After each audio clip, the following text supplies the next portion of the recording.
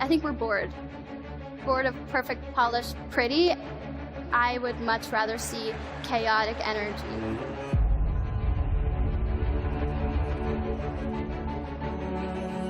Great ideas can come from anywhere. I'm someone I never give up. Resilience is the word. What problems there are that you can solve yourself.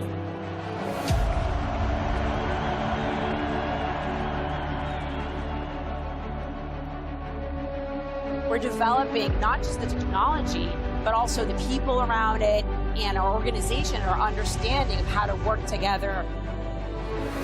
You have to nurture a relationship for it to be successful. And the best way to change that is not from the outside.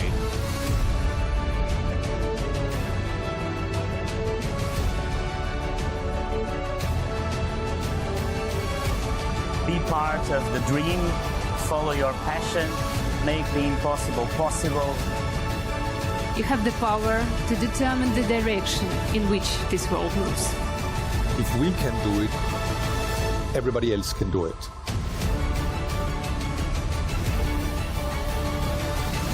Let's do it together.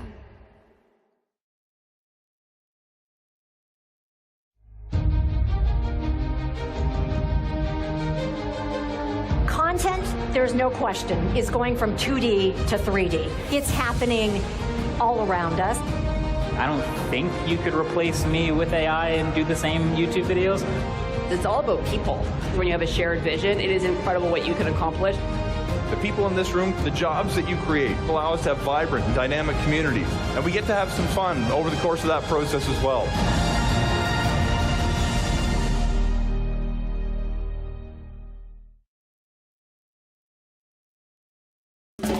AI will be transformative for us. You have unique opportunities to build something great. And we can be found on the right side of history or the wrong side of history. And that's really where we need to start flipping the script and thinking about things differently. Creative people and creativity is about what could be and should be. And I think it's really up to you guys. We're in love with the region. Like, there's so many possibilities here. The world needs more of that now than ever. Let's go get it. Let's do it, because it can be done.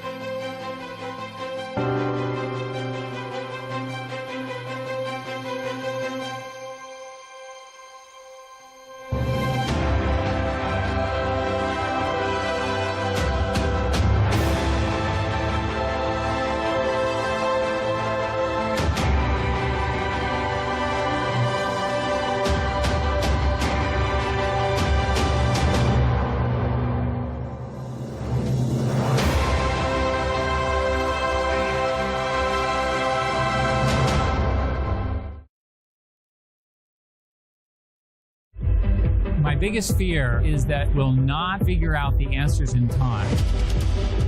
The uncertainty that we live with is enormously challenging. The world has a lot of problems, and fortunately, a lot of entrepreneurs to try to solve them.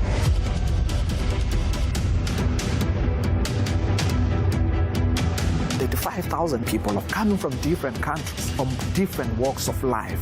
That is the beginning of the change that we need.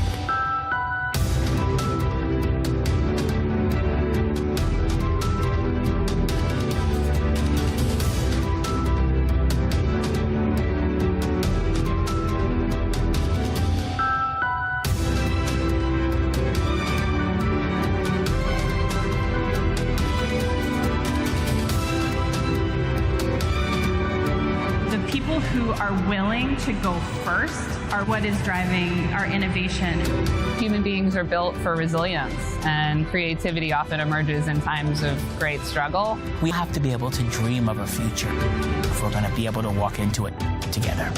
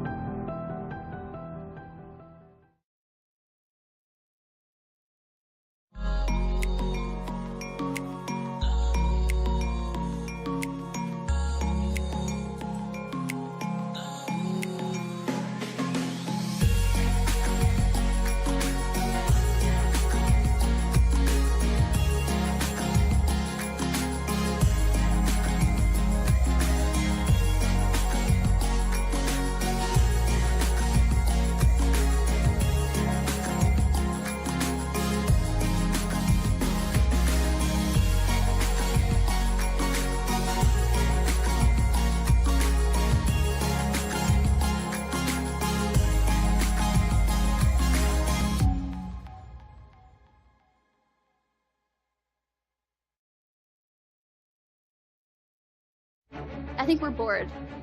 Bored of perfect, polished, pretty. I would much rather see chaotic energy.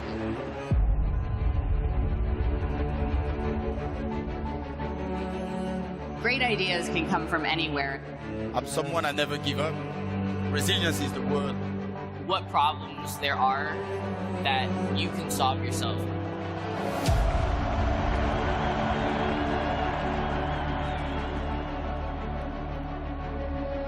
We're developing not just the technology, but also the people around it and our organization, our understanding of how to work together. You have to nurture a relationship for it to be successful. And the best way to change that is not from the outside.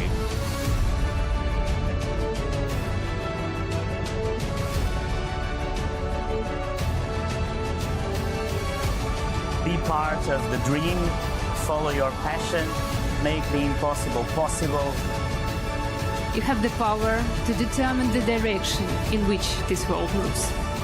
If we can do it, everybody else can do it.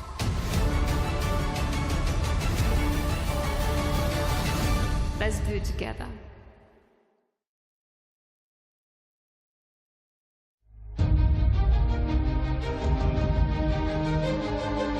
Content, there's no question, is going from 2D to 3D. It's happening all around us. I don't think you could replace me with AI and do the same YouTube videos. It's all about people. When you have a shared vision, it is incredible what you can accomplish. The people in this room, the jobs that you create allow us to have vibrant and dynamic communities. And we get to have some fun over the course of that process as well.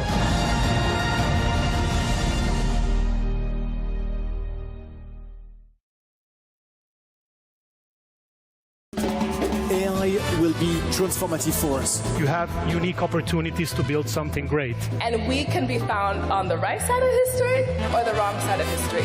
And that's really where we need to start flipping the script and thinking about things differently. Creative people and creativity is about what could be and should be. And I think it's really up to you guys. We're in love with the region. Like, there's so many possibilities here. The world needs more of that now than ever. Let's go get it. Let's do it, because it can be done.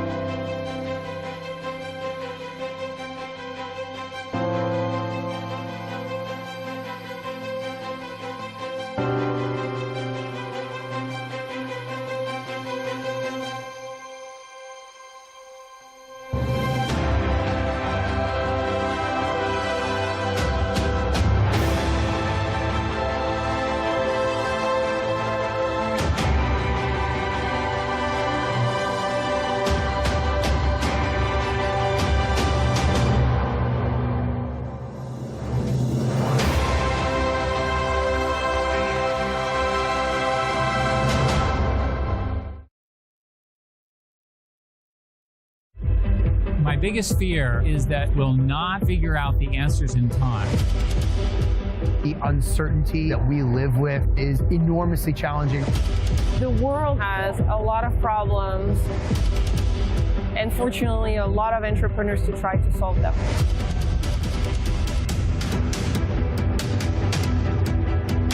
The 5,000 people are coming from different countries, from different walks of life. That is the beginning of the change that we need.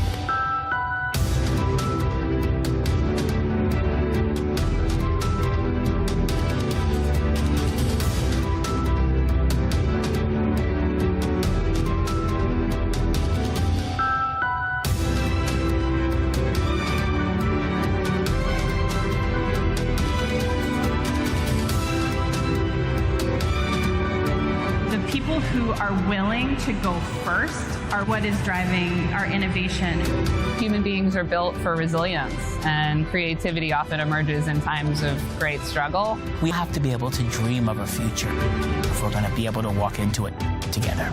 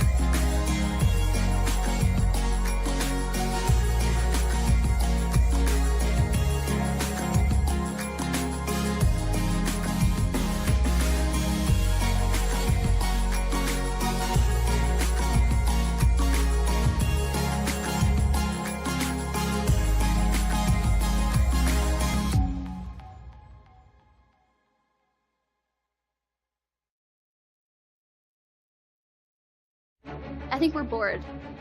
Bored of perfect, polished, pretty. I would much rather see chaotic energy.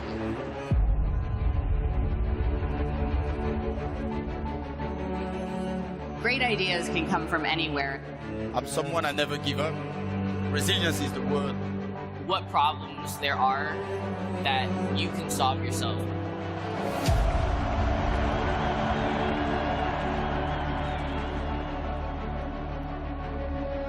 We're developing not just the technology, but also the people around it and our organization, our understanding of how to work together.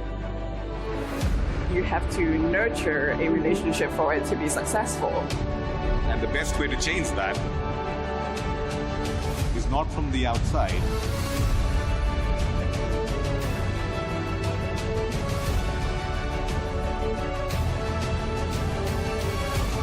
Be part of the dream.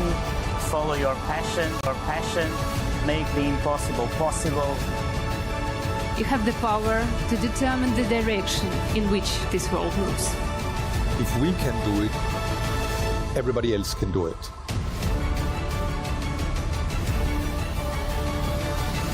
Let's do it together.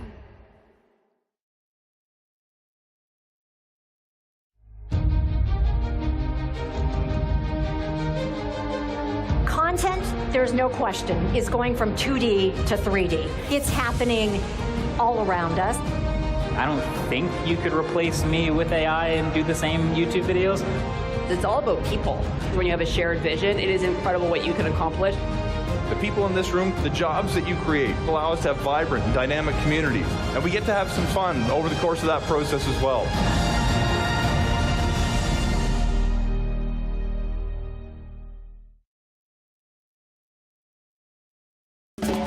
AI will be transformative for us. You have unique opportunities to build something great. And we can be found on the right side of history or the wrong side of history. And that's really where we need to start flipping the script and thinking about things differently. Creative people and creativity is about what could be and should be. And I think it's really up to you guys. We're in love with the region. Like, there's so many possibilities here. The world needs more of that now than ever. Let's go get it. Let's do it because it can be done.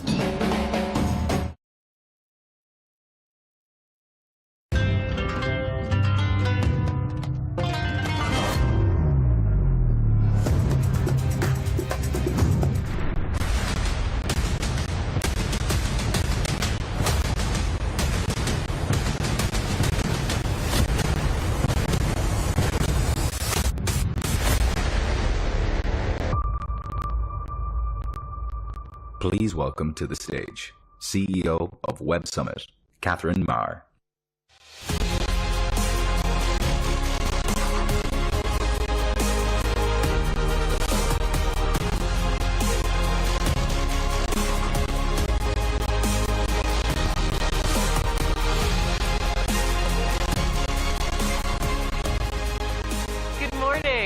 Welcome back to Web Summit. Welcome to day one. I hope that you all were able to enjoy opening night and take part in the first night of Night Summit. It's going to be the first of 3 events this week, and I hope that you're able to enjoy and continue to meet people and have a wonderful time. We're about to have 70,000 people, as you heard, from all over the world attending over the course of the next few days, the largest number of startups to exhibit in the history of Web Summit, and an incredible start to what's going to be a very memorable week. Even though I've been the CEO of Web Summit for only a few weeks, I know what it's like to prepare to stand on this stage. I led the Wikimedia Foundation during my time there. We did a lot to bring information to the world, and now I'm excited to be able to do the same here at Web Summit. So before we begin, we're going to have an incredible lineup today. I'd like you all to take a moment to think about what it means, to think about the world around us and the role of information in it, and what it means in this charged time. I'd like you to think about the hope that technology brings to making the world better and how you are a part of that. And I want you to consider the role that we all have to play in the development of technology and how we use that to make the world a safer and better place. I know how hard it is to stand on this stage as a speaker, and I know the work that everyone puts in to get here, not just professionally in order to have the ideas and the accomplishments, but also just the very real work it takes to be able to take the deep breath to walk out and stand in front of you all. So I hope that you'll give your support to the speakers today and make them feel tremendously welcome. So I'm very excited to now introduce the incredible lineup alongside my host, Casey Lau from Hong Kong, Laura Vicente from Brazil, and Brigitte Trong from Canada, who hopefully you've seen at all of our events in the past. Over the next few days, you'll see that this is where the future comes to be born. Today on day one, we're excited to introduce speakers like Albert Wegner from Union Square Ventures, Kuo Zhang from Alibaba, and Meredith Whitaker from Signal. Without any further ado, we're going to get right to it. The next talk is all about artificial intelligence. As it gathers pace, so too do attempts at regulation. Every country is working towards its own set of rules, as I'm sure you're aware. And that competition about those rules, who's going to regulate the future of AI, what that means for power and dominance, not just in the industry, but in foreign policy, is an incredibly contested conversation. The risks associated with AI, such as misinformation, job loss, bias encoded into the system, are all essential drivers towards this conversation. How do we both have AI and enjoy democracy? How do we have AI and enjoy freedom of expression, as I talked about last night? How do we have AI and allow for ourselves to have meaningful work? These are important questions. So to discuss AI and how it can or should be regulated, the impact it may have on the tech industry, I want you all to please welcome to the stage MIT research scientist Andrew McAfee. You're in for a great conversation. Thank you so much.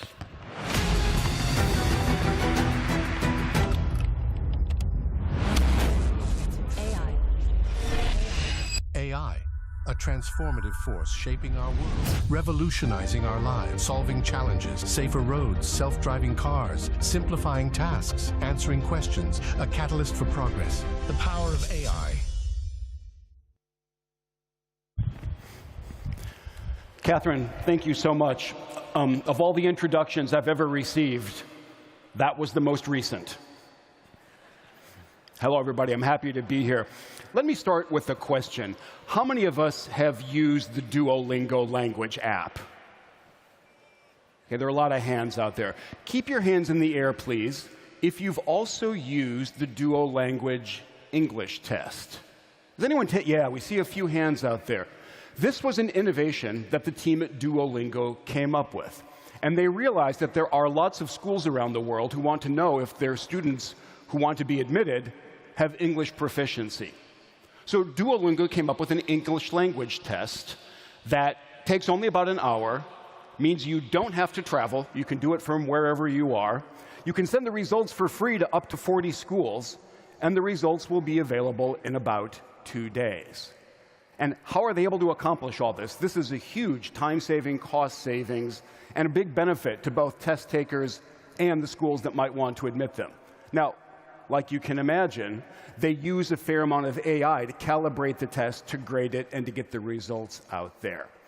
And I look at the Duolingo English test, and I say, this is fantastic. We need more of this. We need more kinds of innovation in important areas like education. And in particular, I'm kind of fond of the fact that the team at Duolingo didn't have to ask permission of anybody to start experimenting, to put a beta test out there, to start gathering information, refining what they were doing, and getting a product ready for market. That feels to me like the right way to go about the business of innovating. And so I hang the label permissionless on front of that. I'm in one camp.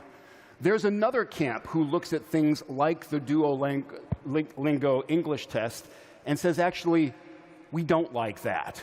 We don't think there's enough upstream governance on products, on innovations like the English test, and we need to put more of those upstream mechanisms in place.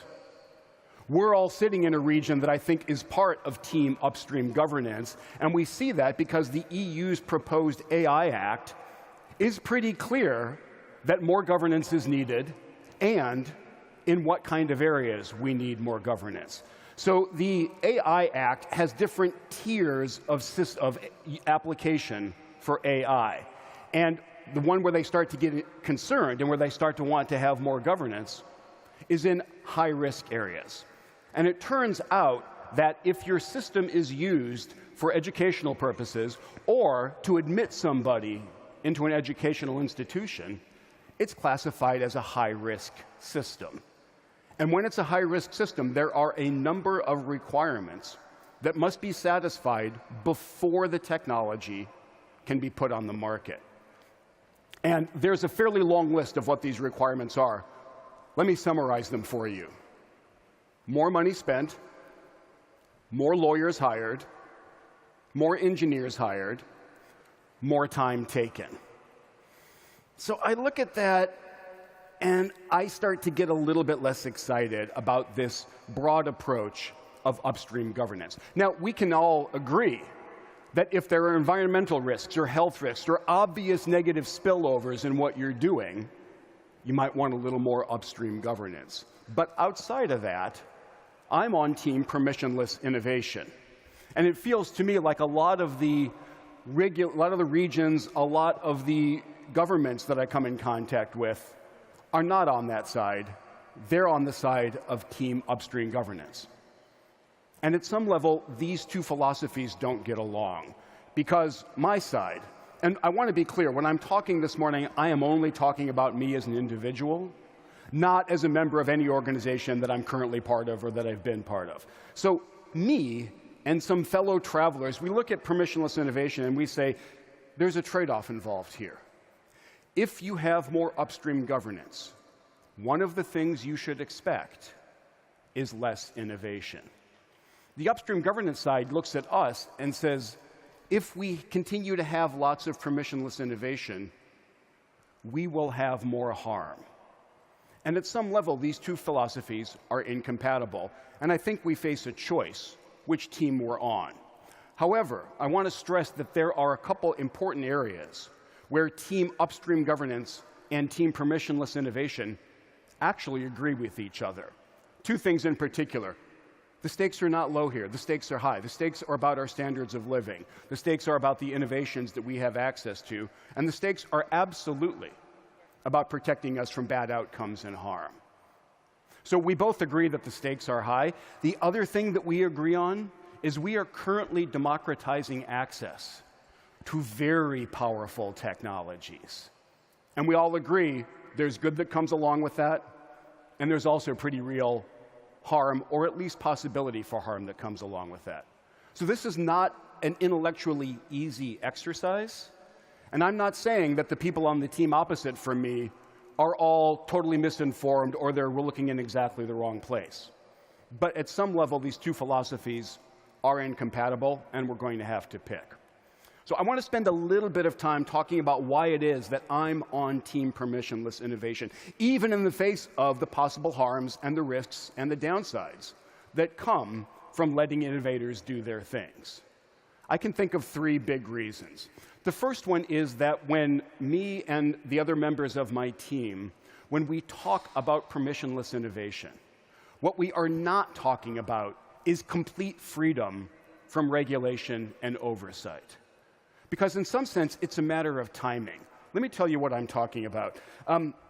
Early last decade, we realized that there were these idiots on subways in America who were using their smartphones' very small, very convenient cameras to take pictures up the skirts of women as they were trying to get on the subway and go to work, for example.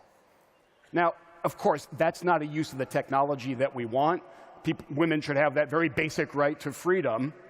The problem was that the laws as they were then written, and there were peeping Tom laws that protected people's privacy, the laws as they were then written in most states back in America did not specifically forbid that use. And as soon as that became clear, the legislature, back in my home state of Massachusetts, the legislators started to act with remarkable speed. And within 2 days of it becoming clear that this was not, the courts had said this was not illegal, they made it illegal. And those of us on Team Permissionless Innovation said, this is exactly the right outcome. The wrong outcome would have been to ask Steve Jobs and the other smartphone makers permission, force them to ask permission to put a camera on their smartphone, or make us certify that we weren't going to take inappropriate pictures every time we bought a smartphone. I like the philosophy that Jimmy Wales, who's here this week, espouses, and that underlies Wikipedia. He says, make it easy to correct mistakes instead of impossible to make them. The second reason that I'm on Team Permissionless Innovation is that it seems like we're over-focusing on AI.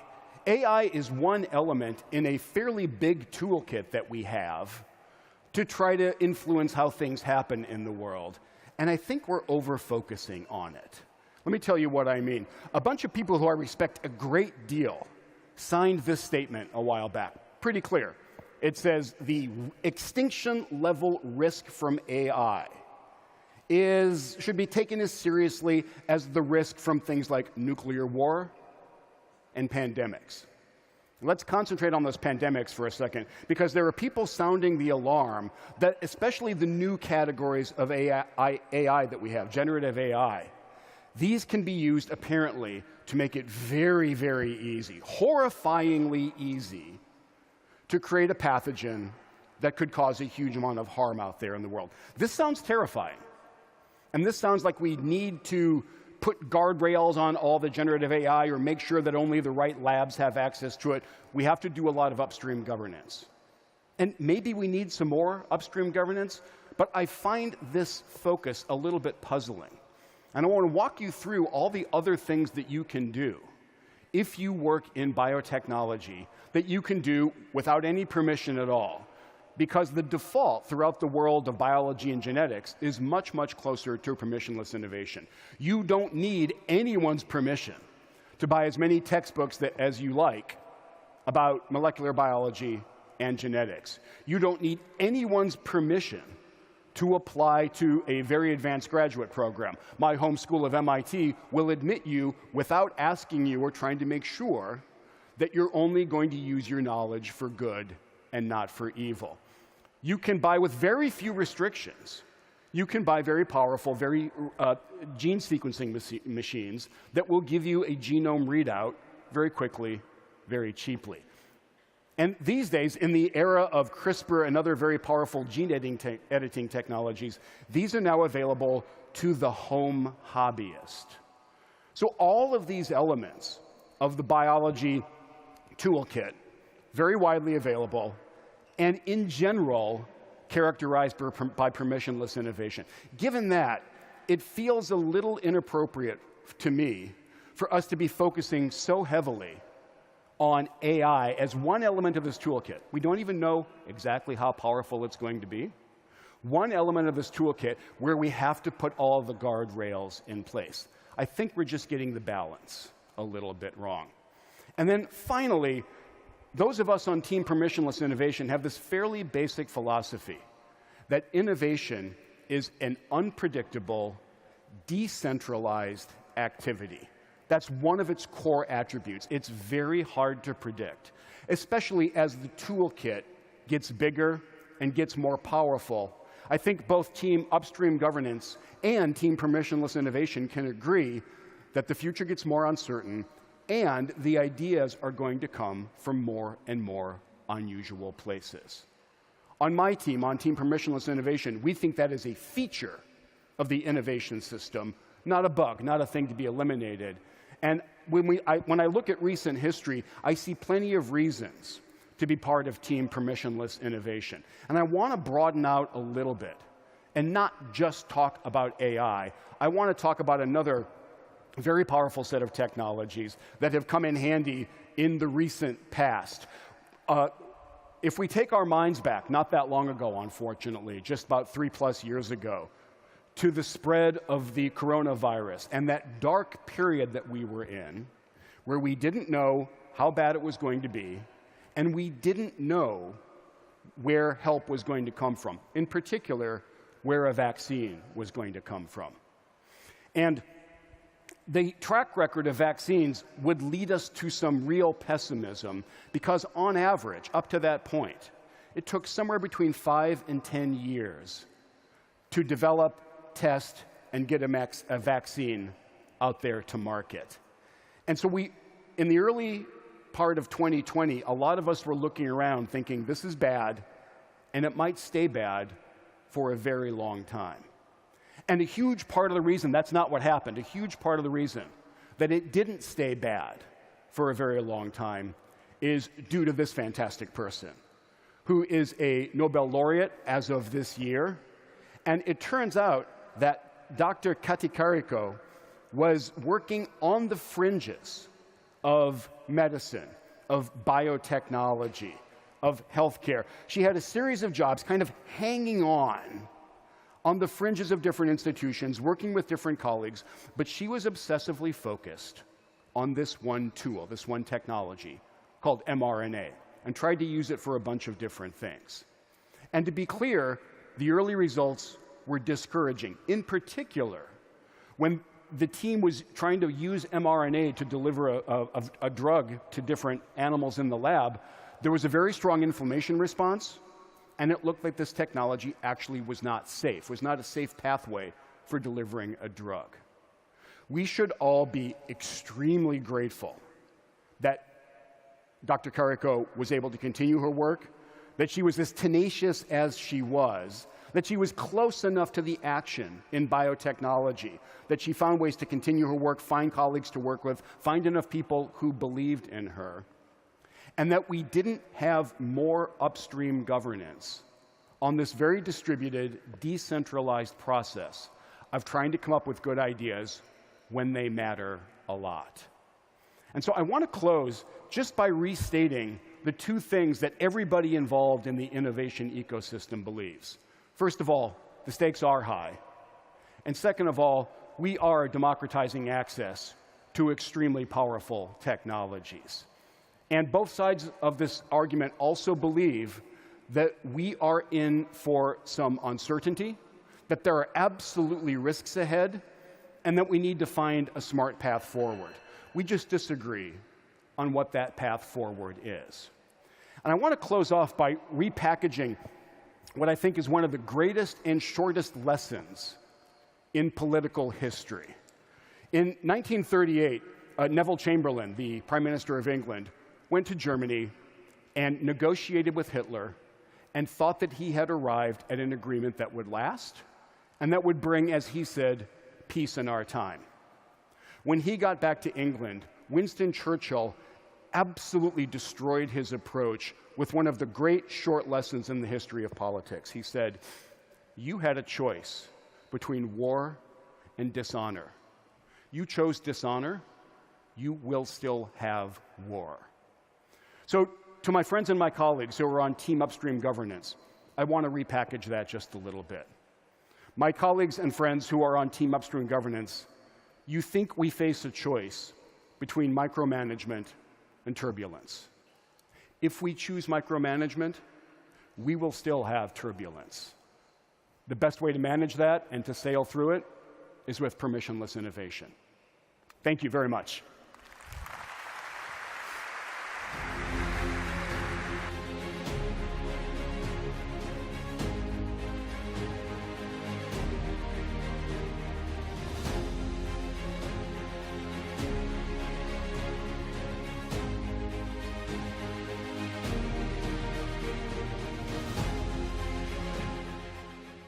Please welcome to the stage, co-host of Rise and co-founder of HKG DAO, Casey Lau.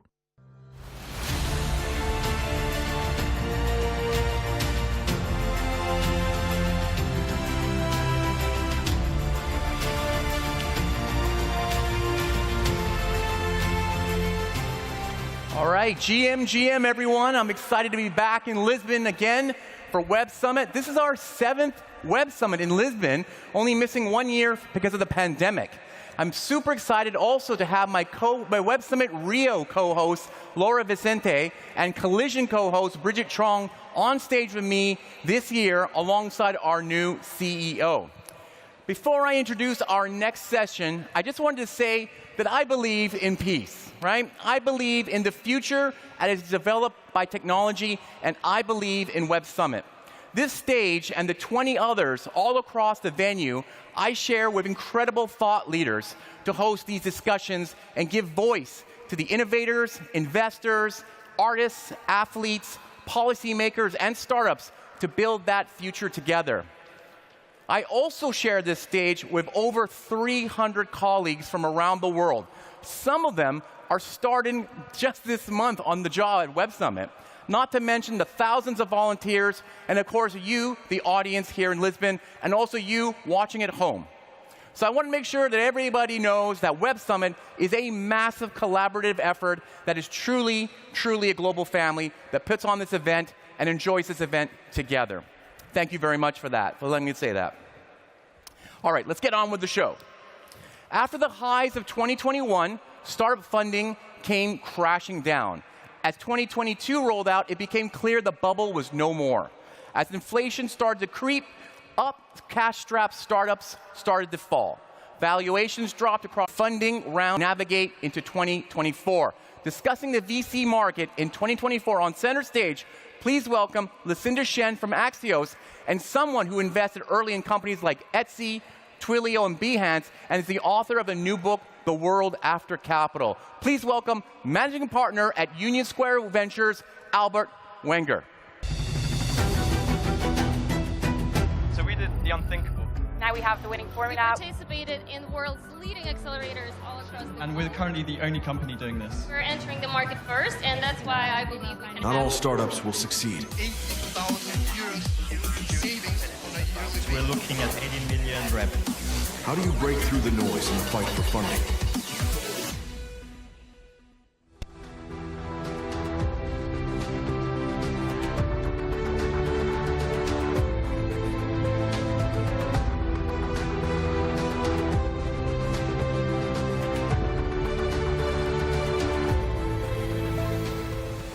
Well, good morning, Albert. How are you?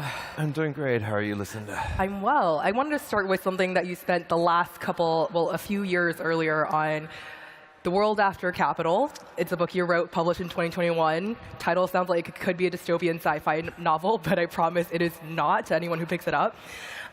What's interesting about it is, and why I want to start with it, is because it kind of touches on a part of the current ecosystem that has not had a reset at all.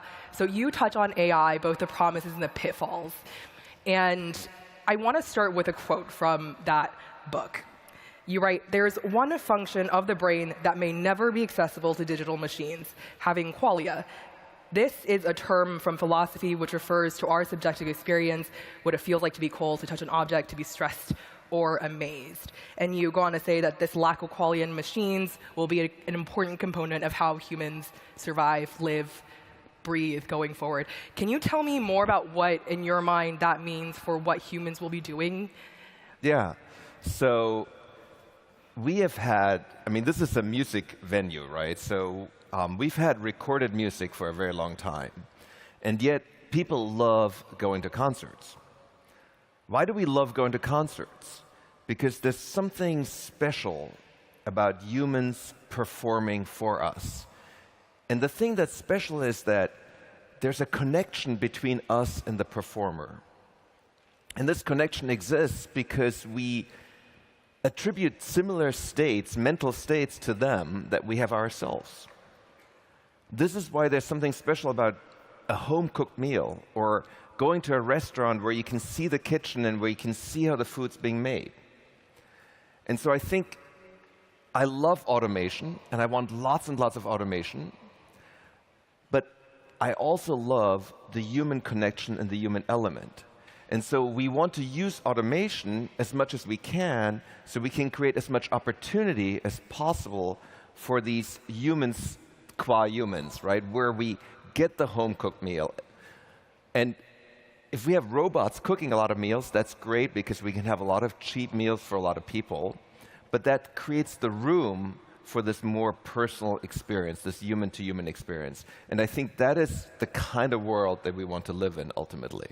Right. Well, an economist once posited that we would all be working towards a 15-hour work week in a couple of years. We would all be sitting in our chairs, playing pan flutes, painting. Is that do you think that's going to be our future? Well, so I think if people want to work a lot, they should be. I don't believe government should be in the business of telling you that you can only work 15 hours a week. For instance, I love what I do, and I work many more hours a week than that. But I think conversely, we don't want to have a world where you absolutely must work just to survive. Like, if we are this technologically advanced as we are today, we should be creating a world where if what you want to do is take care of animals or restore nature, where you could be able to do that and still live. I think this is the promise of technological progress, right? The reason you and I can sit here with this amazing technology, the stage around us, and not be working in the fields right now, breaking our backs just to survive, which was much of the agrarian age, is because we have machines that can do much of that. And so there's really no reason why we shouldn't take progress and continue progress if we have a kind of a humanistic vision of the kind of world we want to build with this technology. And I think that's something that's unfortunately, sadly, absent from much of the thinking about technology. So when we talk about AI, we often talk about a fear of losing jobs, as opposed to talking about a world where we work on the things that we're excited about, the things that we care about, whether that's spending time with family, friends, music, science. There's so much to do. And yet we seem to be limiting ourselves way too much in our vision of what is possible. So I should mention here, Albert is a fan of universal basic income. You are working actually actively on a project in Hudson, New York. You've actually spent money on it, along with Andrew Yang, to test it out effectively. I don't want to spend too much time there because you write about it extensively in your book, but you are an investor and we're in a tech conference. So I wonder, when you're thinking about this future of being able to allow humans to do whatever they want, work however they like, how are you investing, right? What kind of investments do you think work in that direction? Before answering that, so the important partner in the Hudson Up project, which is a basic income pilot in the city of Hudson, is Susan Gigi Danziger, who is somewhere in the audience here and is also my wife. And she really has spearheaded that pilot. And we have 128 people who are receiving $500 a month for 5 years. And it has been truly transformative to people's lives. So how does it inform investing? Well, At Union Square Ventures, for example, we have a long history of investing in learning. So we believe that making knowledge broadly accessible to people is really important, and it's a really amazing use of digital technology. The idea that anybody, anywhere in the world can learn anything. And so we were investors in, famously in Duolingo, but if you want to learn science, we're investors in a company called Brilliant. We're investors in Quizlet, Sora Schools, OutSchool. All of these are Skillshare. All of these are companies that make learning more broadly accessible, and learning often very broadly defined. So that's one example of the type of use of digital technology that we invest in, and that also is very much in line with the kind of world that I write about in The World After Capital. Fair enough. So I have to ask here, the edtech had a boom during the pandemic. It hasn't done so well since, at least from a funding perspective. What's going on? Is that like a generation of this company's issue? No, I mean, look, Duolingo's done incredibly well in the public markets. Many of our still private companies are growing. Obviously, they really raced ahead during COVID, which was kind of an accelerant for learning at home. But if you look in the US at numbers, for example, of people leaving the school system and opting for some form of homeschooling or unschooling or sort of small schools, sort of new settings, not the traditional institutions, that number has been accelerating tremendously. And if you look at school today, much of the existing school system is a classic industrial age system, whereas the late Sir Ken Robinson said, you know, we're treating children by manufacturing date, and we no longer need to do that. And by the way, you know, Andrew was just talking about AI. Like, one of the great promises and use cases of AI is so that anybody in the world can have a personal tutor, and that is the kind of thing we should be building. Okay, so here I'm going to ask you. Well, here let's talk about this first. You got blocked by Mark Andreessen recently. Well, I mean, that's a rather large club on the internet, since Mark seems to hit the block button very liberally. Yes, he's known to do that. Specifically, you were blocked because you wrote. I believe you wrote, and I don't have the exact. You wrote we.r.doomed. And then you hit tweet. Well, so. Mark has been on this kind of bender to say it's just build, build, build, build, build. And we just heard about permissionless innovation. And we heard this idea that there's a team permissionless innovation and there's a team upstream regulation. This is not a soccer match, folks. Like, AI is not a soccer match. You don't have to pick your favorite team. Both teams can be wrong. And there can be middle paths that actually are hard to find, but are much more rewarding, and it's exactly what we need to be pushing for here. So I think this idea that you need to choose a tribe, and that if you say something that's slightly different from what your tribe wants you to say, it's a kind of you're with us or you're against us. We need to get past that mentality. And I think tech is deeply stuck in that mentality at the moment. And I think of it as a kind of a low-rung tribalism. And it does not help us on complicated issues. On complicated issues, the answer isn't extremely to this side or extremely to this side. There's definitely a failure mode where you give government a huge amount of power and government regulates who can do what with AI. Very bad. We don't want this outcome. There is also a failure mode where we publish ever more powerful open source models and people really do very bad things with it, right? And this idea that you can just dismiss the pandemic agent threat by saying, oh, pandemic agents are hard to create, I just think that's out of step with technological capability. So on a personal investment level, Susan, Gigi, and I are investors in a company that makes synthetic viruses. So they literally sit on a computer, they make DNA, the DNA gets printed, they make a cell, the cell makes the virus. You can do this in a lab today with not a single part that costs more than a few $1,000s, basically. So this idea that we can just go full permissionless innovation on ever more powerful technology, I think is also faulty. And so you don't have to pick one of these extremes. Yes. I should mention Albert was very passionate about this backstage as he was listening to Andrew McAfee. I'm just so happy I get to talk after Andy. So a few things here, right? A, do you think that this tribalism, it's so funny, the term tribalism I've heard from anthropologists and tech people. It's like the two sides of the world that use it the most. Do you think this tribalism, this focus, this conversation around AI is great, tech optimism is the answer, how much of it do you think is performative for the regulators, for future folks that might be entering into the space, right? Versus how much of it is actually believed at the very base of it?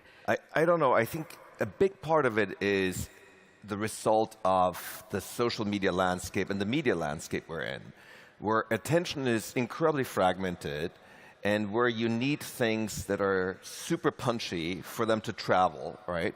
And for you to be able to grab some slice of attention. So it's much easier to say something like, AI is doom, AI is going to wipe out humanity like tomorrow, because that'll grab a lot of attention. Or it's easy to say, all government regulation is bad and get government out of here, and just like the bureaucrats are inhibiting progress. That's, again, an easy message, and it'll get traction. And so I think people feel very much forced and compelled by the system of how media works today to go towards the extreme. I think social media and the way that mainstream media has adopted social media tactics ultimately has a lot to do with the vast polarization we're experiencing today across pretty much any topic, including the Web Summit imbroglio in the Israel-Gaza conflict, right? I mean, people are constantly choosing extreme views because that's what gets play and that's what gets amplified. So I should ask for you, what was the decision? You actually wrote about this on Continuations. It was controversial, right? Web Summit got into a bit of controversy because of Hattie's comments, and a lot of people dropped out. How do you think of being here on this stage in this moment? So I've known Patty for a very long time. I went to the first Web Summit, the first founders, when the events were in Dublin. I think I spoke here on this stage. The first year was in Lisbon. And I sort of feel like Patty chose the wrong moment in time, the wrong language. I think he was not really thinking about how this would be received. I think he was trying to make some very honest points. I think by drawing the consequences and really saying, I'm taking responsibility for how I approach this, less about maybe the substance, but the how and the when. And having Catherine, who I think is a fantastic new leader, I think it's perfectly fine to be here. But I also very much understand why, in that particular moment, there was a part of the tech community that felt very offended by this. Yeah. I want to go back to what you were saying earlier on the we are doomed. What keeps you up at night, right? Maybe not in 5 years, maybe not in 10 years, but when you're thinking about where AI could be, you wrote in one of your posts, Terminator scenario. Do you fear a HAL 9000 situation? Well, thankfully, for whatever reason, I actually sleep well at night. But the thing that keeps me up more at night than AI is the climate crisis. And anybody who's been following the numbers in 2023, they are quite literally off the charts. So if you look at charts of ocean temperature, air temperature, and you look at lines between going back as far as 1970s to today, the 2023 lines are above, and meaningfully above, all of this. In fact, if you take 1970 to 2000, that's a 30-year period, and you take the mean of that and the standard deviation around that for those who are somewhat statistically inclined, we are way past 2 standard deviations. We're, in fact, in 3 to 5 standard deviation territory, meaning the events we're observing are extremely far from historic events. So the climate crisis is experiencing an extreme acceleration. And the climate system has many positive reinforcement loops. So as it gets warmer, more greenhouse gases are being released. For instance, permafrost starts to thaw, and it releases methane, which is an incredibly potent greenhouse gas. So the climate crisis keeps me up a lot more. At Union Square Ventures, we raised the first climate fund in 2020, $160 million fund. We've been investing from that. Then we raised a $200 million climate fund in 2022. We're now investing from that. And so that is one area of attention. Now, AI can absolutely help with this. So many of the companies that we've already invested in use AI in a variety of ways to simulate nuclear reactors, to come up with better battery materials. So there's a huge intersection between using AI to help fight the climate crisis. And I want tons of AI innovation, just to be clear. We need and want a lot of AI innovation. And we want that innovation, as Andy said, to be decentralized. We don't want government to say you can innovate and you cannot innovate. I think that's bad. But, as I said before, there is a failure mode of complete permissionless innovation and complete open sourcing. I believe we could actually get there. So in The World After Capital, I write about a very unpopular idea. And it's the idea that if you truly want permissionless innovation, broad-based permissionless innovation, there's something you have to give up, and that's privacy. So if we want people to be able to do anything with technology anywhere, which I think is an interesting vision, but then I need to kind of know what you're doing in your basement. Because if you're creating a supervirus in your basement, we can't wait until you've spread this. We kind of have to discover it before you've had a chance to spread it. And so I believe that there is, at a very deep level, an incompatibility over the long run between technological progress and privacy. And as I said, that's a very unpopular opinion. Right. Well, you believe, I think it's unpopular within your community rather than necessarily, I'm sure it's popular with the regulators. No, I think a lot of people, including regulators, find the idea of more transparency not very comfortable. Because more transparency also means more government accountability. And a lot of government agencies don't actually want to be accountable. So I don't think this idea cuts just in one direction, as people sometimes expect. OK. More nuance there. Climate change keeps you up at night.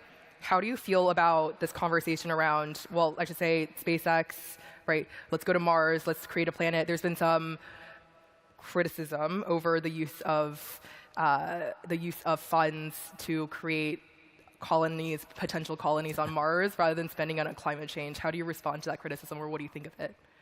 I think it's misguided. I think that we can do lots of things. The book is called The World After Capital, not because I believe that everybody has enough money, but because I believe we have enough physical capital to not be constrained by it.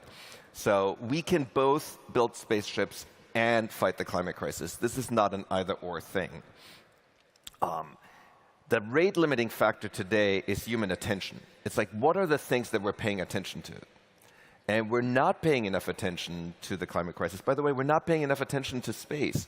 I think we want more space. And already, the ability to lift more things into orbit more cheaply is incredibly powerful. Let me give an example from the climate crisis.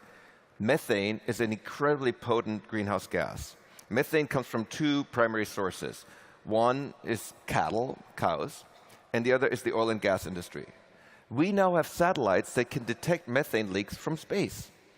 And we can have a lot of them and lift them easily because of things like SpaceX, which makes it way easier to detect where methane is leaking and plug the holes. So this idea that we should be living in an either-or world, when we have as much capital available to ourselves as we do today, I just think is silly. Do you ever want to be a regulator? Well, do you ever want to be run for office of some sort? It struck me as I was reading your book that you think a lot about like UBI, right? About these societal level issues. You're spending money on it. Do you ever want to be, maybe not run for president, but do you ever want to go for something like? I'm not a U.S. citizen, so it rules that out. So. Okay, so that rules that out. Any interest in ever? I mean, if you? I wasn't born in the U.S. I should say. I am a U.S. citizen. Yeah. Or like another form of office where you would be allowed even if you were born in the U.S. I think I'm in the incredible fortunate position today of being able to invest in the kind of changes that I'd like to see and to write about them. And I think, unfortunately, our current system of kind of thinking of democracy as going to the voting booth every 2 or 4 years is a very limited vision of democracy. I believe to get the level of transformation that we need to get out of the industrial age. So the book is really about we need a transition that's as profound as we went from the hunter-gatherer age to the agrarian age, and we went from the agrarian age to the industrial age. To get that level of transformation, I don't think you can simply run for office in the existing system necessarily. So then people ask, well, are there democratic means of achieving fundamental transformation? And the answer is yes, if you think of democracy a little more broadly. For example, we have constitutional assemblies, we have citizens' assemblies. So there are ways, and for instance, Ireland ran a citizens' assembly to deal with abortion, which was a very contentious issue in the country of Ireland. So there are examples for more democratic means, and that's the kind of democratic change that I think I'm personally more interested in than running for office. Sounds like a true technologist. So this panel is called The Great Reset. I can't let you go without talking about that. I think last year, everyone, and you were talking about how you were speaking with your companies, your portfolio companies last year, and you were saying profitability, we need to start talking about free cash flow, actually, more specifically. And then across the venture ecosystem, we were hearing about triaging, right? That hasn't happened, it felt like, in like the blow up of startups, right? It hasn't quite yet happened in the way that some investors were talking about last year. Is it going to happen? Well, I mean, we have seen some spectacular blow-ups. I mean, a company like Convoy that had raised close to $1 billion going to zero, I think does qualify as a pretty spectacular blow-up. Right. Should I say, do you expect a large volume? Companies raised so much money in 21 and early 22 that many of them don't really face a reckoning for a long time. And then investors often have an incentive to kind of preserve the fiction of high valuations by doing an unpriced round or a note because they themselves don't want to take down and mark down their positions. So there's a lot of incentives in the system to delay the inevitable. And so I do think this hangover is going to take a long time to work its way out of the system. But I also believe that there'll be several vintages of venture funds that, at least in aggregate, will have very bad returns. That doesn't mean that there won't be funds, individual funds among that will have good returns, but I think like 21 will go down as a very bad vintage in venture capital. A lot of money put out at very high valuations that will never be recovered. Final question. Did you ever see, I was on your website, looked on your portfolio companies, there was a single company that labeled itself as AI. Did you ever see OpenAI or Anthropic or any of these AI companies? Yeah, I mean, we have a lot of AI companies in the portfolio, actually. So, you know, recent investments include Yume, which is a model for understanding human emotion, Glyph, which lets anybody remix many foundational models in kind of a Mad Lib style, making it really, really easy to interact with these models, even easier than running ChatGPT. We have invested in a company that's still stealth that uses AI to really allow small businesses to much better understand their business. So we actually have a quite broad AI portfolio, even though very few companies just say like AI on the on the sticker, basically. As far as the foundational models go, you know, I think we are still in a phase where it's early to tell whether or not there'll be just a couple of them or a great many, and I hope there'll be a great many of them. Okay. Well, thank you so much for your time, Albert. Thank you.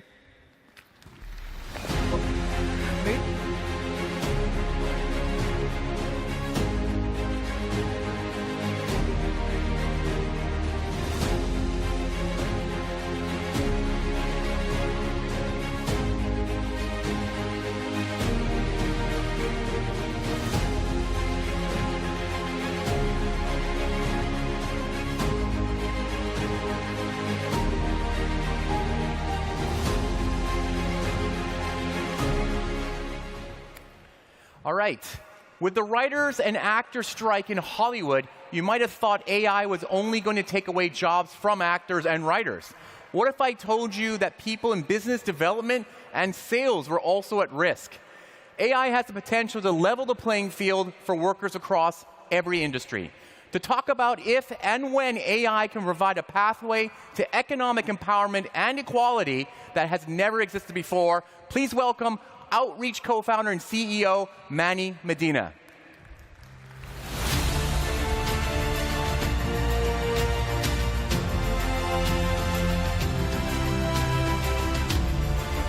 Wow. Thank you. So this is a commitment, right? We came all the way to Lisbon to spend the next 3 days with thousands of our colleagues, founders, VCs, journalists. The entire ecosystem is here. For what? Well, if you're like me, I came here to connect with many of you and learn from each other. But how do we learn from each other? Well, it starts with an open mind. We have to leave our preconceptions behind and empty our cup of the old ideas so we perhaps can take out some new ideas that we're going to learn today and tomorrow. And one of those ideas are going to be the ones that change the direction of your company when you go back to your shop. So we are in Lisbon, we're open-minded. Then we have to spend time making connections. And connections take time, because connections are about being present, to listen and to share. Listening and sharing necessitates vulnerability, presence. But being present is hard, isn't it? Can I see a show of hands who here has a phone? Just kidding, of course you have a phone. Who here has a phone that just buzzed in the last 2 minutes since I started talking? Show of hands. It's many of you. Why? What are we missing? See, at its core, technology is supposed to buy us time. It's supposed to get us time back so we can spend time doing human things, like connecting and being with each other. But does it really do that?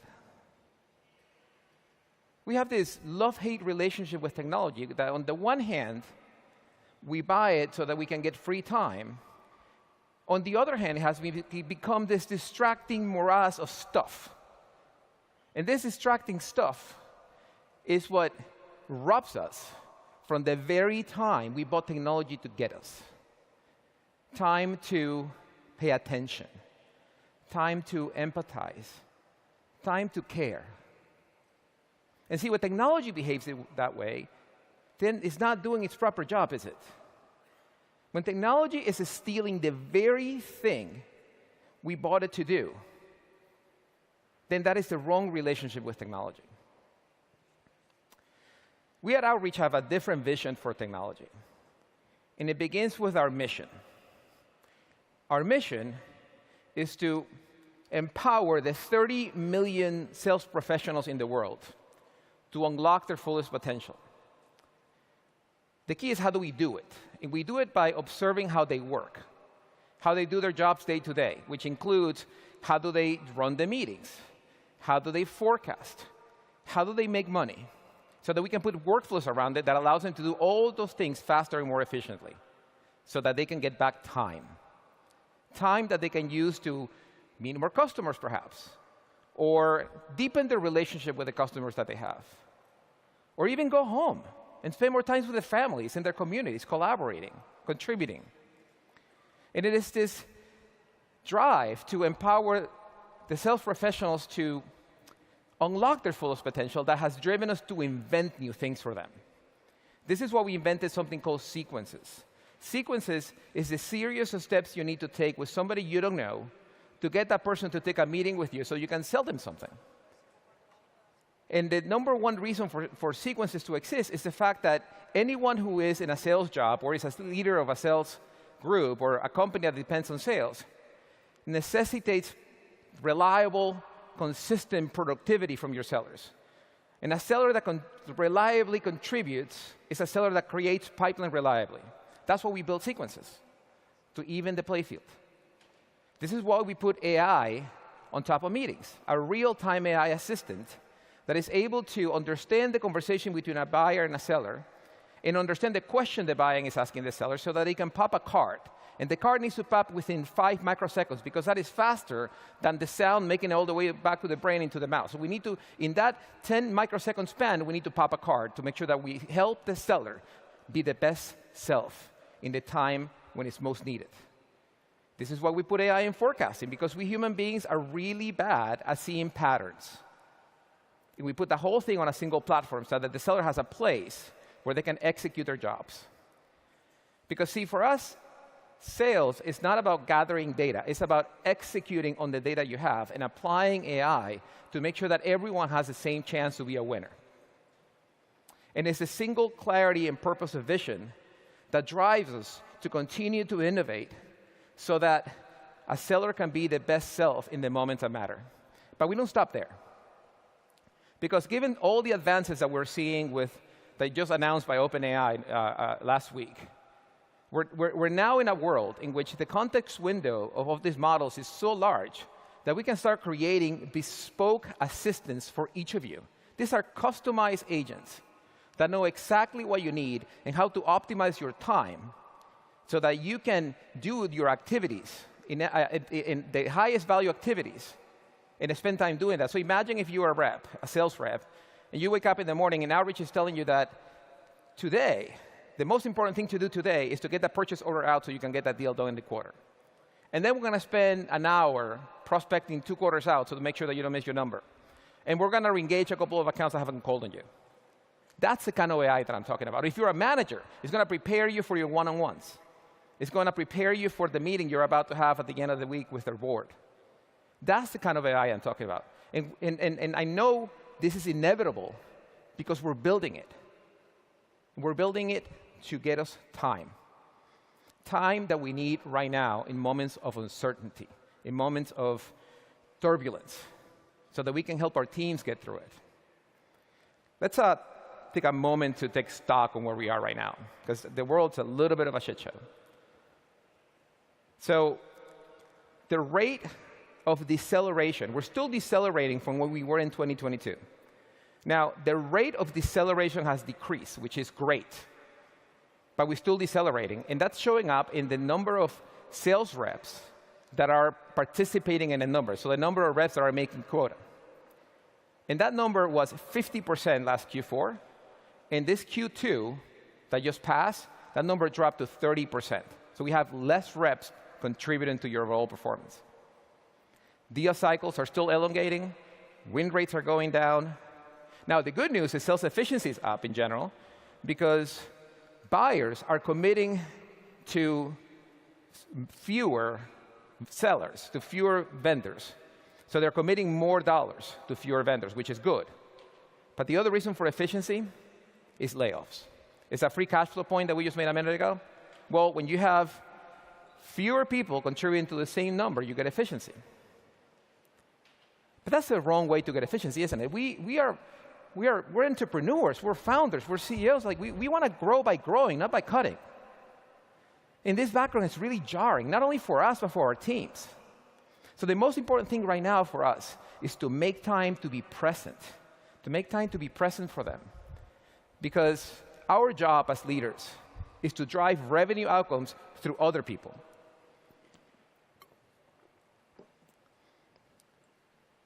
Being present for them is so important right now that we need to do it whether we know what's going on or not, whether we have all the answers or not. We need to do it whether we can't help with what they're struggling with. We need to be present even if we're struggling ourselves. Sometimes being present and showing up for your team is all it takes. Let me share a story with you, something that happened to me recently that really taught me about being present. So a couple of months ago, I took a vacation with my wife. We haven't been by ourselves in 7 years. And we went to Florence. We had a great time there for 3 days, but after 3 days, we were ready to come back home to our 2 young kids, who are 3 and 7, because we miss them tremendously. So we got to the Florence airport early in the morning. We had a late night connection in Amsterdam to go back to Seattle. And we show up, and the plane is already an hour late. No issue, plenty of time in the connection. We jump on the plane taxis over to the runway, and then stops. And the pilot comes through the intercom and says, "Dear ladies and gentlemen, this is your pilot. I regret to inform you." Who here has heard that before? Who here has heard that on the way here? Right, I regret to inform you that we're going to be delayed by 30 minutes. Fine, 30 minutes is good. We wait another 30 minutes, and then the pilot comes on again and says that it's going to be another 30 minutes. At the end of the next 30 minutes, the pilot goes to the loudspeaker and says, "I don't have any better news, but I'm going to come out and tell you myself." Whoa. Pilot walks out of the cockpit, gets in front of the plane, grabs the intercom and says, I don't know when we're going to leave. There's a storm that is affecting all flights coming from Southern Europe, and we're delayed because they're not letting that many planes go through the storm at the same time, so we're being throttled. And we don't know when are we going to go up. Most likely, all of you will miss your connections. But I'm going to stand right here in front of the plane and take questions from you because this is my responsibility. And I'm like, who does that? Usually pilots are safely behind the cockpit doors and letting the flight attendants do all the bad news. But not this pilot. He stood in front of the plane. He was vulnerable and present to tell everyone that we're going to be late. But you know what happened? The rest of the plane met him halfway through it. The rest of the plane began talking to each other, came and talked to the pilot. They were all a little bit more relaxed. People started making plans about what they're going to do in Amsterdam that night, as opposed to getting all freaked out. And that's when it dawned on me. The true advantage, the true competitive advantage in an era of turbulence in AI is showing up, is being present. But to be present the way this pilot was, we need time. We need our technology to really empower us to unlock the best of our humanity so we can gather the strength to show up for our teams and be present and be vulnerable for them. Unfortunately, in sales technology, which is the world that I live in, technology is doing the opposite. Technology is sucking away our time and robbing us from the opportunity to be present. Most of you know what Salesforce does. When was the last time Salesforce helped you do anything? And this is rife in B2B tech. And because of this inability of technology to get us time back, we have seen a Cambrian explosion of applications. So now you need 5 applications to do one job. So you go from screen to screen to screen to screen just to execute one task. And that cognitive dissonance that is the result of the swivel chair tax is killing us, is robbing us from the opportunity to be that pilot for our team and our customers. So let me share a story of something Outreach did for me to avoid this problem. So when we were early in Outreach, we raised our Series A, and the investor who invested in us was a very boutique shop. And they didn't make a lot of investments. They made very few investments, kind of like Mark Twain says, put all your eggs in one basket and watch that basket. So we were in that basket. We were one of the 2 investments that they made that year. And the investor managed the investment by having a board meeting every month. Not every quarter, but every month. Because that's how they helped us.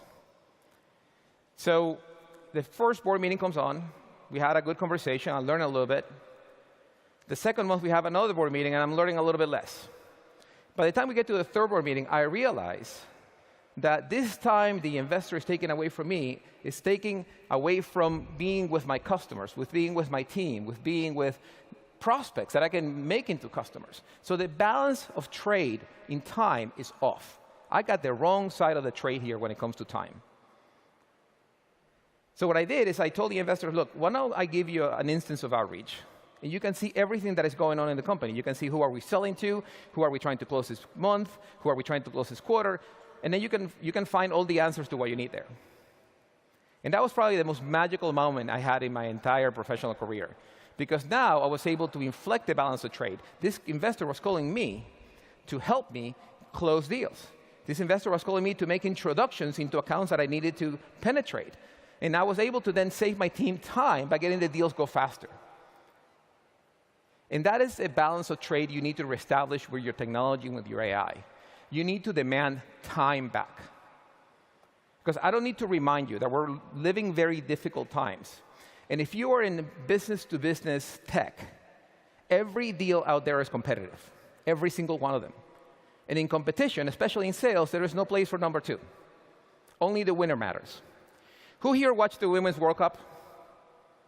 Who won? Spain, right? Who came in second and third? No one remembers. That's exactly the way sales works. It doesn't matter if you almost made the deal. It only matters if you won and if you got that money.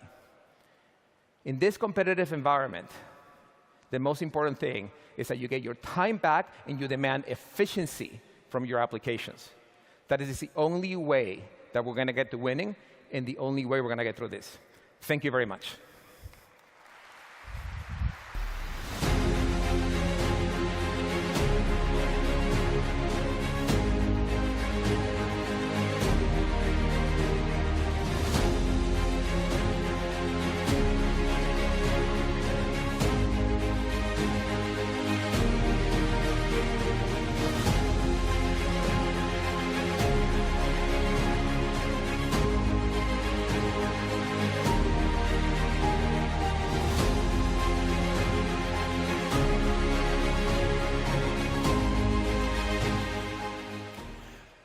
Nearly 2 years on from Russia's invasion, Ukraine is bruised and devastated. One of the leading advocates for peace in the Ukraine is here with us today. He will discuss how the country is currently coping and how they plan to move forward towards a brighter future. In conversation with Bonan Nahelo, the editor-in-chief of the Kiev Post, please put your hands together for two-time heavyweight champion of the world, the one and only Vladimir Klitschko.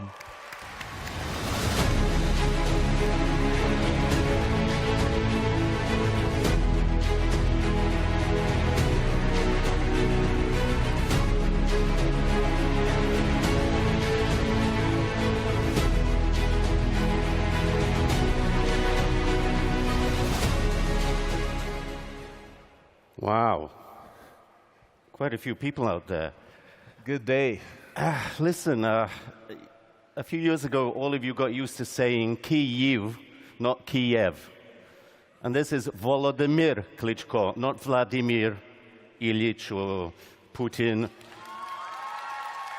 This is Volodymyr Klitschko, one of the leading stars of Ukraine, a star in the boxing ring, and a star now on the international stage, advocating for peace, but fighting for peace at home as well, with actions, not just words. Welcome, Volodymyr. Thank you. Good day.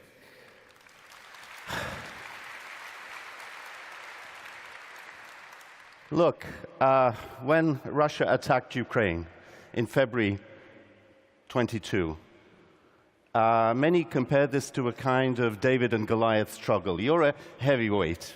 Russia's a massive heavyweight. Ukraine was dismissed as a lightweight with no chance. What did you feel in those days? Your brother's the mayor of Kyiv. What did you feel? Did Ukraine have a chance? Unfortunately, rewinding back to a year and a half ago, more than a year and a half ago, that Ukraine is in a war, and still we couldn't believe that our neighbor is going to attack us. Like, no one in the world couldn't believe this. But what happened, happened. And we were counted out before the fight started, because the Russian bear is bigger than anything in this world with the army, and that was the expectation of people, that we're going to fail in 3 days. Do you remember that? Maybe a week. So we stepped in to this war of defense, defending our lives, defending our cities, our families, our country, as underdog, speaking in boxing terms, underdog. And we were pretty much counted out, as I said. So now, it's more than a year and a half of struggle, pain, uncertainty. How long is this war going to last? But we're still fighting. Compared to a 12-round championship fight, I believe we're like in the 8th round. Volodymyr, let me interrupt you there for a second. You've been through some very tough fights with other great fighters. Around round 6, 7, 8, the pain is setting in, exhaustion, maybe even the crowd is not fully behind you. What kept you going, and what would you tell Ukrainians at this stage of this uncertain yet struggle that they're in? Ukraine has identified itself as a nation due to this struggle, due to the war, due to genocide that is happening in Ukraine and ecocide that is happening in Ukraine due to the war. We know who we are, and we know what we're fighting for. We don't want to live in dictatorship and autocracy. We want to live in democracy. We want to be associated and be part of the free world. Many of you here were born in democracy. And you might not know what actually that means, even though you speak about it and you care about it and it's important, but really understanding it's not there. So I was born in Soviet Union in Kazakhstan, and as a Ukrainian, you know, Ukrainians are everywhere. And thanks to Stalin. Everywhere. So, but in reality, it's not about nationalities now in this global world. Thanks to digitalization, the world got smaller. It's about personality. What do you stand for? Unfortunately, if you look in the history, wars were happening, are happening, and gonna continue to happen once in a while. It has been a fight between the evil and the good. So you need to choose on which side you are. Not passively, but actively. So focus. That's the main point for us Ukrainians. Who we are, what we stand for, and we stand for democracy. We stand for our right to live, create, not be destructive, but creative, and be just the best part that we can feel into this free world and be part of it and just fight for the good. Volodymyr, you were born in Kazakhstan, you've said, and as a young man you were a Russian speaker, you moved to Ukraine. One of the things the Russians always use as an excuse is Russian speakers in Ukraine have been discriminated against, and Vladimir, self-styled the great Putin, is saving them somehow from Russian fascists, a Jewish president who is a Nazi. Did you ever feel this discrimination? You've switched to Ukrainian, but as a Ukrainian that was born outside of Ukraine, did you feel comfortable coming back to Ukraine? Well, the language has been always a topic of a controversy. If you're in Ukraine and you communicate in Russian, Ukrainian, or any other language, you're welcome, as long as you're constructive and not destructive person, obviously. So language is matter, and I have to say, since the beginning of the war, I was born in a Russian-speaking family. My dad is Ukrainian, my mom is from Siberia, and I was raised with Russian language, so we use it in the family, mostly Russian language. I've heard from my grandparents on the father's side Ukrainian, but I never used it. Since the beginning of the war, I'm using Ukrainian only, like 90%. But still, if you use the language, whatever language in Ukraine, it's not an issue. There's no problem. Sometimes people make a problem out of it just to get into controversy, and I think it's more kind of destructive. But you have to respect the language of a nation, and that's why I turned out of respect to my own nation into Ukrainian. So I'm using more Ukrainian. Even us speaking in the backstage, so we used Ukrainian more than Russian. I'm sorry, and I was born English. in Britain of Ukrainian origin, incidentally. So what I wanted to ask you about is this pull towards Europe.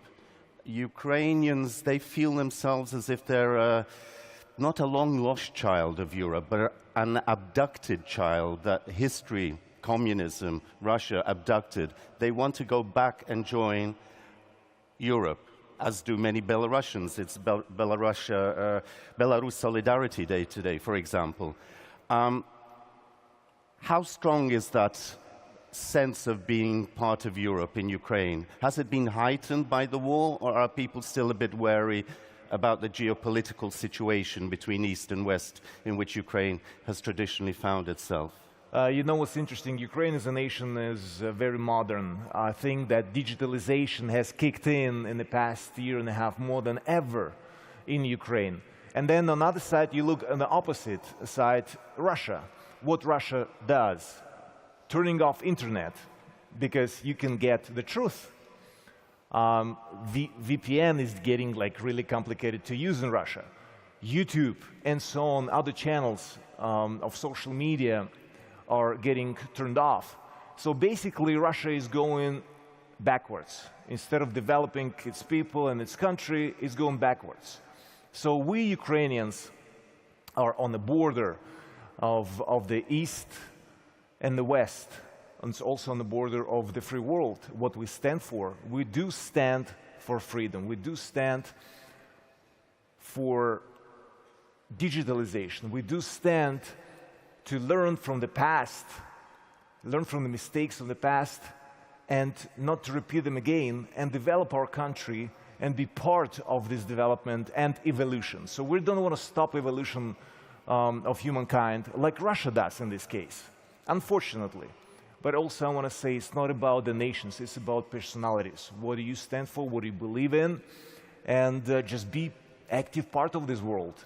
That's Vladimir, we'll come to that in a minute because you're very active on the digital front. You spent a large part of the last 20 years or so as an international figure, sportsman, boxer, world champion outside of Ukraine. But you've just told me behind the stage that since the war, you've been mainly in Ukraine. What effect has this war had on you? You told me that when you look in the mirror, you ask yourself, what am I doing for my people?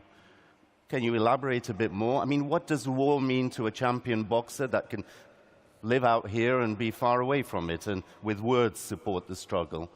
You've gone back. Your brother's the mayor of Kyiv, as we know, defending the capital. What are you doing personally? Well, you can say it in the words of wearing different hats, and it's important to have the view from the outside of Ukraine and also inside of Ukraine on the front line. Speaking of the front line, either its front line was a year and a half ago on the border of the city of Kyiv, the capital. Russian military were trying to capture the capital of Ukraine, so we were preparing for street fights. Now the front line is in the south and the east of the country, and there's another front line, informational front line, which is one probably of the most important front lines. Information makes people's minds change, think differently. There's some information could be fake, how we can prevent that with AI as an example or not. So there are a lot of questions in this world how to handle that. So we definitely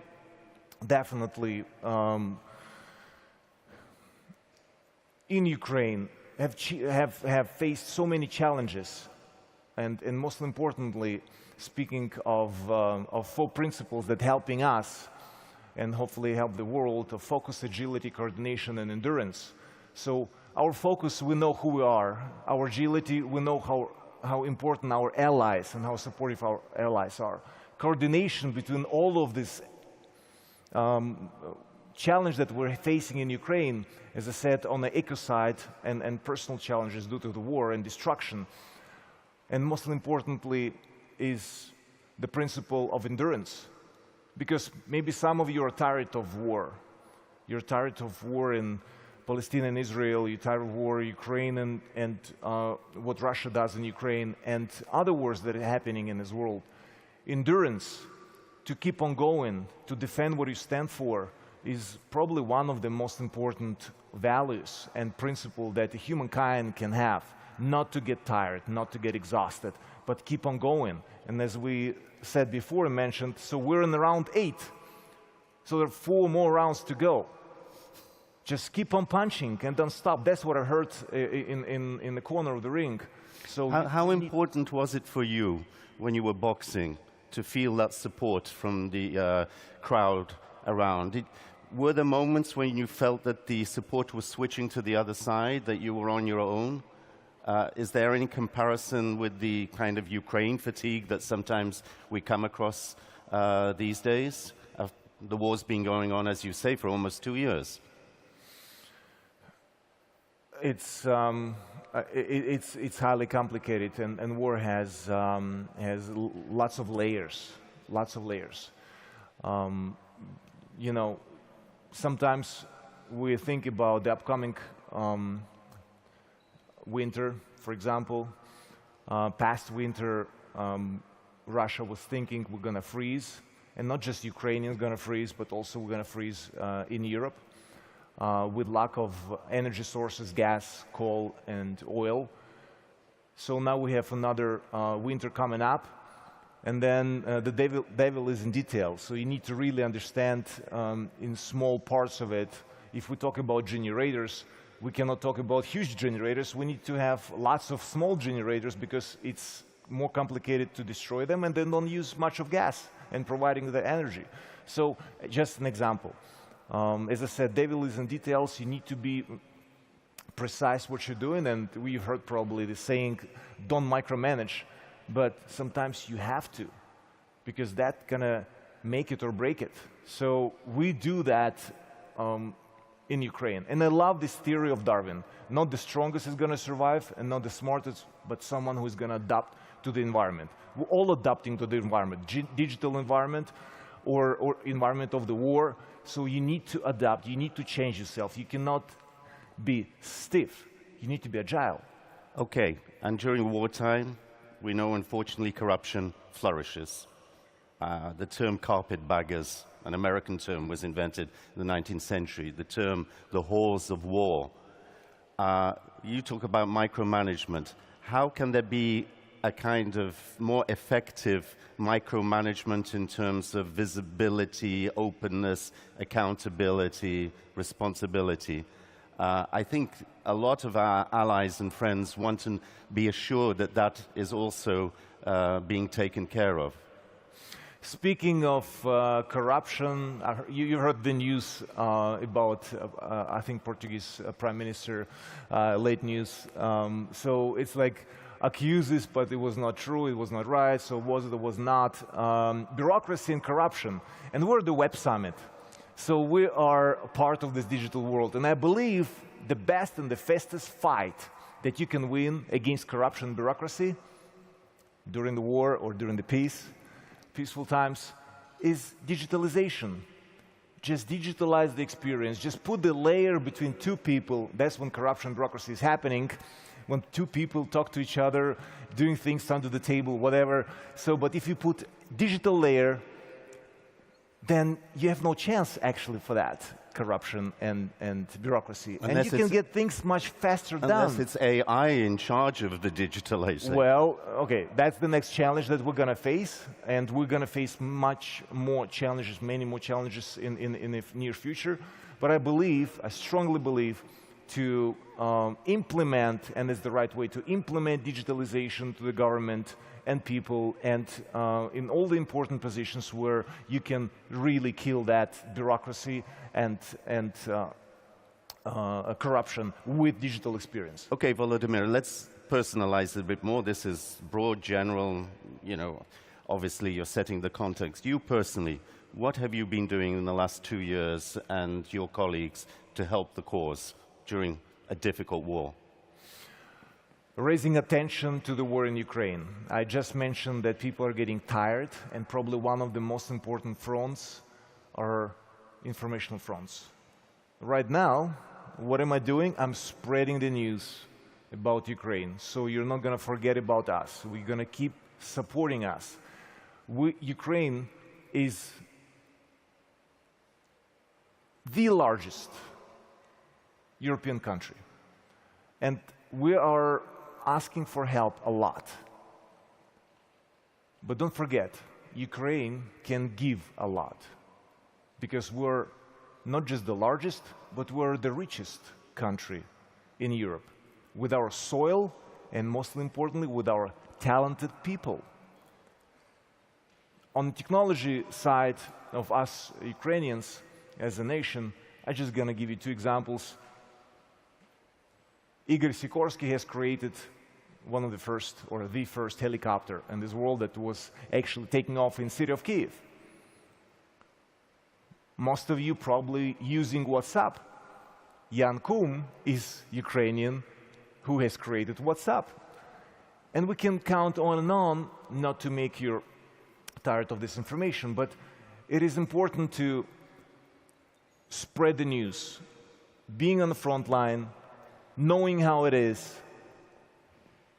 facing those challenges, explaining on this front line of information as well, not the literal front line that now is in the east and in the south of the country, where I've been as well, to understand our soldiers, our defenders, what challenges they're facing. And it's horrifying. Okay. But again, getting down to brass tacks, digital Kyiv that you're involved in, what are you doing with this digital Kyiv? Without allies, it's going to be complicated to do anything during the war, because we're really relying on support from the free world. And it's about raising funds. Finances are in a key position. They're making it happen. And digitalization of city of Kyiv, with all the services the city of Kyiv is providing for 3.5 million people that are living now in city of Kyiv, as an example, out of 45 million nation as Ukrainians. So there is a lot to do with raising money, getting new equipment. I'm thankful to Dell Technologies and Michael Dell that have been providing such support and help. I'm thankful to Schwarzgruppe, who has been very, it's a German company of supermarkets, and they've been providing and helping a lot to digitalize our experiences in Ukraine. And with everybody who's working in Digital Kyiv, it's actually very creative minds that need such support to be effective. So raising money, getting new equipment, using it, improving it, providing services for people, doesn't matter. There are a lot of services that must be done in a digital way to expedite the experience. Right. And that's what actually one of the jobs I've been doing and still going, to promote my country, to fight on different front sides, and as I explained, very important informational front that's going to make it or break it in people's mind and what they stand for. Okay, when we're talking about people's minds, let's broaden it out again to the international context. You're, among other things, a former Olympic world champion, right? Gold medalist. The Olympics are coming up next year in Paris, right? Touchy subject. We know the Ukrainian position. What's your personal position about boycotting Russian, Belarusian athletes who are supporting the war of aggression against Ukraine?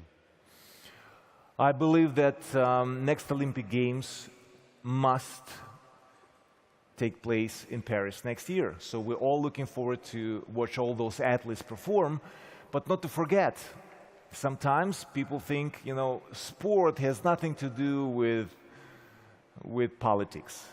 It has a lot to do with politics, because as I said, I can explain, in our digital world, the world got smaller. So you have those athletes from Belarus and Russia that are in military. Over 250 Ukrainian athletes been killed in Ukraine that were at the Olympic Games or supposed to go to the Olympic Games, including gymnasts, boys, girls. And Russian athletes are part of military. A lot of them have their ranks, military ranks, because you have also military world championships, and I've been there.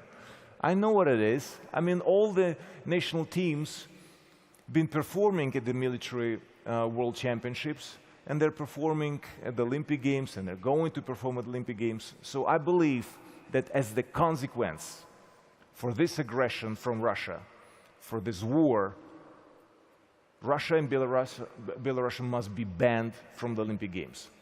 Because if there are going to be no consequences in this world, the aggressor is going to keep on going. You must have consequences.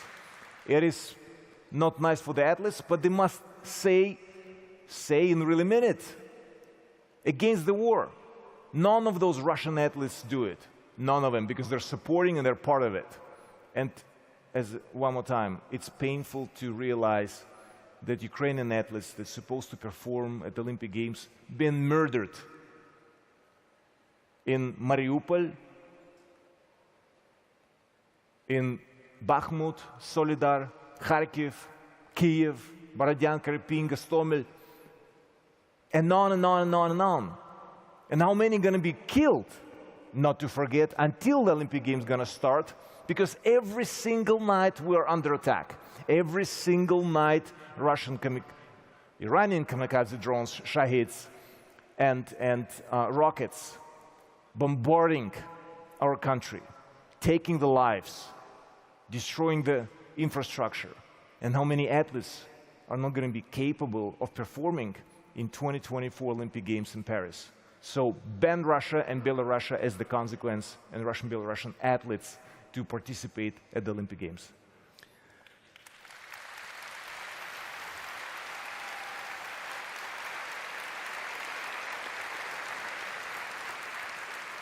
Okay, we're coming to the end. We've got a few more minutes left. Look, messages. You've already spoken about, we've spoken about compassion fatigue, Ukraine fatigue. Or, if there's any one message you want to convey to this audience and to the hundreds of thousands, perhaps millions watching out there, again, what would be the bottom line? You, as a very respected representative of Ukraine, from a distinguished sporting family, the mayor of Kyiv, your brother, what is your message? Why? You've told people that, yes, we're fighting for the cause of freedom, but what's in it for them? Why should they be supporting Ukraine when their gas bills are going up, when they've got their own internal politics? Why is Ukraine to be supported in this day and age? Be egotistical and act without compromises. You're going to ask, what? Egotistical? Ego? Ego. And I'm speaking out as an athlete with experience. Without ego, you're going to not achieve anything in your life, in your business, in your family, in your country, your city, your nation. Without ego, you cannot proceed in your life. Ego is the power, is the core, is the driving force. I'm not speaking about narcissism. That's negative. To be egotistical is positive, because that's the driving force. And compromises. We hear a lot about, let's negotiate with Russia and get the compromise, to get ceasefire and maybe give up the land and so on and so on. Wrong. Because Russia has been lying on the outside and the inside for 2 decades now. We cannot trust a liar, because we're going to be, again, in a situation where we're going to rely on something, but it's not going to happen. Every compromise in your life is going to steal your time, and you're going to lose the focus and your target, what are you aiming at. Every compromise will steal your time. And for this time, you're going to lose your focus. What are you fighting for? What are you standing for? Just, as we say in boxing, keep on punching until it's done. And that's my message to you. You're saying ego. I would say it's also a sense of dignity and doing what's right. Look, our time is up. We have not only a great boxer, but clearly Ukraine has not just one, but several great communicators. Please thank our special guest, Volodymyr Klitschko. Thank you. Thank you. Slava Ukraini!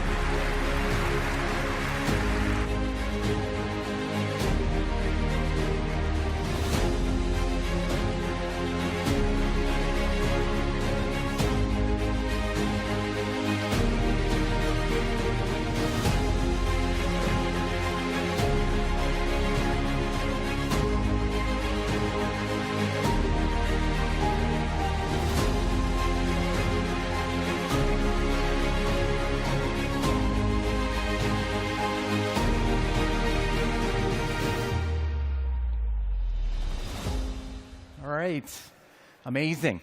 Has AI made you more creative in your daily life? Visualization tools like DALL-E and Midjourney have allowed many to create amazing artwork in seconds and enter a new era for creators. PixArt is a newly minted unicorn that gives its over 150 million users these tools from their smartphones. Wolf Allens is one of the global creative powerhouses behind brands like LG, TikTok, and Instacart, amongst many others.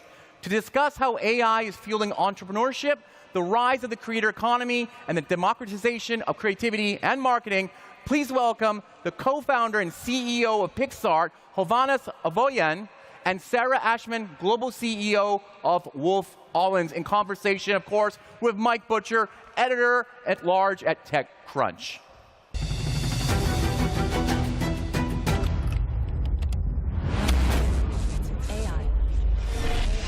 AI, a transformative force shaping our world, revolutionizing our lives, solving challenges, safer roads, self-driving cars, simplifying tasks, answering questions, a catalyst for progress. The power of AI. Well, ladies and gentlemen, thanks so much for joining us. It's great to be back in Lisbon for Web Summit. My name is Mike Butcher, editor-at-large for TechCrunch, based out of London, and seat C of the plane. I'm delighted to be joined by a fantastic panel today. Patrice Evra, who's the co-founder and CEO of PixArt, which I'm sure many of you use. Let's do a round of hands. Who uses PixArt or has heard of it? Put up your hands. Right, yeah, I think we've got a few fans in the audience. Fantastic, thank you.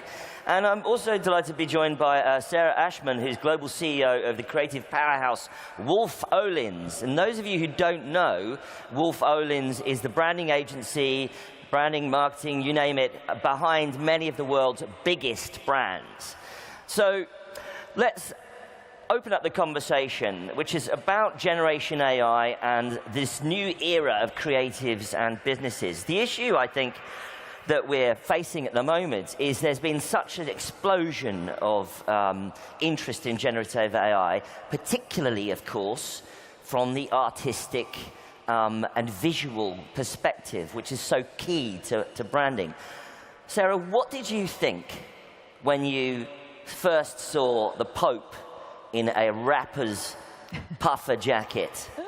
Did you think, my goodness, he's so modern? Or did you think something else was going on? Well, I think he was rocking a pretty good look and doing it quite well. But obviously, we know the Pope in a different context, so you're going to ask some questions pretty soon, aren't you? Well, of course. Well, I'm being a little bit cheeky, because generative AI, generative art, has exploded onto the scene via that kind of medium, and many of us, of course, see those pictures, and they went around the world. And it's just a sort of an interesting conversation opener to the point that art is, and you know, the artful visual art is being changed by this. And PixArt, obviously, famously, was really a pioneer of this area prior to, you know, this new generative AI experience. And you've been such an enormous empowerment platform for artists and for creators. How is your audience reacting to the rise of generative AI? Okay, thank you. So first of all, hello, PixArt users. Very nice to see you all here. And for those who don't know PixArt, we have 1 billion installs actually up to date. We use generative AI not like since 2017.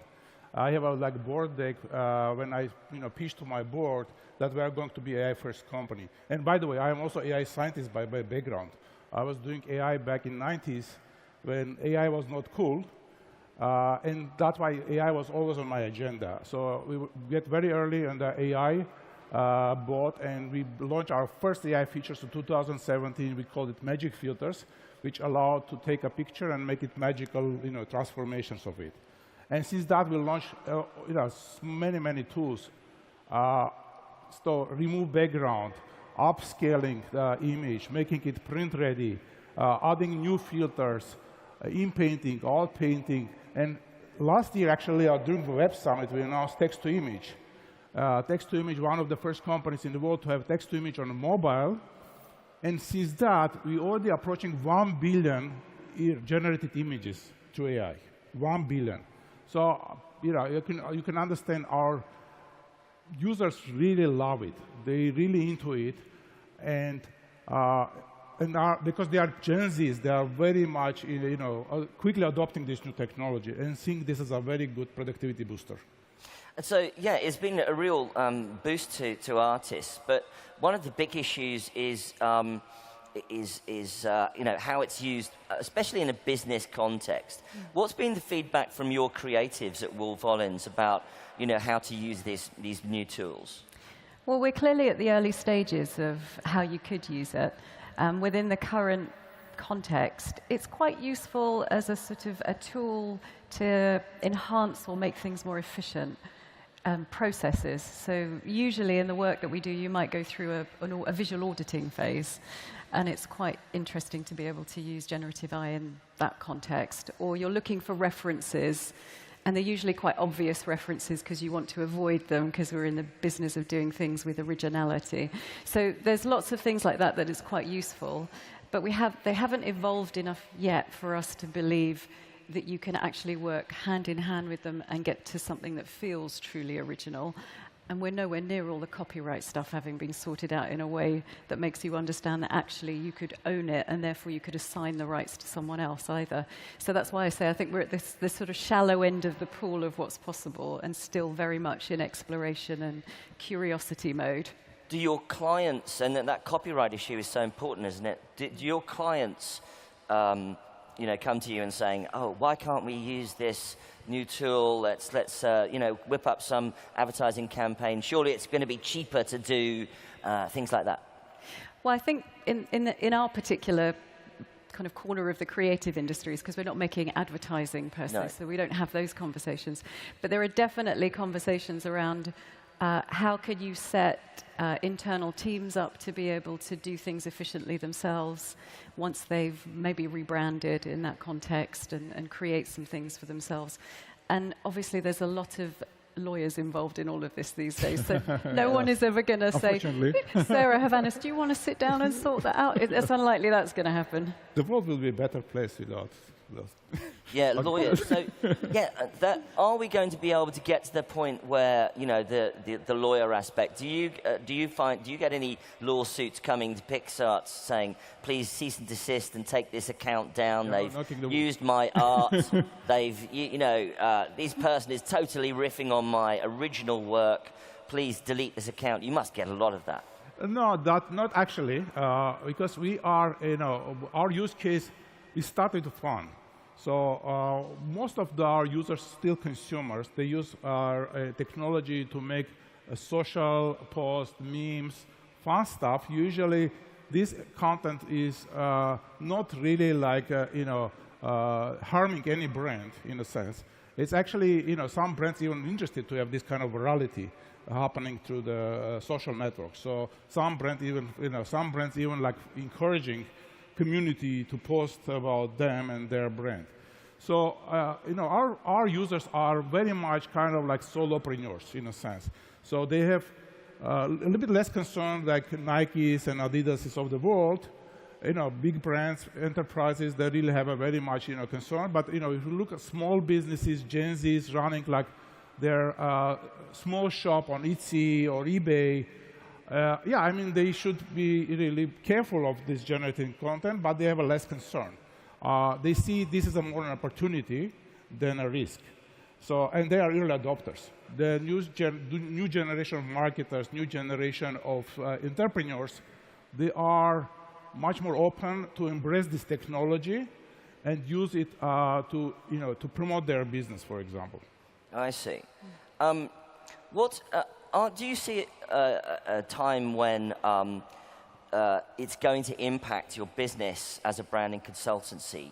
Do you see a point where, because it's so democratized, that there becomes greater and greater points at which people use this in a much more kind of, muscular manner that's sort of almost approaching the edge of the professional world that you live in? I mean, do you see that a time when these platforms might simply become platforms that almost replace branding agencies in some way? I think it would be difficult. I say this now, but so maybe in 20 years' time I'll feel differently. But I think it would be quite hard to wholesale replace what we do, because I think it's quite hard to replace human beings if you. But that's the question, though, isn't it? Is it hard to replace human beings? But that said, and I'm very pro-tech, and I have a lot of curiosity about how we can work together, and actually how creative, generative AI can become a muse for the kind of work that we do. Because as I said before, you're always looking for what's original and what's different, and that should take you to new places and novel places, and we shouldn't be afraid about that. But at the moment, I can't see the pathway to how it would do something exceptional creatively that a human being and teams of human beings working together wouldn't do better. And that's partly because of the kind of uncanny valley gap that we have, and we haven't explored what's possible enough to overcome that. And also because, we're just, there's moments of serendipity and weirdness about how we collide with each other and have ideas that it's hard to write a rule for that AI could then follow. I suppose you're sort of talking about the scenario in the agency where people sort of bump into each other and come up with new ideas. Do you feel that AI still doesn't have that capability to be sort of truly original? Not yet, which is not to say it couldn't get there. But I can't see anything at the moment that makes me fearful of that or makes me think, this is great, we're going to set up a whole new agency based on that model. And if you look at all of the things that we draw on tech-wise at the moment, they use the same reference. It's like the data set that it's drawing down on, we all have access to. And if we all have access to it, then there's not going to be anything new about it. You have to still find those new and original and weird and novel references that take you somewhere else. And often that's just lived experience of human beings sitting down and having those collisions and, the sparks that come from that, which are not yet being generated. Yes. And I suppose it is also about the way that popular culture kind of interacts. An AI isn't aware of a brand new breaking band or something like that. PixArt recently released new tools, one of which was, I noticed, that we covered on TechCrunch, which was where you could remove an object in a video. Now, there's a lot of controversy about the potential for AI to create disinformation. Do you feel that PixArt is bordering on the edge of being empowering that potential for disinformation? Yeah, first of all, I can continue the discussion about, I think we believe the AI is not a replacement for human creativity. It's actually a copilot or booster of human creativity. I give you one statistics. 80% of our users, 80%, almost like everyone, they are introducing additional editing after they create AI content. So it's not really like producing a final result.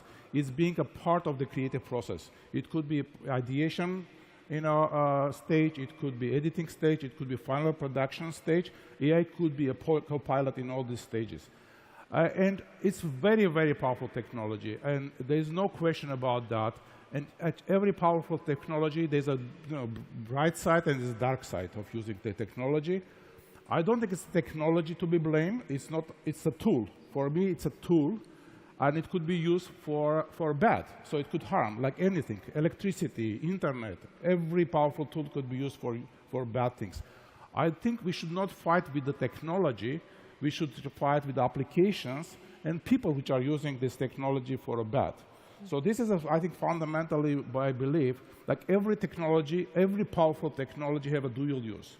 It could be good use, it could be bad use. Well, that's fair, but what are you doing, PixArt? What is PixArt doing to watermark, say, images to make it obvious or at least detectable that video has been manipulated in some way, so that we can all see things in a more transparent manner? Yeah, I think we are doing multiple things. So the ethical aspect and legal aspect has multiple phases and multiple factors.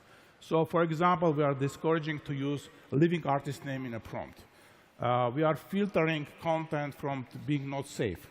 So, if it's generated, if people use, like non-safe for work kind of prompts or with generated content, we are filtering. So we are having very powerful AI filters to really not to make at least public any harmful content. So it at least goes on and on. We have trust and safety people that are consistently working on making it more safer and safer. It's new technology. Still, we are still learning all the risk and damages it can make. And we are, adjusting as we go. It's only 1 year old technology in a sense, which is nothing in a lifetime of every technology. But we are actively working to make it safer and safer and safer. Right. Yeah. But also, do you feel that your platform is being used as sort of training data in some way, for these new foundational platforms?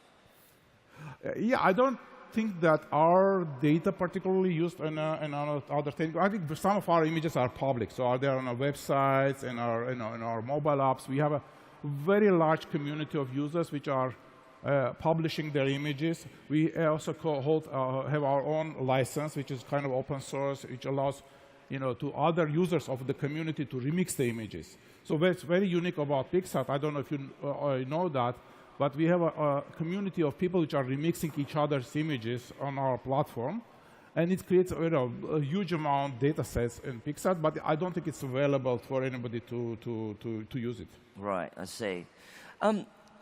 Obviously, Wolf Owners is a massive branding agency and is globally known, has been around for many years. One of its key aspects is logos, isn't it? It's the actual kind of brand identity of a company. But of course, we can see now that using generative AI, people can take those logos, they can manipulate them slightly. What do you see, and what have you seen in terms of how the platforms are being used in that manner? Are you seeing strange, interesting things coming out of that world? I think people are always going to have a lot of fun with any symbol or gesture in the world, aren't they, visual or otherwise? And of course it's out there, and it always has been, in truth. It's just that more people have hands on the tools to be able to do that. If you're a company, you own your logo. It's copyrighted, so you get to decide whether you want to do something about that if you feel like it's either infringing but more likely reputationally damaging you in some way. And then they make decisions on that basis. So for us as creators at Wolf Owners, we're constantly, as I've mentioned before, just trying to find how do you stick true to what's true about yourself and your origins, but do that in a more distinctive way. And that could get harder as the world's flatter and you get to see more references in the world, or it could get easier if the same references are being used in other places, and therefore you've got more distinction. And if I'm a company seeing my logo being manipulated in lots of different ways right now, on one hand that's actually quite good, because it means people In what way? Well, it means people are actually interested in you culturally, and they're interested in playing with your toolkit, as it were. And if that's being done in a sort of playful, fun way, then even though you want to make sure that your copyright is protected, that's not a bad thing to see in the world necessarily. Do you think there's a sort of an interesting feedback loop that's going to happen because these tools are becoming so well democratized that anyone, I can go and make a strange logo out of a Pepsi logo or a Coca-Cola logo using one of these platforms now? Do you think there's going to be an interesting sort of feedback loop that develops in the way that's going to affect your work in a professional sense? Well, anyone can create these things. Whether they're good or not is another question. And who gets to define what good taste is a question that's, I'm curious to debate, because we've always had tastemakers in the world, and we've always had a standard that's being set, whatever creative discipline you're in, writing, architecture. These are defined by the day and by particular entities of the day, and I think that will sustain. Interesting question is whether a generative AI will ever become one of those tastemakers of the future. But yeah, I think we do get to decide whether we think something is of a particular standard, and I don't think personally that anyone is going to be able to create that standard without the training, without some people around them to spark the right ideas. All sorts of things go into the pot to really be able to create something that's amazing, exceptional, as opposed to something that we could all create, It's interesting you mentioned the word tastemakers, because tastemakers in the traditional sense and in the old sense of the last, say, 20, 30, 40 years, I suppose, or as longer, have been people who, affect the culture, or at least certainly tweak the culture that we're all living in to, enliven it in some new way. There's a lot of debate, of course, about how artificial intelligence is going to change the way we work day to day. You, obviously, as an agency, you're looking at these tools. Pixart as a platform is enabling these tools. How do you both see the world of work changing? Are you excited about the possibilities of humans being augmented in this way? Do you see that, or is there a concern that humans might be replaced in some way? Right. What's your view on Pixar? Right. So we are in the same creative space, but we have different mission. As you said, our mission is to democratize creativity. The story of Pixar, we started because I want to create something for my daughter. She was 10 years old, to be creative and empowering her and all creatives in the world to make it accessible and available to everyone to create. So that was my big mission. That's what I believe. And that's why I see AI is really playing well with my mission, because it's making it even easier to create. It's lowering of barriers and doesn't require lots of education and training to create something beautiful, and really unlocking lots of creative power of human beings. So I think this is for me, it's a very fundamental thing. I believe AI is helping you to bypass certain kind of friction to create. And you really can focus on a strategy, you can focus on a big picture, you can focus on a message versus on technique, how you build that, which empowers new generation of designers, which ultimately going to work with media agencies and create something even higher level and more sophisticated. And I think, I was going to say, from my point of view right now, on the one hand, I can see how it would help make things more efficient and more productive, but I don't really want to live in a world where it's all just about productivity. And I don't want human beings to be thought of as just units of productivity. And so in the company that I work in, I want to make sure that we don't become a factory that gets faster because we've got new tools, as opposed to a place where creativity thrives and finds different ways to thrive. And so if I have a concern, it's that we'll try and sort of speed up an already fast way of doing things in a way that actually won't just not protect creativity, but could actually worsen it, because we're just trying to speed it. We're just trying to do what we're doing now faster and have more of it, as opposed to have the necessary time that it can take to create something that is truly exceptional.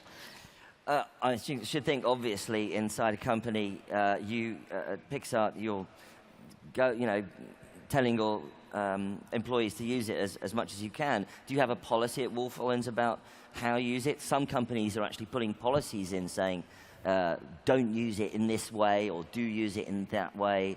Do you have an official stance on that? So we have a playbook, and it's still forming. And on the one hand, it's around experimentation. And then the other, it's around tight rules about what happens when it might be released in the world in any form. So we want to get to know how to use these things, and we want to explore them with all the curiosity and push them as far as we possibly can. But we certainly don't want to be in danger of putting any individual or company at risk of any copyright issues along the way. So we're straddling that line in terms of let's be playful, let's really enjoy it, but at the same time, let's be mindful of what this could develop into next, and that we don't know what we don't know right now. Hovhannes, what's the one sentence you could give us as a closing moment? What can we expect next from Pixar? So as a former AI scientist, I'm very excited and also scared about this new technology and new opportunities. I believe we are very early in the process of discovering how AI could be used. Lots of things coming from out of Pixar. So we are released just Pixar Ignite 20 advanced products, and the next is video. I think the next thing is going to focus on more sophisticated content, and stay tuned. Stay tuned, everyone, for the next version of PixArt and the next version of the branding agency, I dare say. But for now, I'd like to thank Hovhannes Avoyan, who's the co-founder and CEO of PixArt, and Sarah Ashman, global CEO of Wolf Olins, and from me, Mike Butcher from TechCrunch. Have a great conference, everybody. Ciao. Thank you.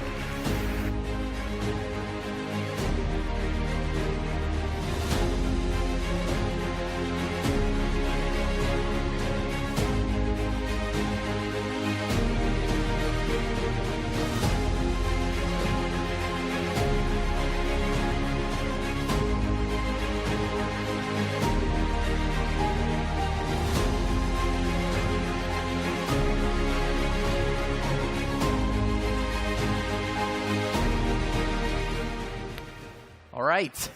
Our next speaker is an American billionaire real estate mogul and the former owner of the Los Angeles Dodgers.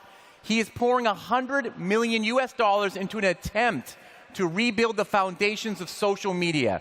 This nonprofit effort, which he has loftily named Project Liberty, centers on the reconstruction of a publicly accessible, decentralized database of people's social connections, allowing users to move records of their relationships between social media services instead of being locked into a few dominant apps. To find out more, please welcome Project Liberty Frank Court to center stage in conversation with Ryan Heath of Axios.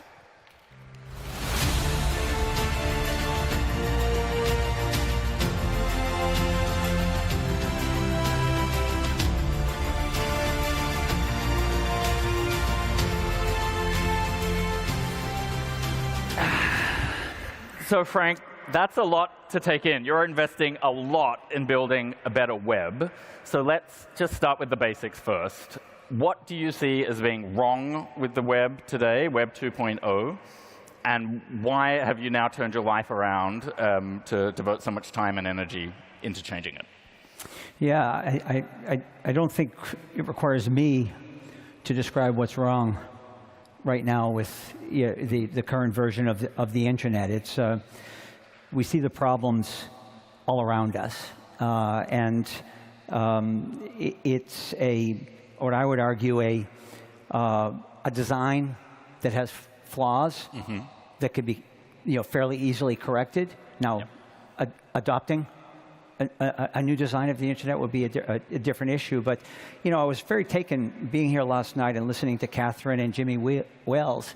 I mean, they're really acknowledging that something's wrong with the current architecture, and let's fix it, right? And you mean not just from the technical perspective, but from the harms and the real-world impacts of that technical architecture. Yeah, I mean, pick the harm to democracy, the harms to young kids, the challenges we have to govern, even have a civil discourse.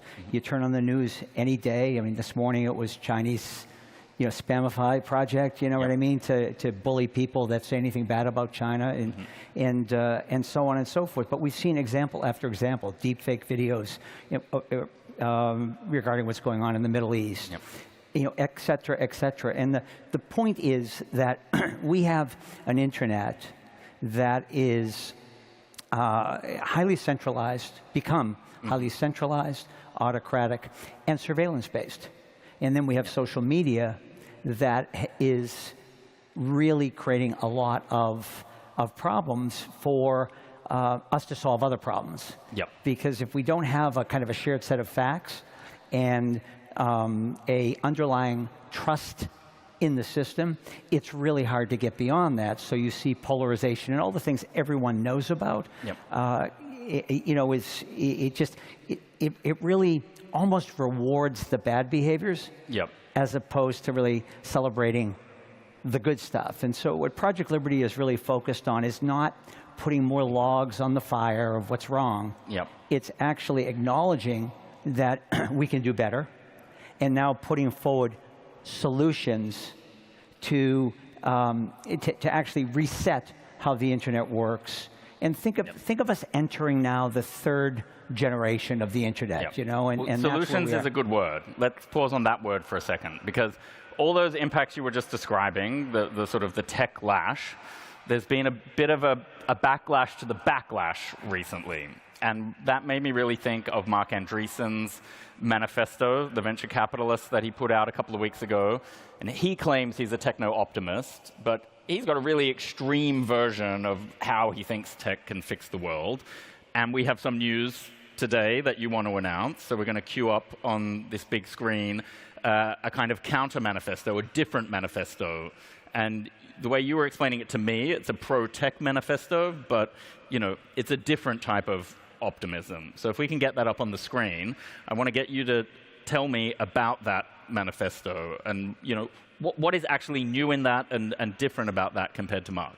Yeah, and please you put it up and then we'll take it down because we're not asking anybody to read it. We're just saying it exists as of right now. Yep. And you can go to projectliberty.io and click on it and share it and read it. And maybe you agree or maybe you disagree. Yep. And I would just ask you to read it. And if you disagree, ask yourself why. And the point here is, as we move into the next generation of the internet, let's actually learn from the last 30 years and think about the values we want embedded in the internet. What are we optimizing for? And if we want democracy to thrive, let's optimize for democracy. If we want to protect kids, let's build that. Let's actually create an internet together which will give us the results we want as outcomes, rather than kind of a move fast and break things mentality, and then sit here with broken things and wonder why. So it's like, let's think about not just what's wrong, but what we'd like as outcomes. And then we can go ahead and address the tech, which, as I said, is the fairly easy part of this. Complicated, but easier than the rest. Yep. And so this is like, let's start with the values and the principles, and then build great stuff. And it is kind of one of like the small m meta thoughts behind this, or the threads that are connecting it all, is that the human aspect, like how to connect people rather than how to connect machines, and that should be the driving force behind all of this. Yeah, I mean, we're sitting here now with lots of discussions about machines and the future, and you know, kind of somewhat apprehensive, somewhat positive, but very unsure. But let's again zoom out. The internet was enabled over 50 years ago by a couple of protocols that now are, you know, co-joined, TCP/IP, right? A protocol that was designed to connect devices, computers, i.e. machines. Yep. So, and by the way, we're still an IP address on the internet, right? You and I are not on the internet. Our devices are on the internet, right? Yep. 30 years ago, another protocol came on the scene, which we all agreed to adopt, HTTP, which connected data, regardless of which computer it sat on. And we argue that what's required now is another protocol, open source, like HTTP and so forth, which actually connects people, and i.e. our social graphs, as a technical matter. So we believe that the new internet should enable us to own and control our data, and that's the way to rethink how we proceed. So you know, we need to be a person to use the new internet. We have a handle. We don't need 50 passwords or passcodes. Our data is portable. The new apps are interoperable. We just think about this in a totally different way, so that rather than us clicking on the terms of use set by 5 big giant platforms, what if the new apps are clicking on our terms of use for how our data gets used? And by the way, the next generation of the internet will also allow us to share in the economic value of all this data, right? So there'll be a shared data economy, which I think will be massively impactful for people. So what I'm hearing there as well is you have a real systems thinking approach. When we look at a lot of the debates that occurred over the last 5 or 6 years, it was people saying there were things wrong with this digital ecosystem, but there were a lot of Band-Aid sort of ideas in a way. It was about begging for concessions out of big companies, sort of little tweaks and fixes on the edges. But you're really talking about a kind of system change, and I think you're arguing that the system change is not AI, that it is a bunch of other changes. Yeah, it's definitely a systems change. It's definitely a rethink, again, which is very doable. Project Liberty is pro-technology, very much so. But it's not pro-autocratic, centralized surveillance technology. And it's saying it just doesn't have to be this way, right? There is another way forward. And we should be, I believe, exploring the alternative, building the alternative so people have a choice. Not just being dragged into a future that we're apprehensive about. And let's, AI is the rage, right? So let's think about generative AI for a moment. I would not be fooled by a fancy name for a more powerful version of the same thing we have, right? It's a more powerful version of autocratic, centralized surveillance technology. And it's just, is that really what we want? Because at the end of the day, it doesn't much matter if it's a government or a few companies, a small handful, controlling our data. We're subject to somebody doing something with that data that maybe wasn't what we wanted, right? And that can feel overwhelming, though. So if people in the audience accept your view about the scale of that problem, and they don't want that world, how do they take steps to support you or others operating in this space, and not just sort of feel like this is all happening to them and that they can't change it? So let me take a step back. So I'm part of a family that's been building infrastructure for 130 years. So that's kind of my perspective is as a builder, infrastructure builder. And it just seems rather straightforward that we have an infrastructure issue, right? And my journey was interesting. I saw with the arrival of mobile in, late 2008, 9, 10, in that area where it really proliferated. When the smartphones really... We really started to see things change. We were all creating massive amounts of data. Data was being scraped, aggregated, and used. And I kind of naively thought, we could start a public policy school in Washington, D.C. with Georgetown University, a university well known for the social sciences. And maybe we could get policymakers to come forward and prevent some of the harms. Sadly, we learned, it's a great public policy school, don't get me wrong, but no match for big tech, the speed of technology, AI, never mind AI. And the data that these policymakers really need to make good policy decisions was not available to them. It's on a few platforms, right? So, which is ironic. We create the data. Policymakers aren't in it for the money. They're in it to, solve problems. And the data is not available to them. So that's when we began to think differently about this. And in 2018, 19, did a diagnostic, had this insight in 19, and I give all the credit to the people that run our lab, that if we could intervene at the social graph level and really think about a universally accessible global social graph. So all of our data was part of the internet. We have agency over our own data as individuals.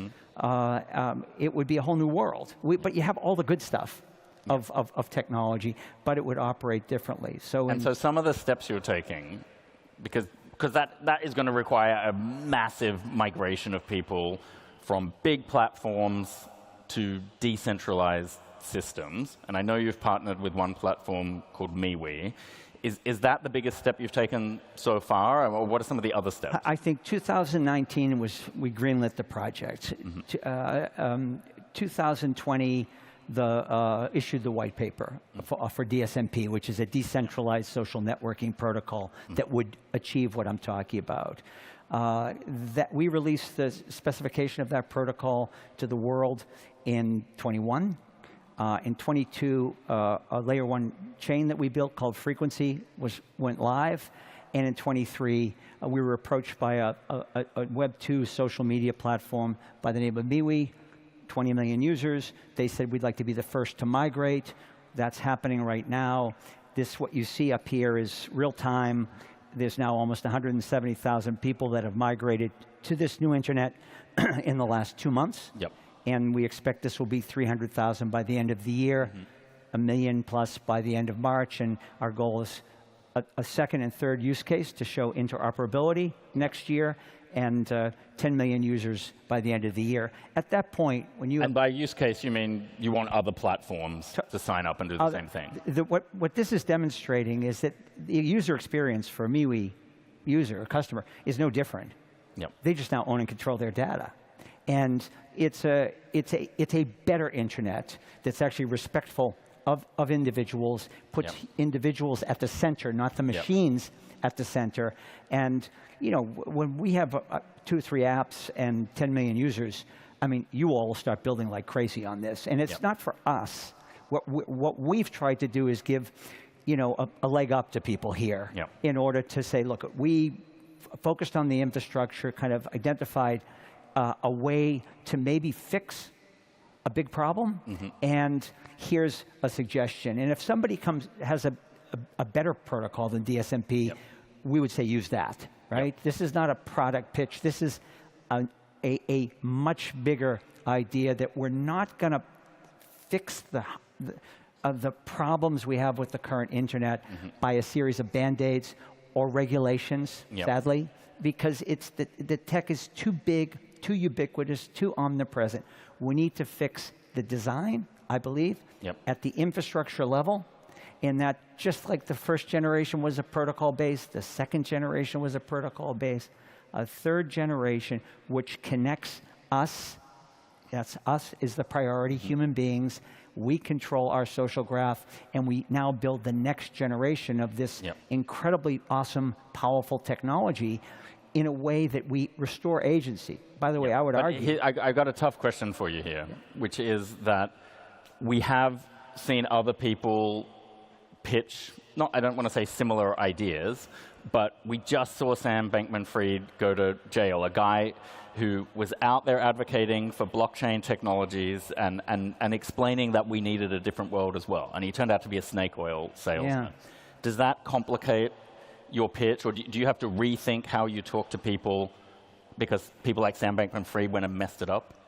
Yeah, I think we need a new... look, first of all, DSMP is not tokenized. It's open source.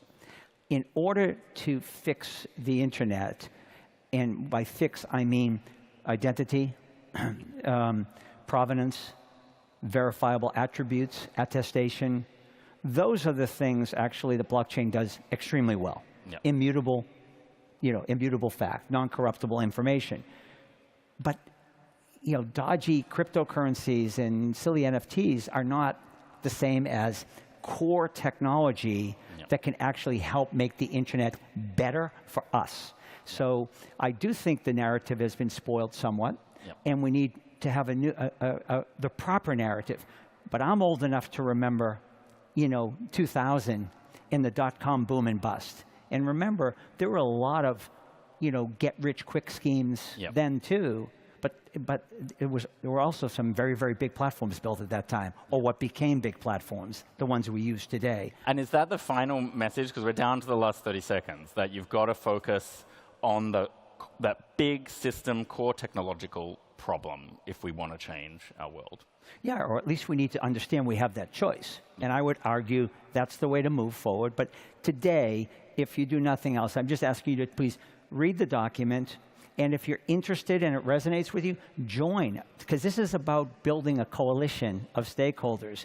This has to include people that care about democracy, people that care about their data, moms that care about their kids. This is a broad stakeholder coalition. That's what Project Liberty is. And like I say, if you disagree with it, that's okay too. Reflect on why you disagree, though, and challenge us. And if you have better ideas, put them forward. We need a systems change here, I would argue, and I would also leave you with this point.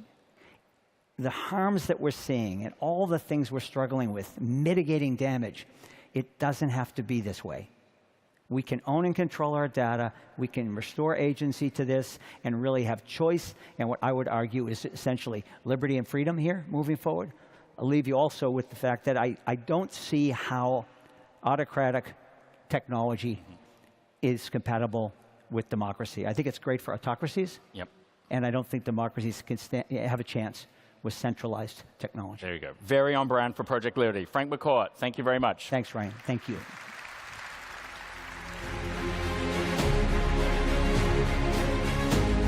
Thank you. Well done.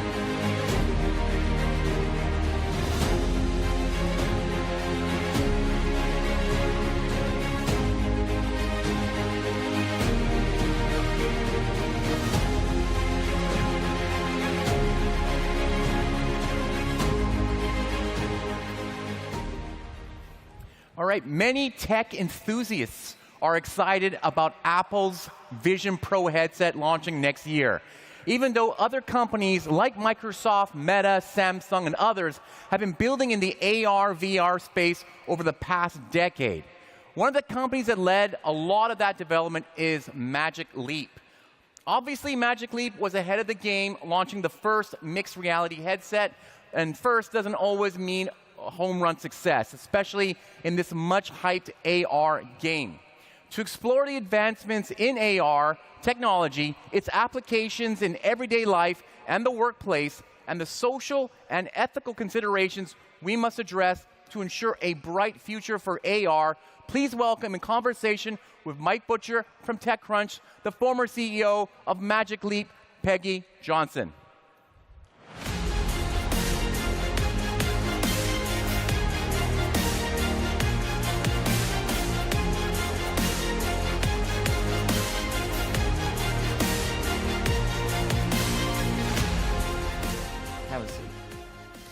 Hello, everyone. Mike Butcher, editor-at-large at TechCrunch, and delighted to be here again at Web Summit. And Peggy Johnson, now, you are the former CEO. You just left Magic Leap, but you have a long and illustrious history in the technology industry. And in fact, actually, I interviewed on stage at Web Summit in Dublin. I think you were at Microsoft at the time. And so it's great to be reunited once again, and you've had such an amazing career to date. Magic Leap was such an incredible company, and it still is, and I'm sure we'll be watching with bated breath to see what you do next. But it's many of the time that people see a company that's going through a tough time, and at the moment, there's a phrase that the glass cliff, and you went into Magic Leap after it had raised something like $3 billion. We'd all seen the video of the whale leaping out of the basketball court, and there was such high expectations when you went in, wasn't there? What made you leave? You were at Microsoft, you were very high up at Microsoft, and you left Microsoft, and you went into that company, a woman CEO. And what were you thinking? What was going through your head when you thought, what am I going to do with this thing? Well, first, thank you for having me back. It's great to see you again. And I would say literally everyone said, are you nuts? Are you crazy? What are you doing? You're leaving a job that is arguably one of the best in the industry. I was running BizDev for Satya Nadella, loved it, had been there 6 years and 25 years at Qualcomm before that. But I had seen Magic Leap's technology. I had had a chance to visit the facilities, to wear the headset. I was blown away by it. I thought it was amazing. So when I saw that Roni step down I very intentionally raised my hand because my vision for it was it just needs some focus. I mean, you're right, the company was challenged at the time. It had raised a lot of money. It had chased the consumer market, which is a hard entry point for this technology. And it was very early with that technology. Early, super early. They'd been working on the technology really for about a decade. And they brought out the first headset, and it worked. Basically, it worked. You put the headset on, you still see your physical world, and they put digital content in front of your eyes. But consumer's tough, right? The device was expensive. There wasn't much of an ecosystem. And basically, people were still trying to understand, well, what's the utility here when I have a smartphone that can do everything that can, but maybe better at that point? But the technology was there. They had solved that part of it. So when I heard that the founder was stepping down, I thought they just need some focus. And I think the entry point is enterprise, because the technology was useful for use cases in the enterprise space at the time, where they were already seeing that. Did you come in and switch them from consumer to enterprise, or were they already on that track? They had seen some glimmer of hope along the enterprise track already. So I said, what we're going to do is super focus on that, and just a few use cases. So things like training, what we call see what I see. So I put the headset on, my hands are free.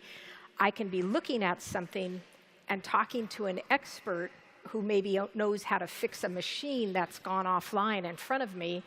And I can use my hands and be talked through a fix, and there's digital overlay on top of the machine pointing to what gauges to turn, that sort of thing. So that was the entry point. You didn't need a huge ecosystem. The device could be a little big, but it did need to be worn all day long. That was a problem with so many of the devices. And it needed to not be hot and heavy. And I think Magic Leap did a great job of capturing that. So you could wear it for 8 hours or 10 hours, which surgeons and folks need to wear it for long operations. That was the focus of the company. And do you think that Magic Leap and others have achieved what they set out to do in that enterprise space with those kinds of applications? I do, and I think it starts small, like any technology. I mean, roll back to mobile phones in the beginning, because I was at Qualcomm at the time, we thought mobile phones will take the place of phone booths, and that's all it'll ever be. You could make a phone call from your car. Wouldn't that be great? Problem solved. I mean, we couldn't even envision that you'd have a computer in your pocket. This is where we're at with augmented reality right now. You have to come in at the entry points that resonate, that have usefulness for a company, that solve a problem for a company right now, and then it'll grow from there. Eventually, this technology will be perfect for consumers, but likely when it gets to glasses format, like what you have on. Well, yes, and that's really the promise of augmented reality, and say where some of the startups perhaps some of us remember Google Glass. Yeah. And that really, it fell over. It was clear that it wasn't really going to go very far after that initial hype. But, that is the promise eventually, that something as lightweight as these rather nice Italian glasses that I like to wear will be able to kind of give me this vision of the world. But we're not there yet, are we? No. And what sort of timeline do you think we're going to get to before we're able to see the world the way the science fiction movies put it? Right. So I think a couple things have to happen. First is the ecosystem has to be there. So it can't just be, well, it does a few things and nothing else. Like, you have to have an ecosystem, which means developers. And developers have to start learning this medium of coding in 3D, which is really an entirely new type of coding. A lot of times we get coders and devs out of the gaming world because they're coding in things like Unity, those physics engines that bring to life 3D images. That's the sort of thing that's needed for it to really penetrate consumer market. Also, I would say in the same way that mobile phones were big and then they were small, there was a lot of component reduction and silicon integration that happens as any sort of technology is coming down that trajectory, and that still needs to happen. That's why the devices are still a bit big and perhaps not something you'd want to wear around all day long. I don't know if you're able to comment much, but obviously we're aware of the launch recently of Apple Vision Pro, and people are talking about those in different terms. They're not really setting up these huge augmented reality expectations so much as this concept of spatial computing. Right. Either in an enterprise setting or perhaps for gaming, or perhaps like having a bigger screen so you can, a vast screen or several screens in front of you in a sort of almost maybe in a Minority Report kind of a way. What do you think their strategy is? Well, I think, I don't know exactly, but I do think as they enter first of all, just having them enter the market was great, right? If Apple enters a market, you know that the market's there. And this is their first device, maybe much like the Apple Watch 1.0. They'll get an understanding of what consumers are going to value in the device, how meaningful it is, can it replace other things that they have used instead. I think it's going to be a great screen replacement, as you said, because it's 4K, the Apple Vision Pro, so they're going to have a really nice experience where you could watch anything anywhere, which I think it will be an amazing consumer application. And so obviously we're eagerly going to watch the rollout of that. I want one as well, as soon as that's on the market. But I think it'll be somewhat of a learning experience in the first year or two, and then they can figure out what's most important to the consumer and what are the next features. Were you concerned when you saw the launch? You thought, wait a minute, some of those form factor, the technology, the batteries on the belt looks a bit familiar to Magic Leap. Were you a little bit annoyed about that? Not annoyed. I got to say, I was flattered, to tell you the truth, because a lot of people felt that a device has to be all in one. That, for instance, Microsoft HoloLens, that can make the device hot and heavy. Again, at this point in the trajectory of the technology, the silicon hasn't reduced enough, the componentry hasn't reduced enough. So you really don't want to build everything up in the headset because it's hot, heavy, and hard to keep on your head for hours on end. And so Apple Vision Pro, as Magic Leap did, kept the compute and battery pack down off of your head. It takes out the thermal, problems that you have, leaving that on for a long time. And presumably they'll gradually be able to shrink that technology down. And of course, Microsoft famously came out with the HoloLens, which is also probably, you could say, a properly augmented reality device, or again, used more in industrial settings. How do you feel that their strategy's gone? I think they did fine with their focus on enterprise. They also looked at both, they experimented with both, but then biased over toward the enterprise space because they were able to solve real problems with the device for enterprise, like training, as I mentioned. Anything that you can envision, in front of your eyes in 3D, cognitively just makes it so much easier to understand it. I mean, just go back to high school chemistry, if you took chemistry in high school class. I wasn't very good at it.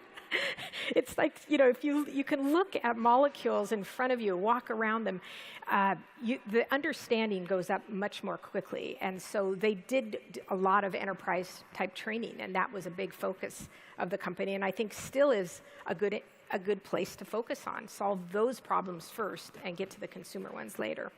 And obviously, not Microsoft, sorry, Facebook took a totally different direction, was hugely bullish on the metaverse, which they appear to have, rather downplay these days. But of course, they did come out with not augmented reality, but an XR device that puts you into a room or sets you up with a conversation with somebody virtually.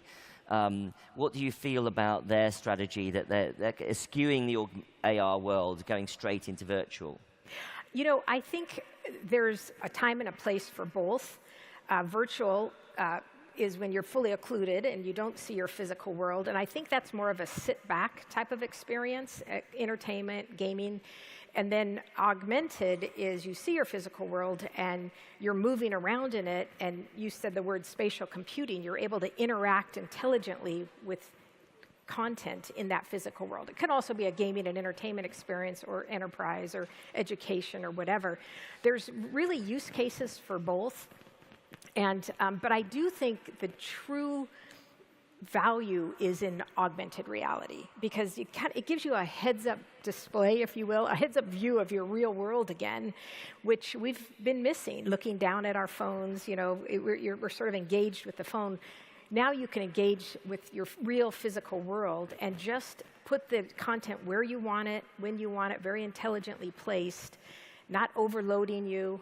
And I believe that's really the real vision of where these technologies will go toward AR. I dare say we will eventually get there. And of course, you know, having a lighter weight device, or certainly something as innocuous as a pair of glasses might well come to fruition. But do you think we're ready culturally for that? Because obviously these things will have a front-facing camera, because the device needs to be able to see what you can see.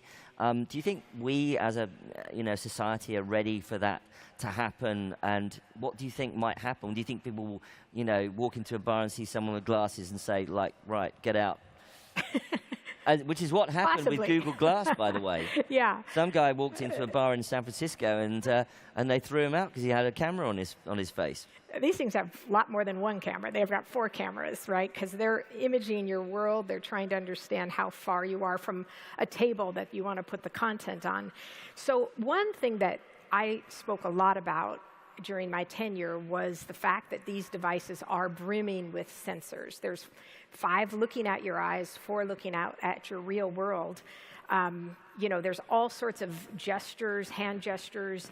Eye gaze can pick things out of a list because we know where your eyes are. So this is much more than a mobile phone is today. And people need to know that, understand it, and we need to be able to protect that data. There's biological data because we know exactly by looking at your eyes, we can identify someone. And then there's all this data around you. Anywhere you look can be mapped and imaged.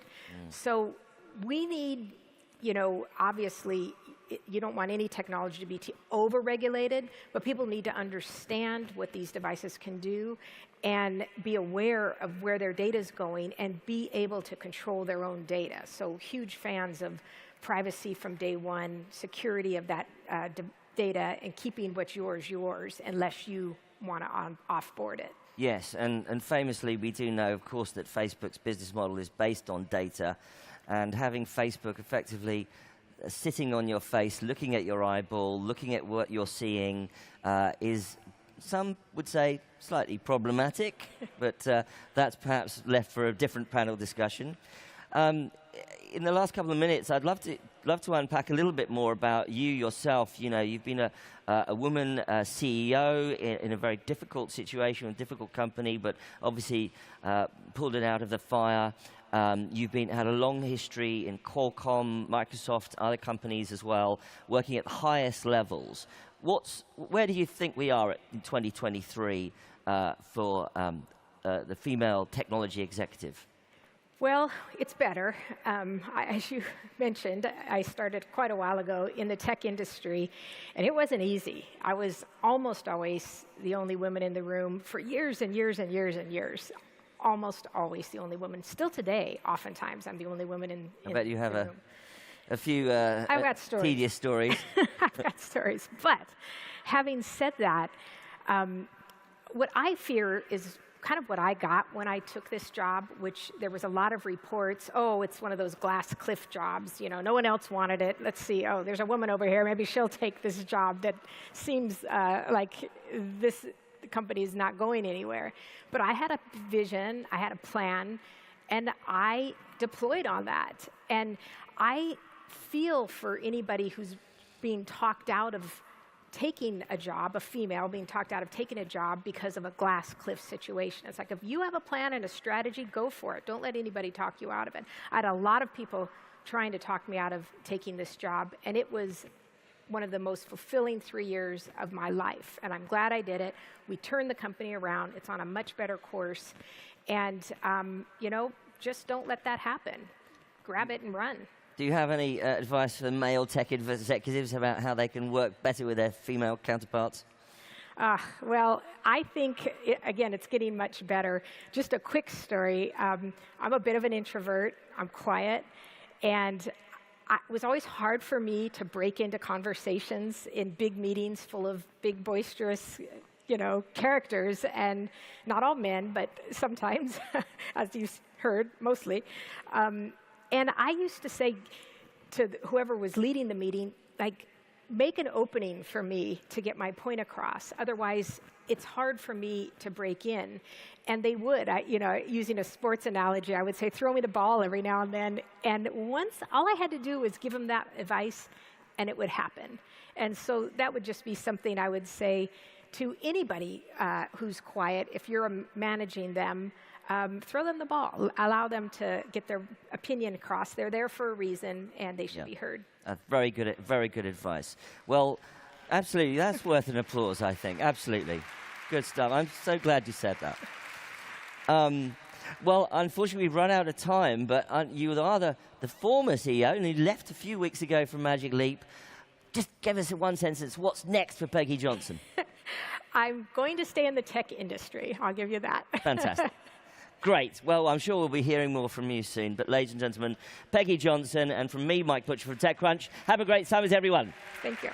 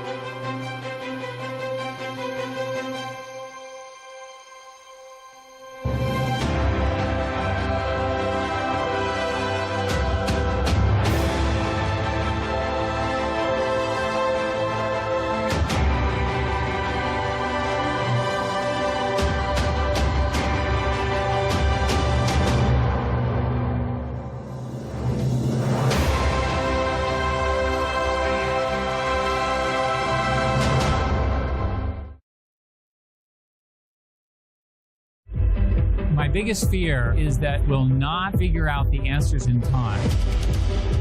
The uncertainty that we live with is enormously challenging. The world has a lot of problems, and fortunately, a lot of entrepreneurs to try to solve them.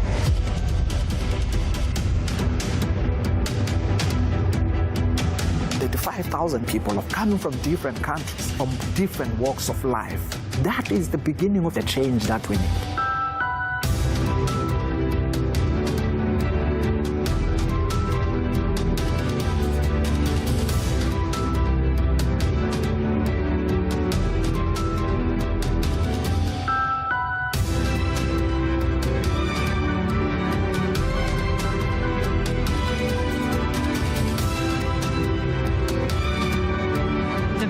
Who are willing to go first are what is driving our innovation. Human beings are built for resilience, and creativity often emerges in times of great struggle. We have to be able to dream of a future if we're going to be able to walk into it together.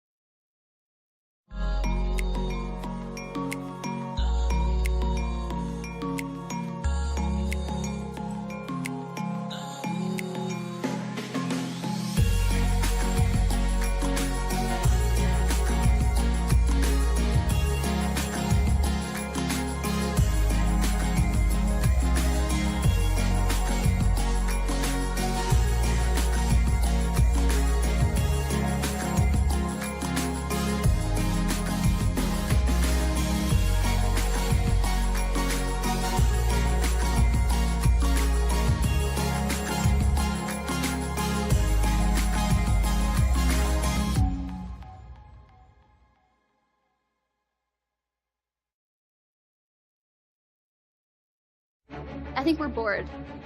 Bored of perfect, polished, pretty. I would much rather see chaotic energy.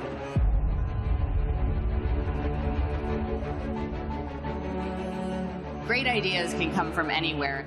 I'm someone I never give up. Resilience is the word. What problems there are that you can solve yourself.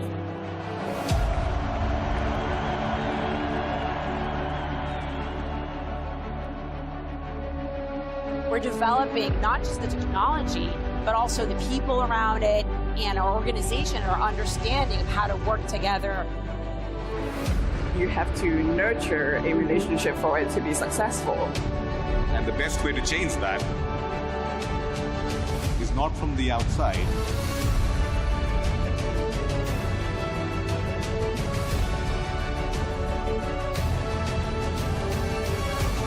Be part of the dream, follow your passion, make the impossible possible. You have the power to determine the direction in which this world moves. If we can do it, everybody else can do it.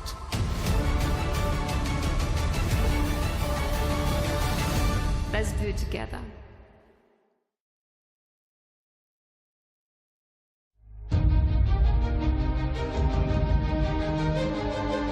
Content, there's no question, is going from 2D to 3D. It's happening all around us. I don't think you could replace me with AI and do the same YouTube videos. It's all about people. When you have a shared vision, it is incredible what you can accomplish. The people in this room, the jobs that you create, allow us to have vibrant and dynamic communities. And we get to have some fun over the course of that process as well.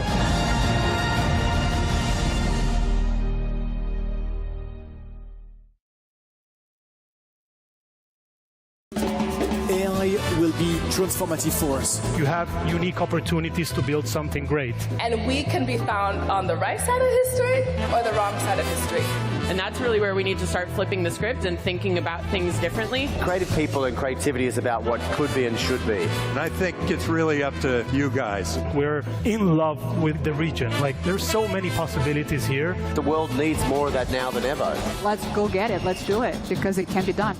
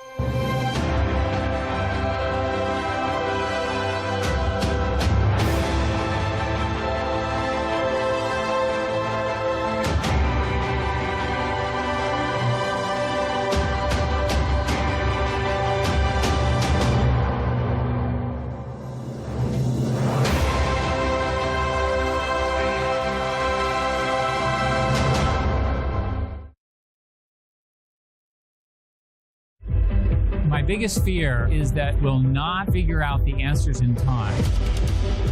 The uncertainty that we live with is enormously challenging. The world has a lot of problems, and fortunately, a lot of entrepreneurs to try to solve them.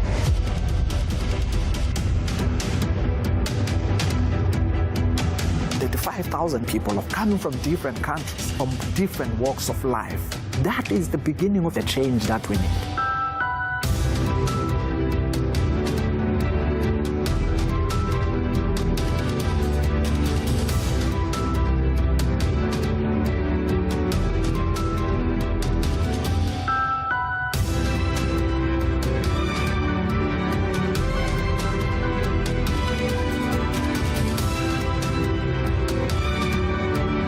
People who are willing to go first are what is driving our innovation. Human beings are built for resilience, and creativity often emerges in times of great struggle. We have to be able to dream of a future if we're going to be able to walk into it together.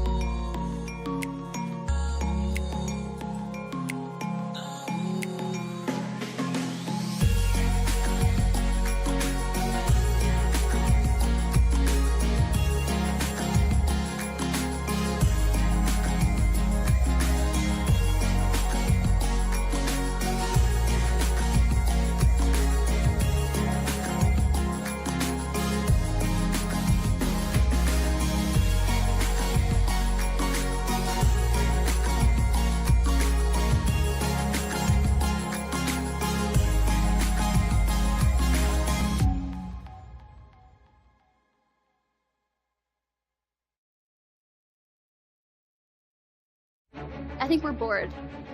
Bored of perfect, polished, pretty. I would much rather see chaotic energy.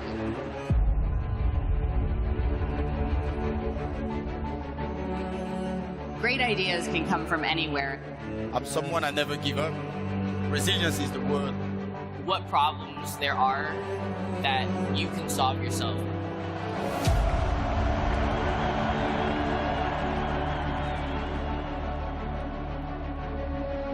We're developing not just the technology, but also the people around it and our organization, our understanding of how to work together.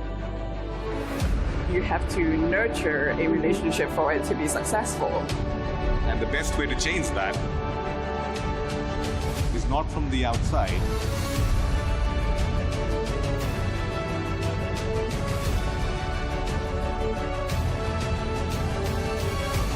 Be part of the dream, follow your passion, make the impossible possible. You have the power to determine the direction in which this world moves. If we can do it, everybody else can do it.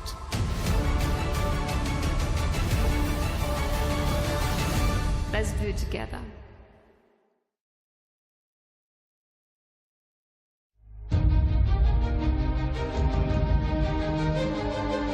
Content, there's no question, is going from 2D to 3D. It's happening all around us. I don't think you could replace me with AI and do the same YouTube videos. It's all about people.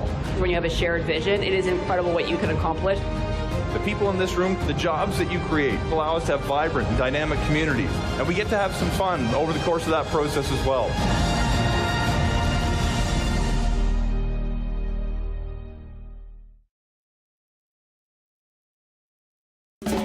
AI will be transformative for us. You have unique opportunities to build something great. And we can be found on the right side of history or the wrong side of history.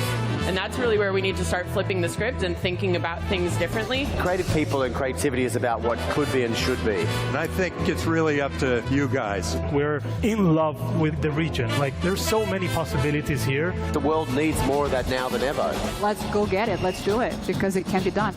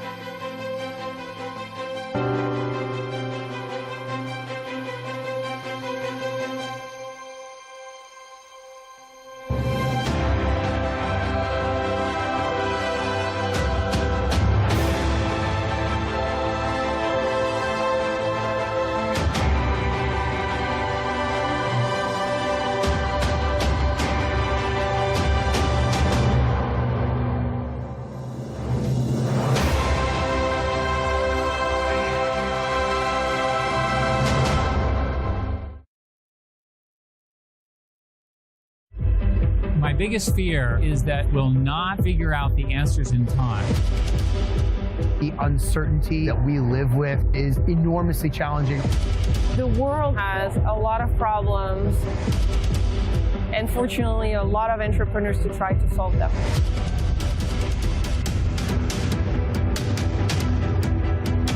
The 5,000 people are coming from different countries, from different walks of life. That is the beginning of the change that we need.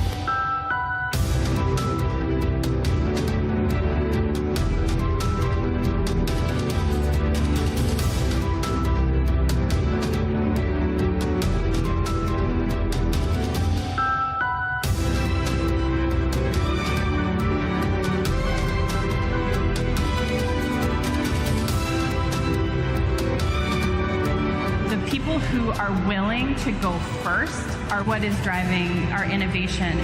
Human beings are built for resilience, and creativity often emerges in times of great struggle. We have to be able to dream of a future if we're going to be able to walk into it together.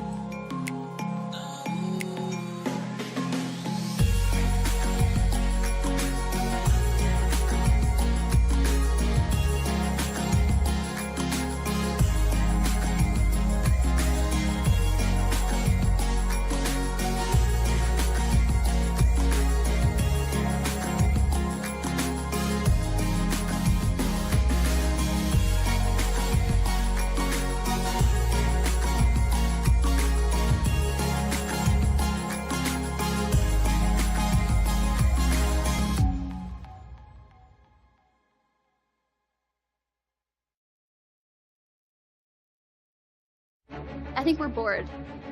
Bored of perfect, polished, pretty. I would much rather see chaotic energy.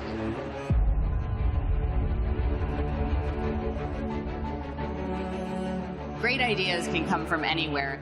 I'm someone I never give up. Resilience is the word. What problems there are that you can solve yourself.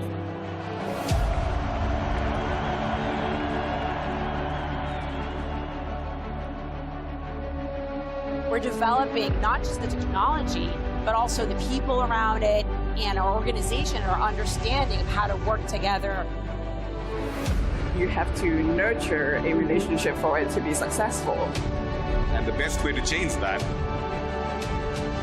is not from the outside.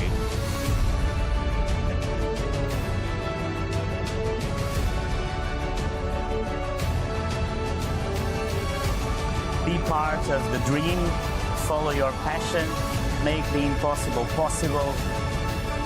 You have the power to determine the direction in which this world moves. If we can do it, everybody else can do it.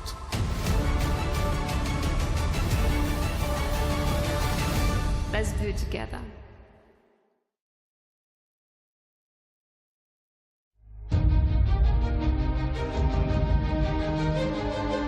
Content, there's no question, is going from 2D to 3D. It's happening all around us. I don't think you could replace me with AI and do the same YouTube videos. It's all about people. When you have a shared vision, it is incredible what you can accomplish. The people in this room, the jobs that you create allow us to have vibrant and dynamic communities. And we get to have some fun over the course of that process as well.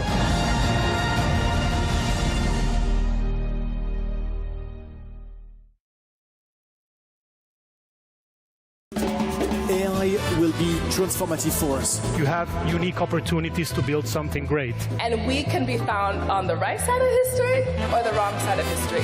And that's really where we need to start flipping the script and thinking about things differently. Creative people and creativity is about what could be and should be. And I think it's really up to you guys. We're in love with the region. Like, there's so many possibilities here. The world needs more of that now than ever. Let's go get it. Let's do it, because it can be done.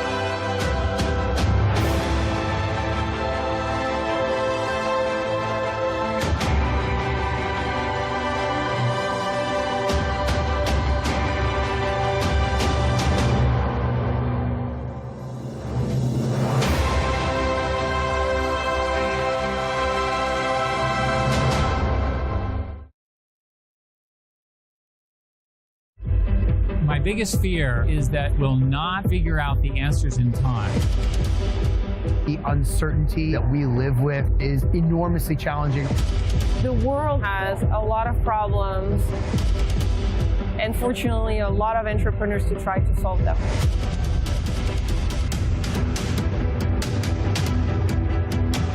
The 5,000 people are coming from different countries, from different walks of life. That is the beginning of the change that we need.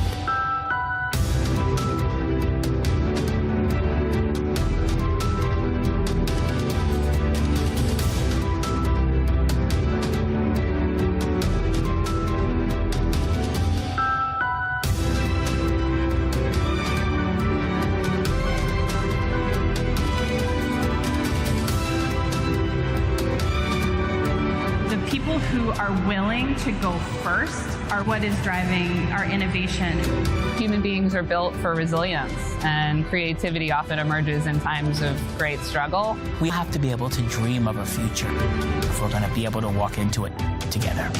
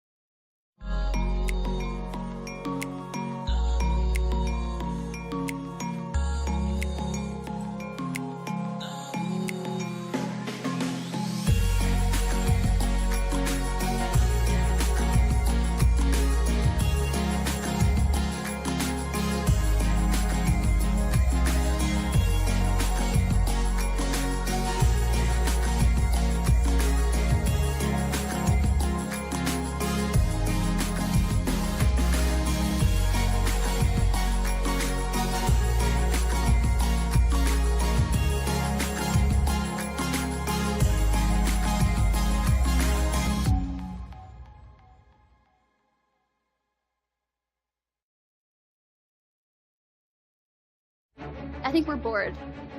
Bored of perfect, polished, pretty. I would much rather see chaotic energy.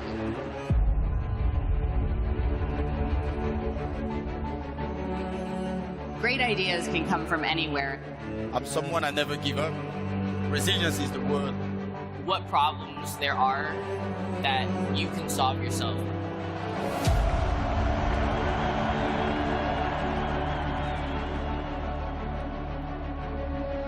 We're developing not just the technology, but also the people around it and our organization, our understanding of how to work together. You have to nurture a relationship for it to be successful. And the best way to change that is not from the outside.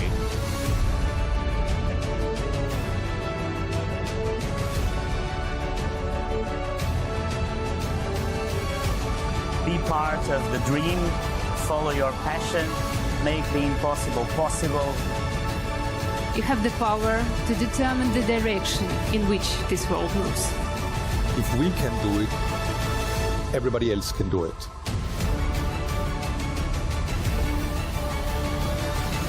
Let's do it together.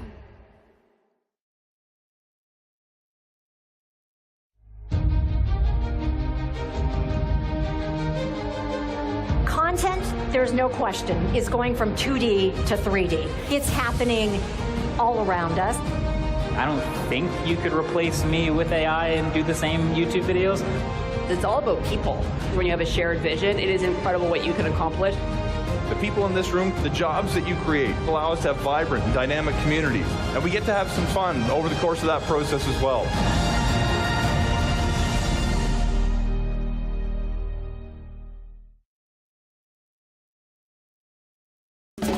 AI will be transformative for us. You have unique opportunities to build something great. And we can be found on the right side of history or the wrong side of history. And that's really where we need to start flipping the script and thinking about things differently. Creative people and creativity is about what could be and should be. And I think it's really up to you guys. We're in love with the region. Like, there's so many possibilities here. The world needs more of that now than ever. Let's go get it. Let's do it because it can be done.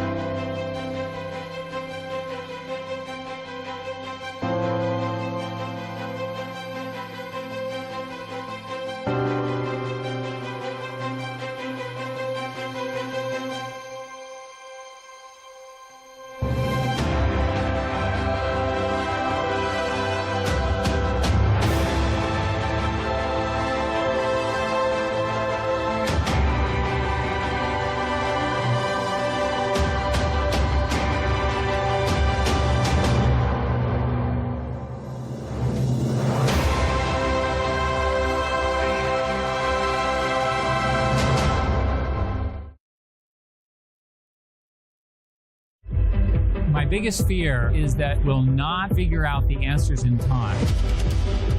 The uncertainty that we live with is enormously challenging. The world has a lot of problems, and fortunately, a lot of entrepreneurs to try to solve them.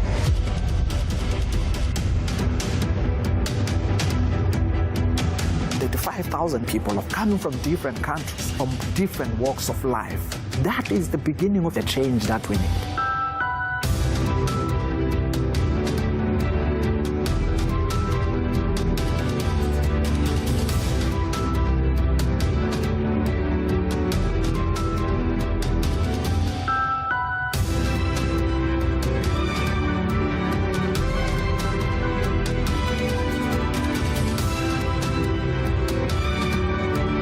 People who are willing to go first are what is driving our innovation. Human beings are built for resilience, and creativity often emerges in times of great struggle. We have to be able to dream of a future if we're going to be able to walk into it together.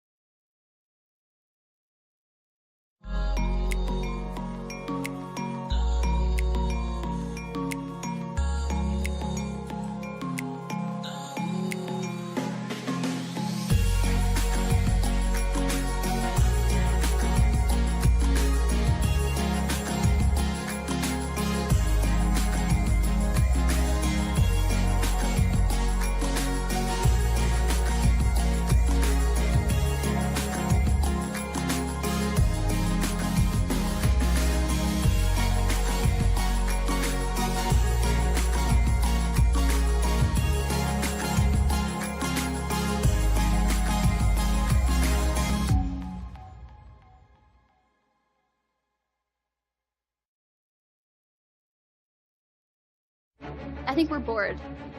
Bored of perfect, polished, pretty. I would much rather see chaotic energy.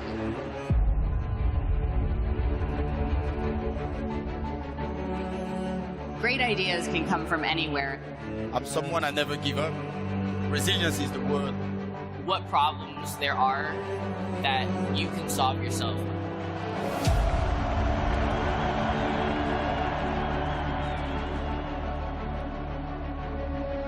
We're developing not just the technology, but also the people around it and our organization, our understanding of how to work together. You have to nurture a relationship for it to be successful. And the best way to change that is not from the outside.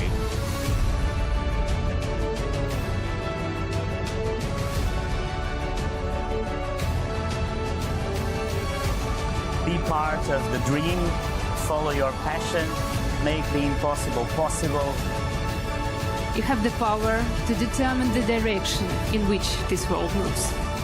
If we can do it, everybody else can do it.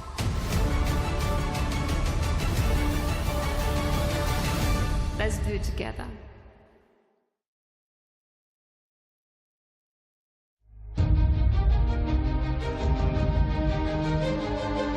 Content, there's no question, is going from 2D to 3D. It's happening all around us. I don't think you could replace me with AI and do the same YouTube videos. It's all about people. When you have a shared vision, it is incredible what you can accomplish. The people in this room, the jobs that you create allow us to have vibrant and dynamic communities. And we get to have some fun over the course of that process as well.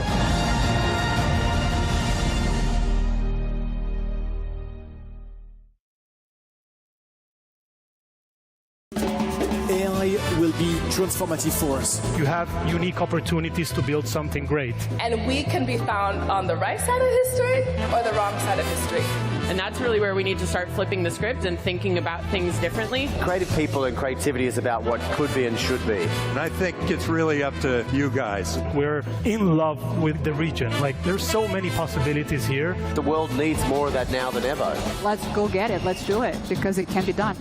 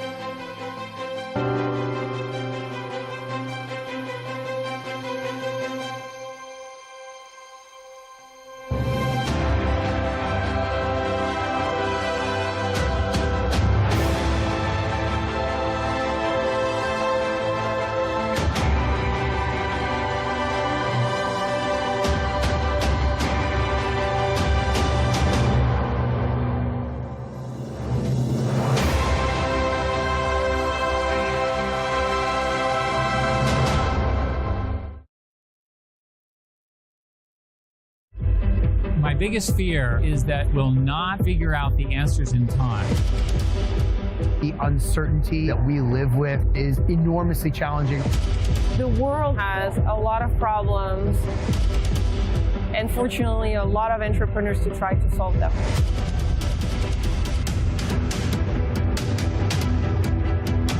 The 5,000 people are coming from different countries, from different walks of life.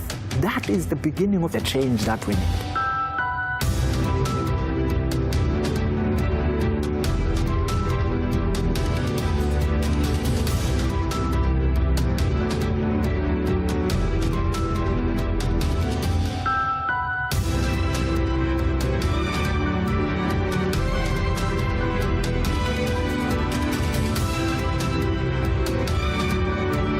People who are willing to go first are what is driving our innovation.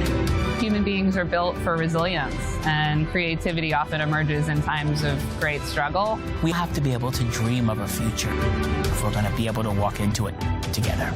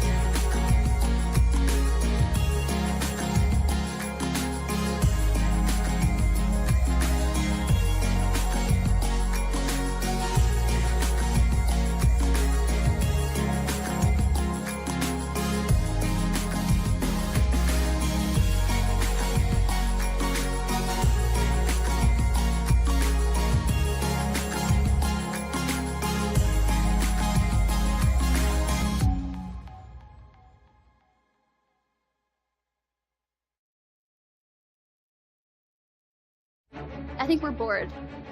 Bored of perfect, polished, pretty. I would much rather see chaotic energy.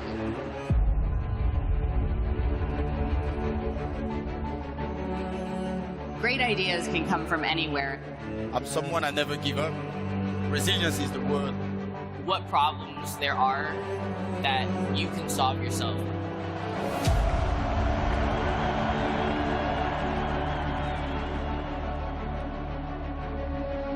We're developing not just the technology, but also the people around it and our organization, our understanding of how to work together. You have to nurture a relationship for it to be successful. And the best way to change that is not from the outside.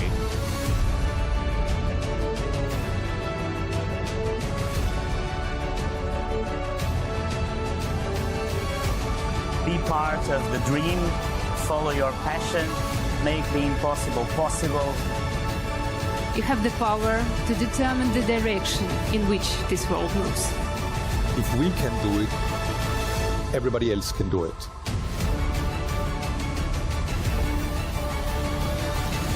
Let's do it together.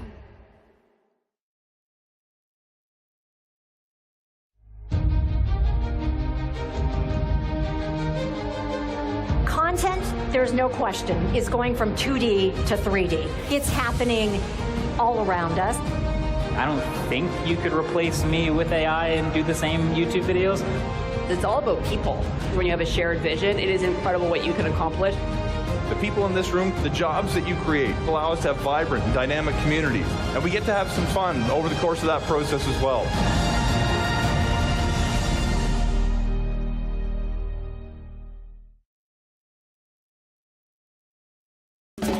AI will be transformative for us. You have unique opportunities to build something great. And we can be found on the right side of history or the wrong side of history. And that's really where we need to start flipping the script and thinking about things differently. Creative people and creativity is about what could be and should be. And I think it's really up to you guys. We're in love with the region. Like, there's so many possibilities here. The world needs more of that now than ever. Let's go get it. Let's do it, because it can be done.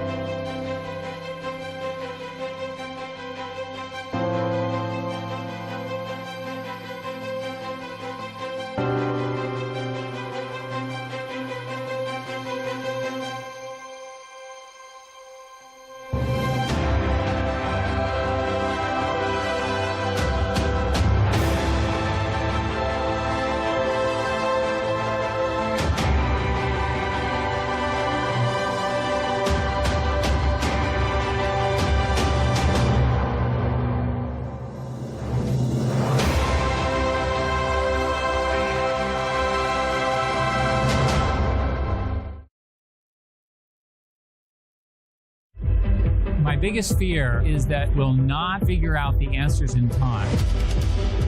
The uncertainty that we live with is enormously challenging. The world has a lot of problems, and fortunately, a lot of entrepreneurs to try to solve them.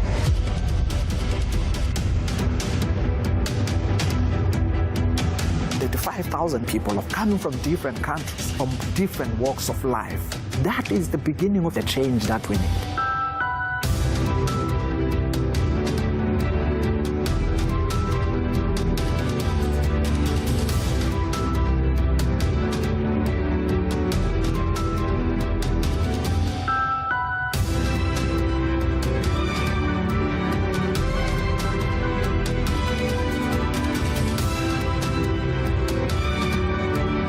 People who are willing to go first are what is driving our innovation. Human beings are built for resilience, and creativity often emerges in times of great struggle. We have to be able to dream of a future if we're going to be able to walk into it together.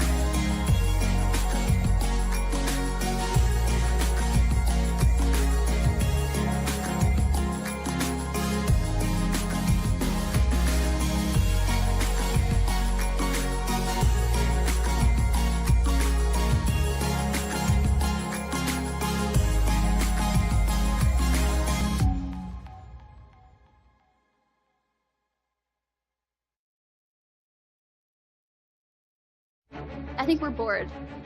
Bored of perfect, polished, pretty. I would much rather see chaotic energy.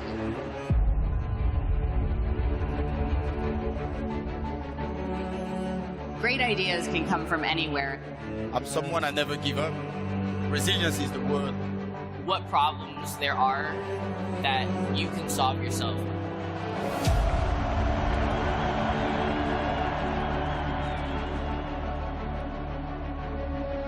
We're developing not just the technology, but also the people around it and our organization, our understanding of how to work together.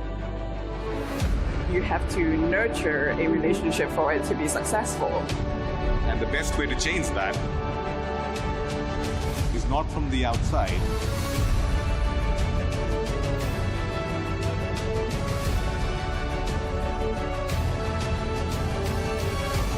Be part of the dream, follow your passion, make the impossible possible.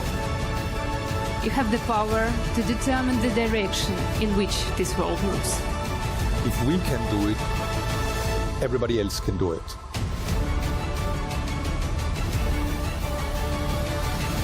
Let's do it together.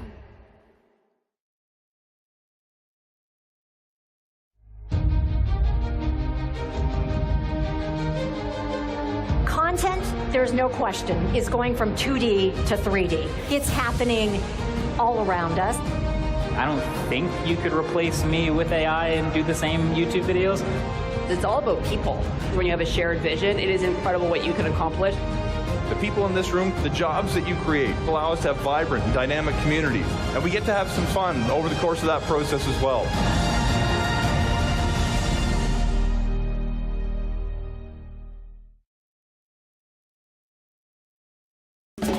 AI will be transformative for us. You have unique opportunities to build something great. And we can be found on the right side of history or the wrong side of history.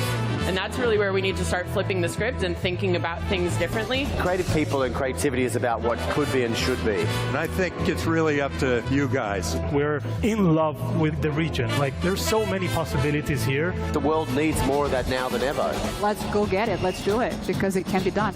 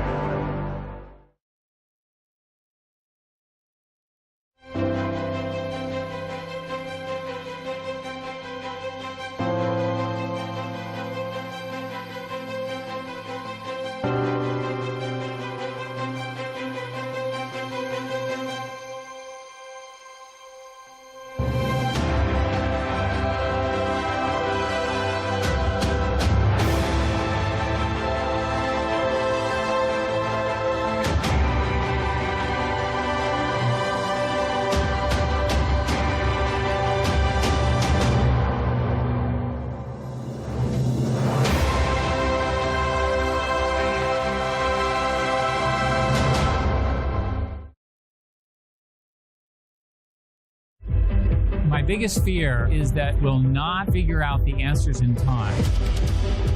The uncertainty that we live with is enormously challenging. The world has a lot of problems, and fortunately, a lot of entrepreneurs to try to solve them.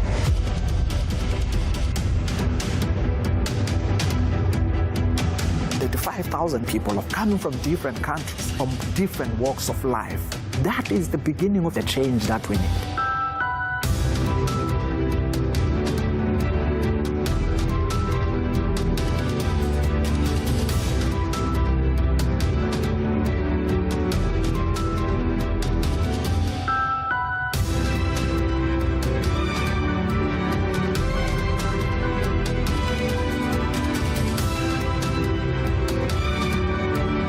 People who are willing to go first are what is driving our innovation. Human beings are built for resilience, and creativity often emerges in times of great struggle. We have to be able to dream of a future if we're going to be able to walk into it together.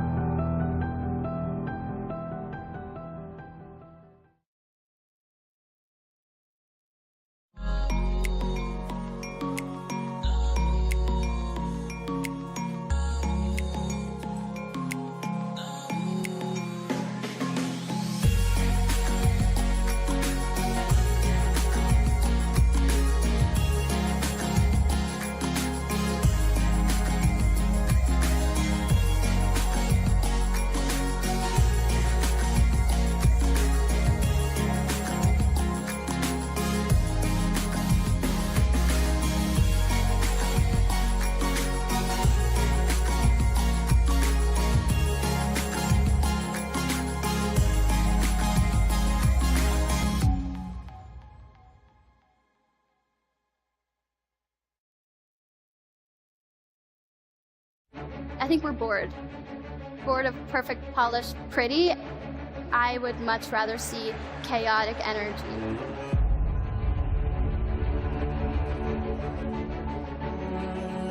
Great ideas can come from anywhere. I'm someone I never give up. Resilience is the word. What problems there are that you can solve yourself.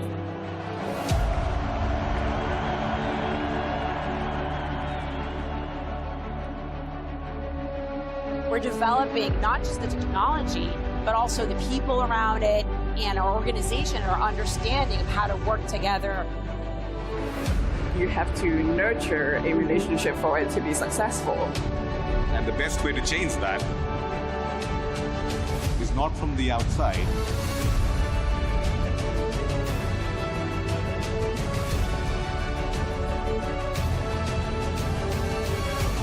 Be part of the dream, follow your passion, make the impossible possible. You have the power to determine the direction in which this world moves. If we can do it, everybody else can do it.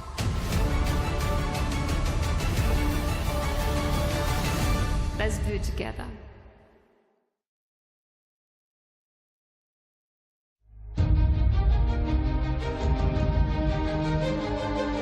Content, there's no question, is going from 2D to 3D. It's happening all around us. I don't think you could replace me with AI and do the same YouTube videos. It's all about people. When you have a shared vision, it is incredible what you can accomplish. The people in this room, the jobs that you create allow us to have vibrant and dynamic communities. And we get to have some fun over the course of that process as well.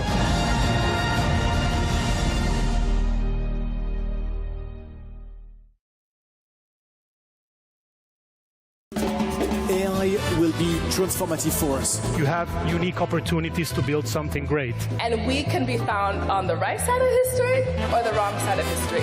And that's really where we need to start flipping the script and thinking about things differently. Creative people and creativity is about what could be and should be. And I think it's really up to you guys. We're in love with the region. Like, there's so many possibilities here. The world needs more of that now than ever. Let's go get it. Let's do it because it can be done.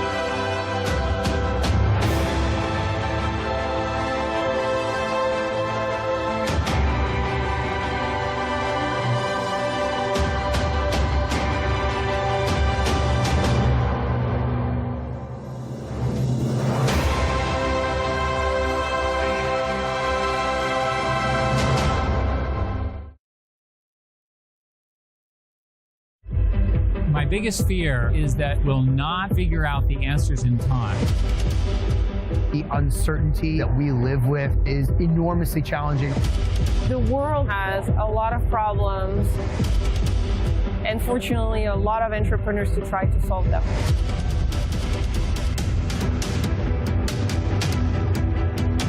The 5,000 people are coming from different countries, from different walks of life. That is the beginning of the change that we need.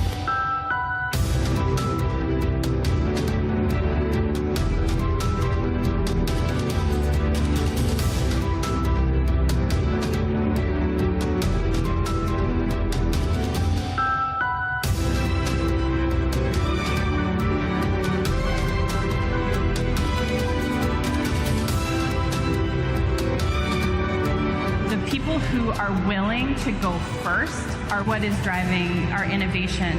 Human beings are built for resilience, and creativity often emerges in times of great struggle. We have to be able to dream of a future if we're going to be able to walk into it together.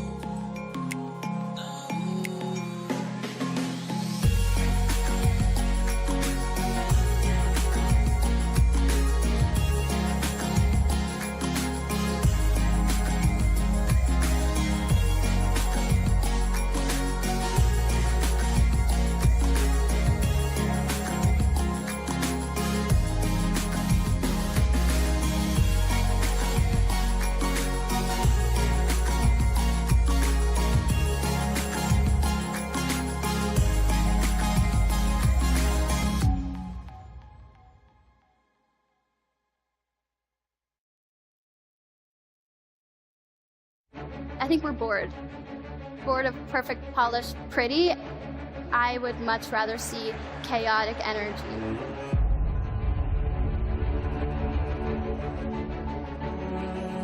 Great ideas can come from anywhere. I'm someone I never give up. Resilience is the word. What problems there are that you can solve yourself.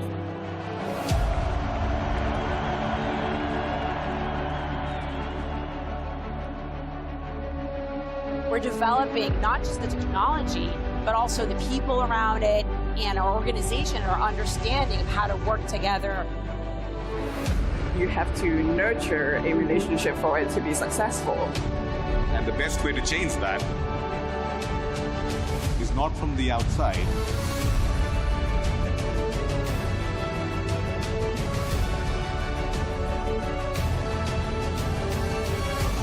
Be part of the dream, follow your passion, make the impossible possible. You have the power to determine the direction in which this world moves. If we can do it, everybody else can do it.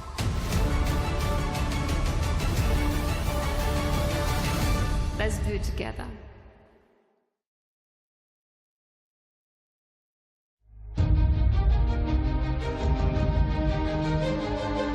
Content, there's no question, is going from 2D to 3D. It's happening all around us. I don't think you could replace me with AI and do the same YouTube videos. It's all about people. When you have a shared vision, it is incredible what you can accomplish. The people in this room, the jobs that you create allow us to have vibrant and dynamic communities. And we get to have some fun over the course of that process as well.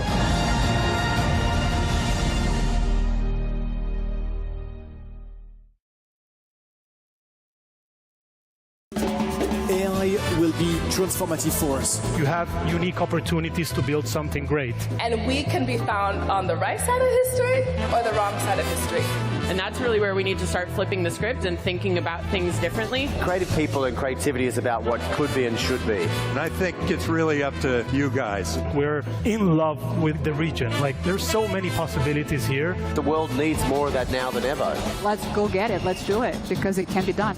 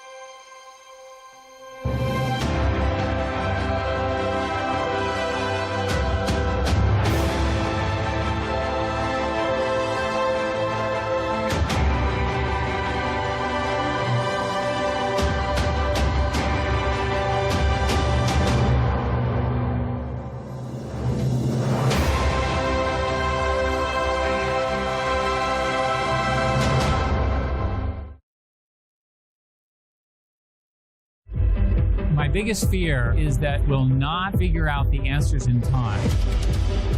The uncertainty that we live with is enormously challenging. The world has a lot of problems, and fortunately, a lot of entrepreneurs to try to solve them.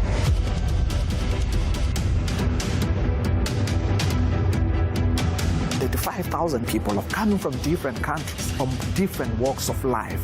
That is the beginning of the change that we need.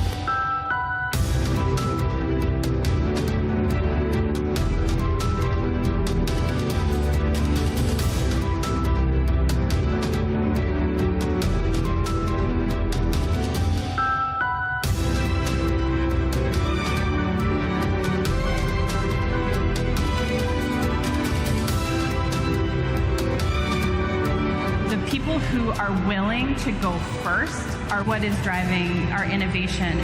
Human beings are built for resilience, and creativity often emerges in times of great struggle. We have to be able to dream of a future if we're going to be able to walk into it together.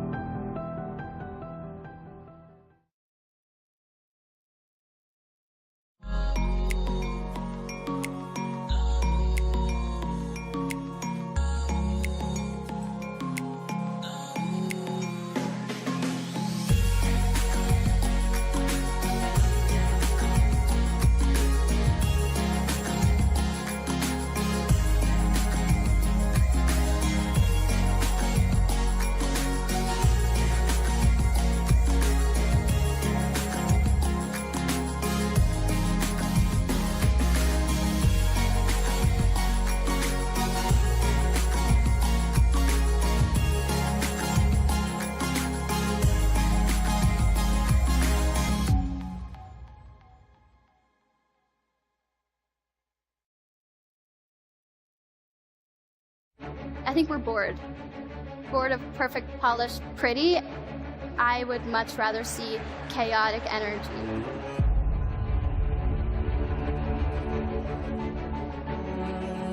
Great ideas can come from anywhere. I'm someone I never give up. Resilience is the word. What problems there are that you can solve yourself.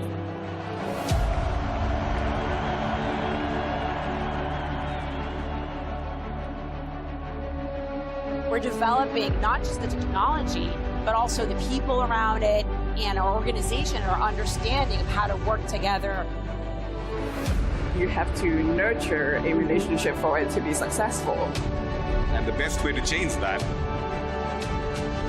is not from the outside.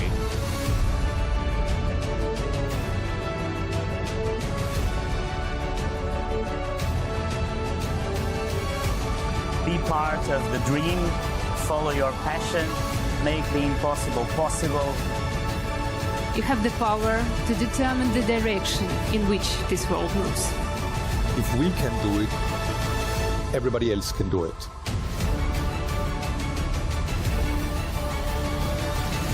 Let's do it together.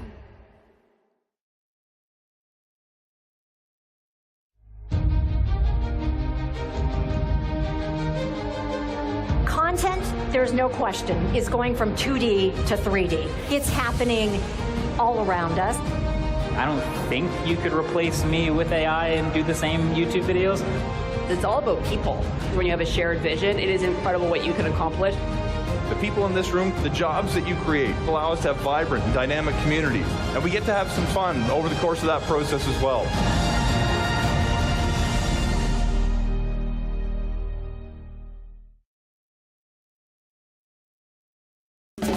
AI will be transformative for us. You have unique opportunities to build something great. And we can be found on the right side of history or the wrong side of history. And that's really where we need to start flipping the script and thinking about things differently. Creative people and creativity is about what could be and should be. And I think it's really up to you guys. We're in love with the region. Like, there's so many possibilities here. The world needs more of that now than ever. Let's go get it. Let's do it because it can be done.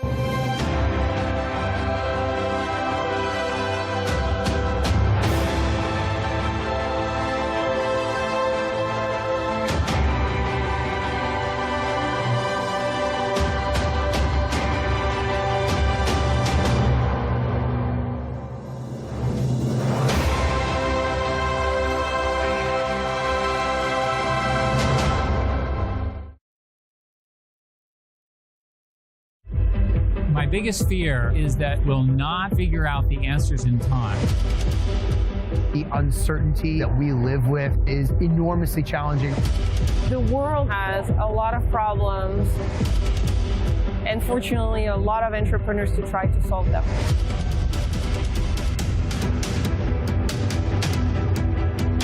The 5,000 people are coming from different countries, from different walks of life. That is the beginning of the change that we need.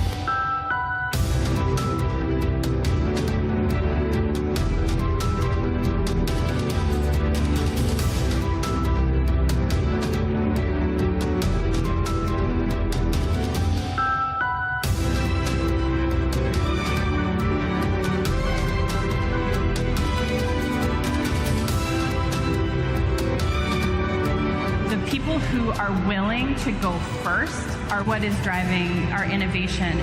Human beings are built for resilience, and creativity often emerges in times of great struggle. We have to be able to dream of a future if we're going to be able to walk into it together.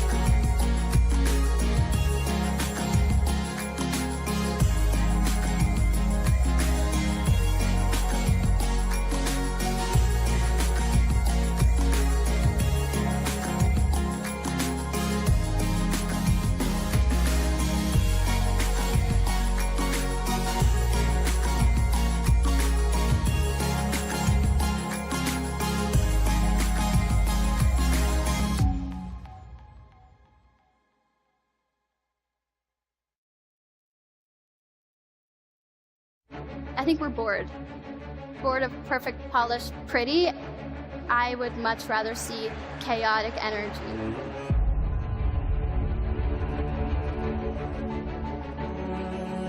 Great ideas can come from anywhere. I'm someone I never give up. Resilience is the word. What problems there are that you can solve yourself.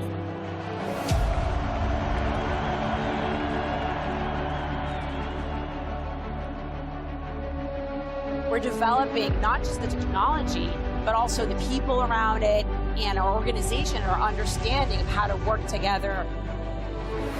You have to nurture a relationship for it to be successful. And the best way to change that is not from the outside.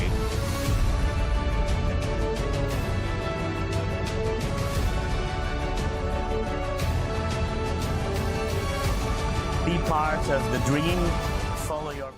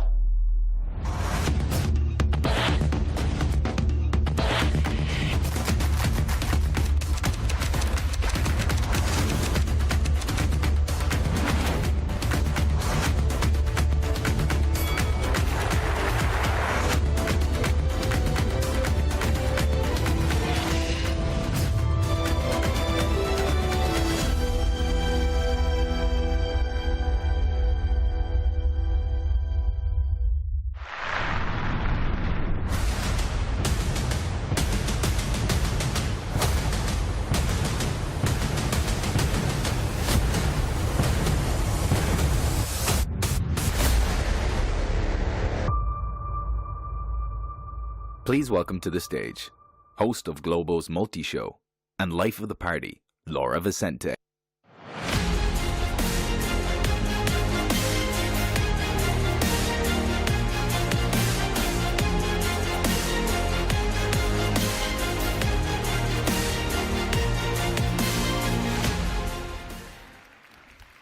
thank you.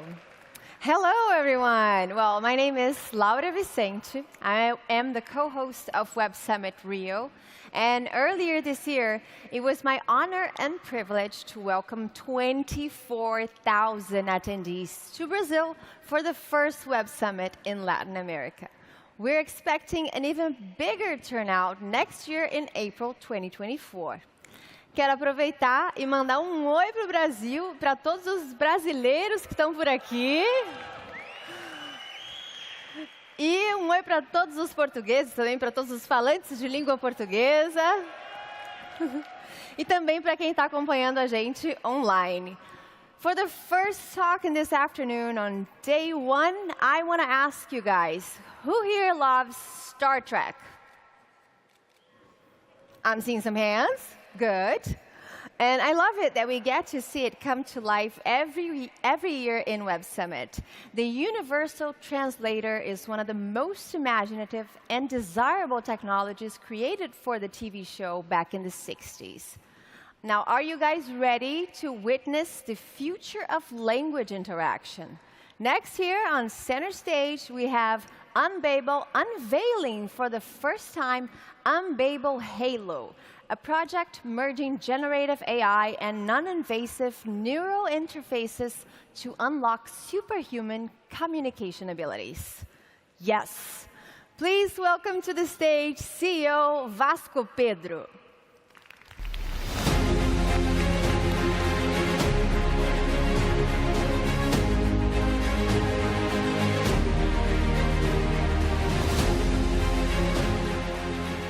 Hi, my name is Vasco. I'm co-founder and CEO of Unbabel. Our mission is to make it easy for every organization to operate in multiple languages. But today I'm here actually talking about something a little bit different. There's a lot of languages in the world. In fact, I imagine quite a few of them are represented here on this stage. But what we started thinking is that there's kind of an original language, a single universal language that happens inside of our brains. What I mean by this is, when you look at fMRI images of people that speak different languages but are thinking of the same object, they basically activate the same areas of the brain. So we were hoping to really understand how to decode this brain language from the beginning. And in doing that, we've developed what we call Project Halo, which is a combination of non-invasive neural interfaces with generative AI. And the outcome of this is essentially what we call silent communication. Now, why do you want silent communication? Well, sometimes you want to reply to a message without bothering the people around you. You know, wouldn't it be great? I mean, it would be great for me if the person in front of me in the movie theater would not take out their phone. But sometimes you actually need to be able to do it, right? There's a lot of situations where speaking or typing is not practical. And in fact, there is other situations where it's extremely hard to speak at all. I'm going to show you a video. The name has been changed to protect anonymity, but this is a real patient.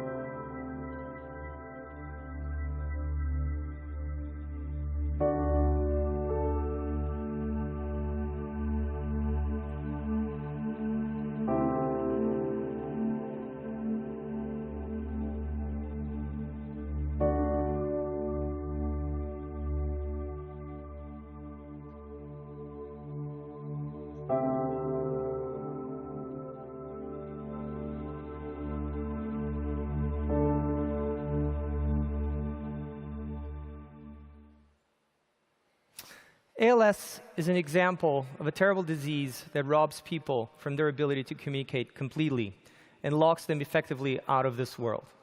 One of the most famous examples was Stephen Hawking. Stephen Hawking would communicate at roughly 2 words per minute. And even with that very limited bandwidth, he was able to produce some of the most impressive works in physics that are literally changing the way we interpret reality. Well, today we're going to try and show you something live that hopes to improve this vastly. Now, this is a live demo. It requires Wi-Fi and Bluetooth, tends to fail. You know the drill. So we're a bit nervous how it's going to work. So you're going to have to bear with me a little bit. Let's go into demo time. I'm going to need the help of 2 people that have been working hard on this to help me. One is Paulo Dimas. He's the CEO of the Center for Responsible AI, and he heads innovation at Babel. And the other is Katerina. Guys, come on in. Katerina is the lead AI in this project. Thank you. If we can switch to the demo, that would be great. Let's see the video feed. And let me tell you what's going to happen here. So Paulo is going to interact with me by sending me messages on Telegram. And I'm going to be receiving those messages on my AirPod here.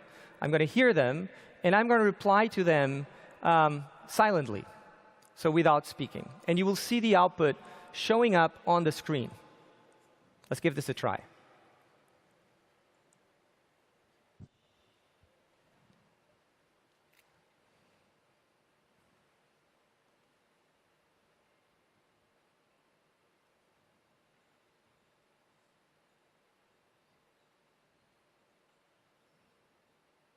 Yeah, I'm feeling great. That's appropriate. Try another one.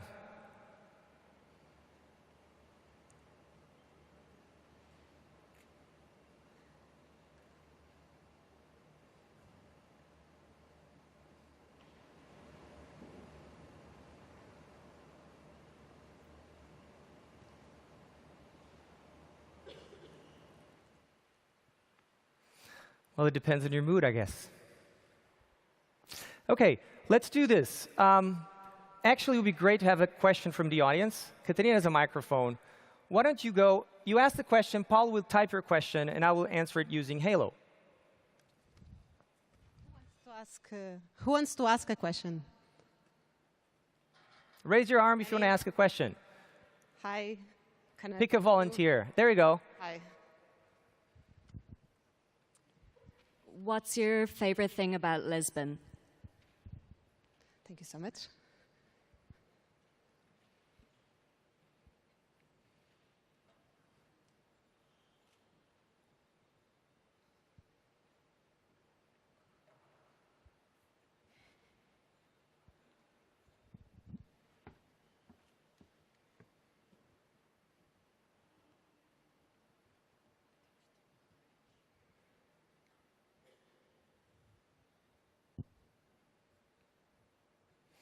Yeah, the food and the beaches. Definitely try those any chance you have.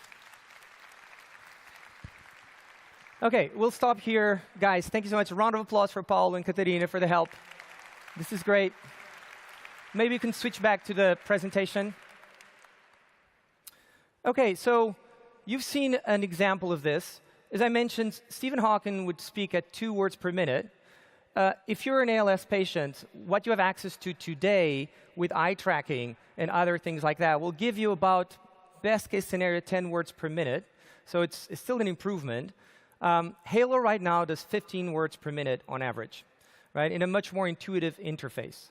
Now, how does this work, right? This, like, a lot of times people go like, well, 1, this seems dangerous. Are you reading my thoughts? What the hell is going on? 2, like, how are you interacting? So let me explain. Essentially, what's happening is I'm getting the question read to me through my AirPod. And then I'm using a neural interface that is actually in my arms. Here, it's an EMG. It's capturing biosignals. And what's happening is a large language model that knows a lot about me is trying to predict answers that I would want to do. And then I'm interacting with that model using biosignals, right? And this means that I can actually produce a viable answer much faster. Now, currently, the mode that I've demonstrated is using interaction with the language model. There's another mode that we're working on that enables direct typing.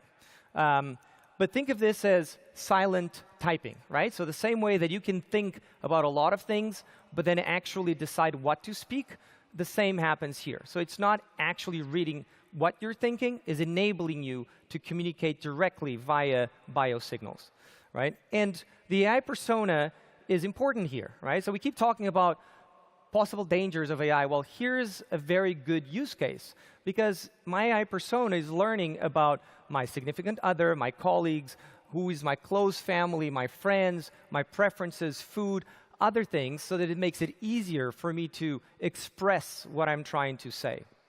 Now, you could say, I'm using my EMG sensors in my arms. For ALS patients, that's actually not very efficient, because that's actually one of the first muscles that tends to disappear in terms of control. So we've created a headband that we're using with ALS patients that brings this closer to the brain and therefore reads biosignals from muscles that are much more resilient. Now, what I'm wearing is something that looks more like this in the arm, and for ALS patients, it looks more like this. Now, we have this being used today with the first ALS patient, more coming. This is literally the first time that the patient was using Halo. This is a real patient. We got permission to use this photo. It was a very emotional moment for this patient. And I'm going to show you what that interaction was. Now, what he answered was what he wanted for lunch in a much more effective way. It's a mundane interaction, but it's a very hard interaction for a patient with ALS. And in fact, we decided to go a little bit further, and we wanted to use voice morphing to synthesize the original voice from the patient from the previous WhatsApp messages that he had sent to his wife before he lost speech. So what you're hearing is an approximation of his voice when he tells his wife what he wants for lunch. Oh, it's a shame we're not hearing the sound. See. O habitual puré de carne e fruta passada, amor. Yeah, let me try this again. See. O habitual puré de carne e fruta passada, amor. O habitual puré de carne e fruta assada, amor. That's what he said. According to his wife, is a very close of his voice. And for him, it was emotional to be able to express in a voice similar to what he had. The only request we had from the family is, please don't stop working on this, which we don't plan to. This is really the first, I think, the first outcome of a product that is already within the realm of the Center for Responsible AI, a big project for which Babel is very involved with, and that aims to connect startups, investors, enterprises, and researchers to create AI for good, leveraging a lot of that we have in Portugal in AI. It's very exciting. There's a lot of things happening there. Halo is the first thing. We are actually, this started in Babel. It's been a long dream that, we started thinking about this a few years ago. But we think it's now time, with the progress we've done, to give Halo a life of its own. So we're going to be spinning off Babel Halo in 2024. If you're interested in being part of this as an investor or in any other capacity, you should reach out to me, vasco@babel.com. And our goal is to make AI for good and to enable everyone to communicate in every language, in this case, truly eliminating the lack of language as a barrier. Thank you.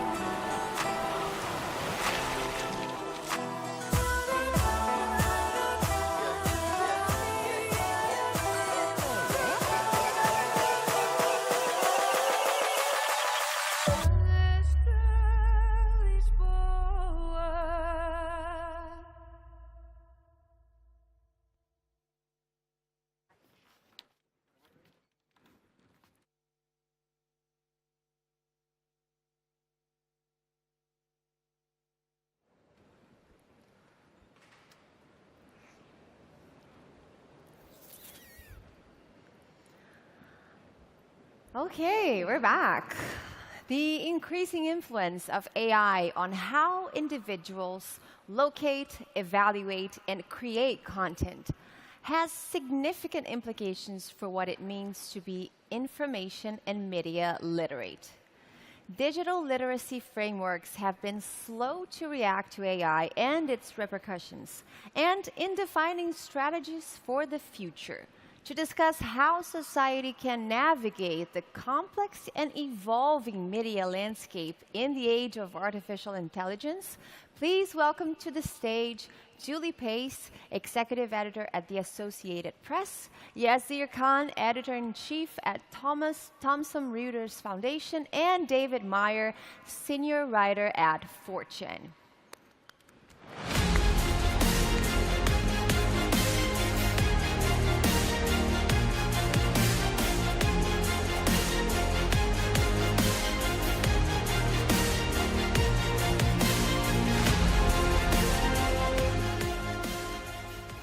Hi, great to see you all. I'm David Mayer. I'm the author of Fortune's Datasheet technology newsletter. Please all sign up.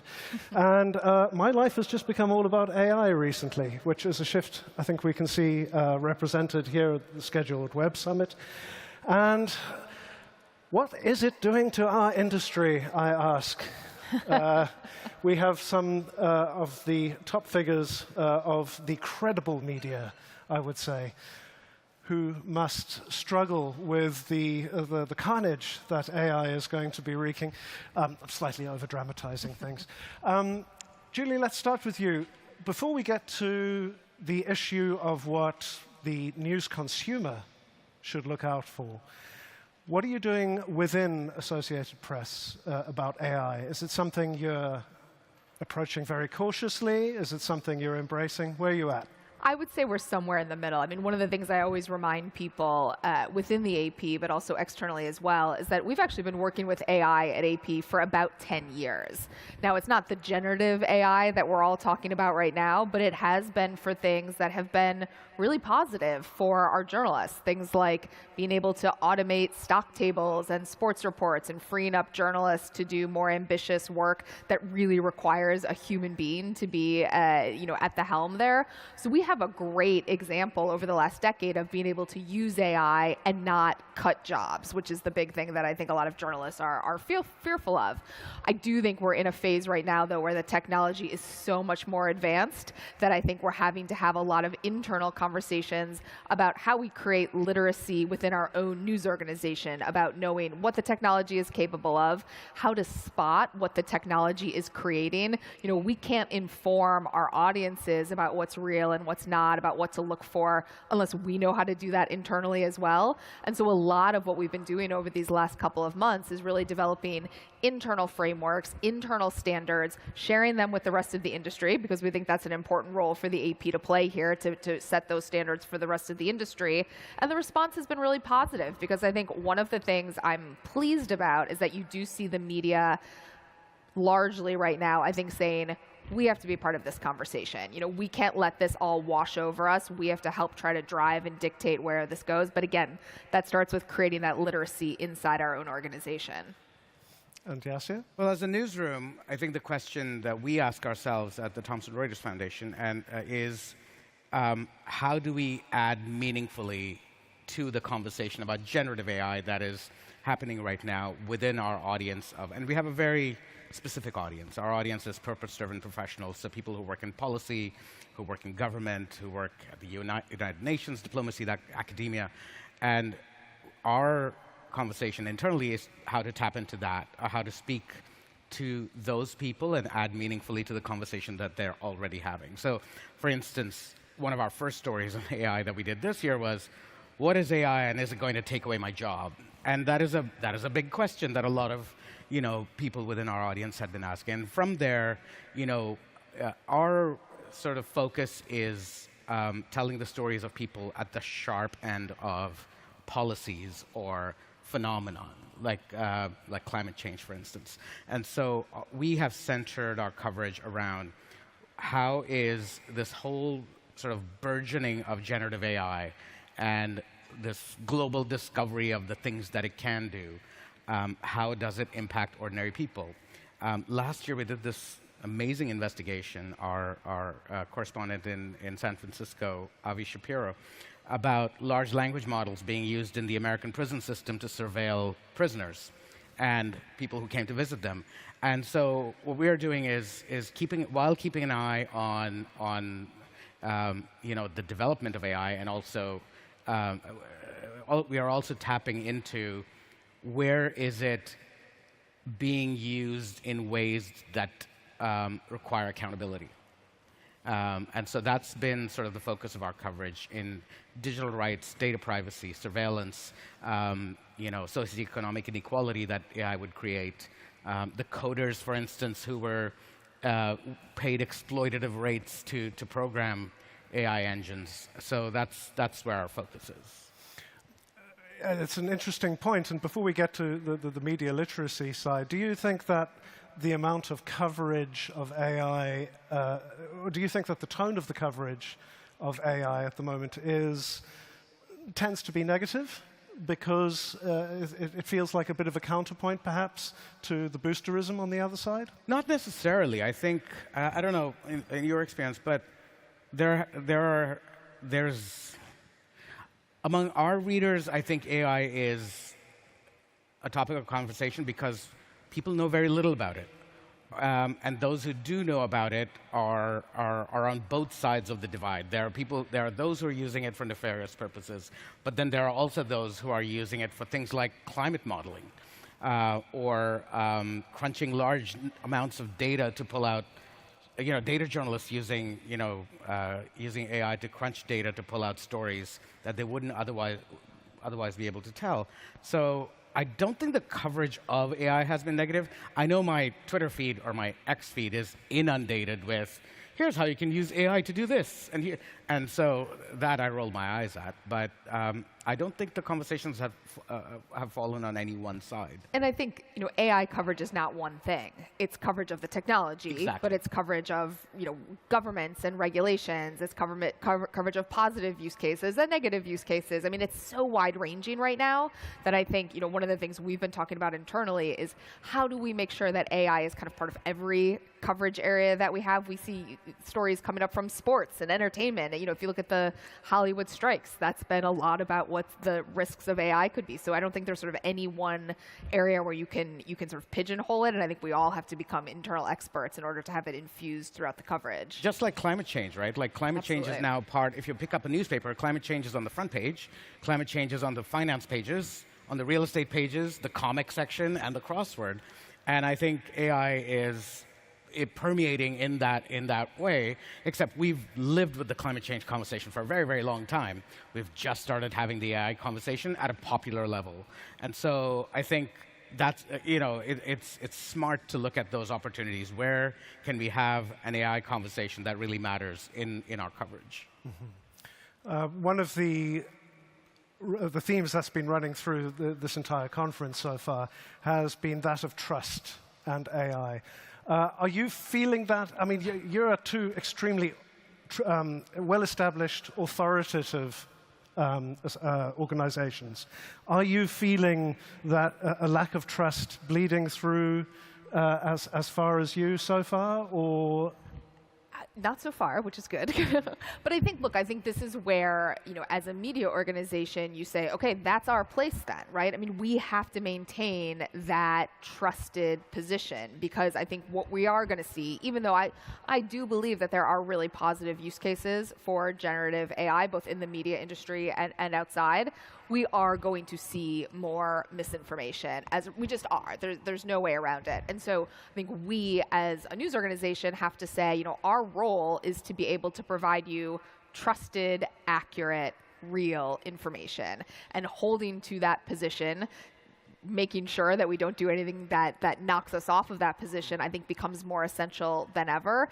And also, hopefully, again, as we build kind of that internal literacy around AI, being that place that can also be a clearinghouse. When something significant happens that is AI-generated misinformation, we want to be able to tell you not just that it's misinformation or that it's a false creation, why, how we know it, being able to be transparent about that, I think will be really, really crucial.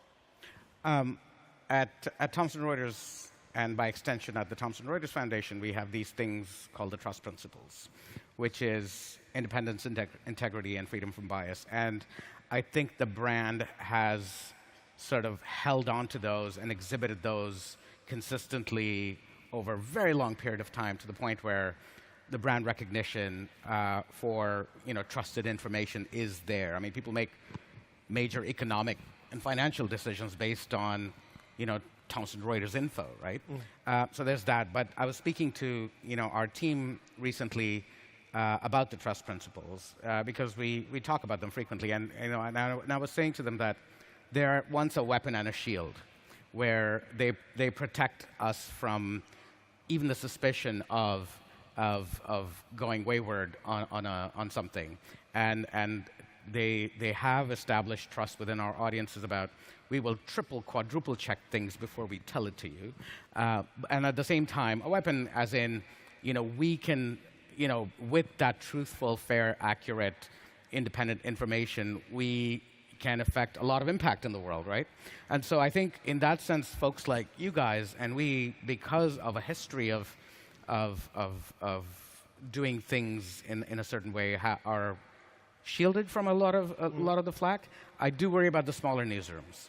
I was about to come to that. Because they, A, don't have the brand recognition, B, they don't have systems in place that help them do that kind of due diligence on a photograph or a piece of video or a piece of text, and I do worry about those guys. And this is actually one of the things that we're working on, particularly in the United States, is trying to help local newsrooms. We have a local AI initiative, because I think you're so right. I mean, if we're struggling as large, well-established news organizations, how are local news organizations going to be able to get their arms around this? So we're trying to actually partner with them, help them with the tools, but also help them find the ways that they can use the technology. I mean, if you're in a small local newsroom anywhere in the world, you're probably going through a staffing shortage. You probably have fewer journalists than you used to.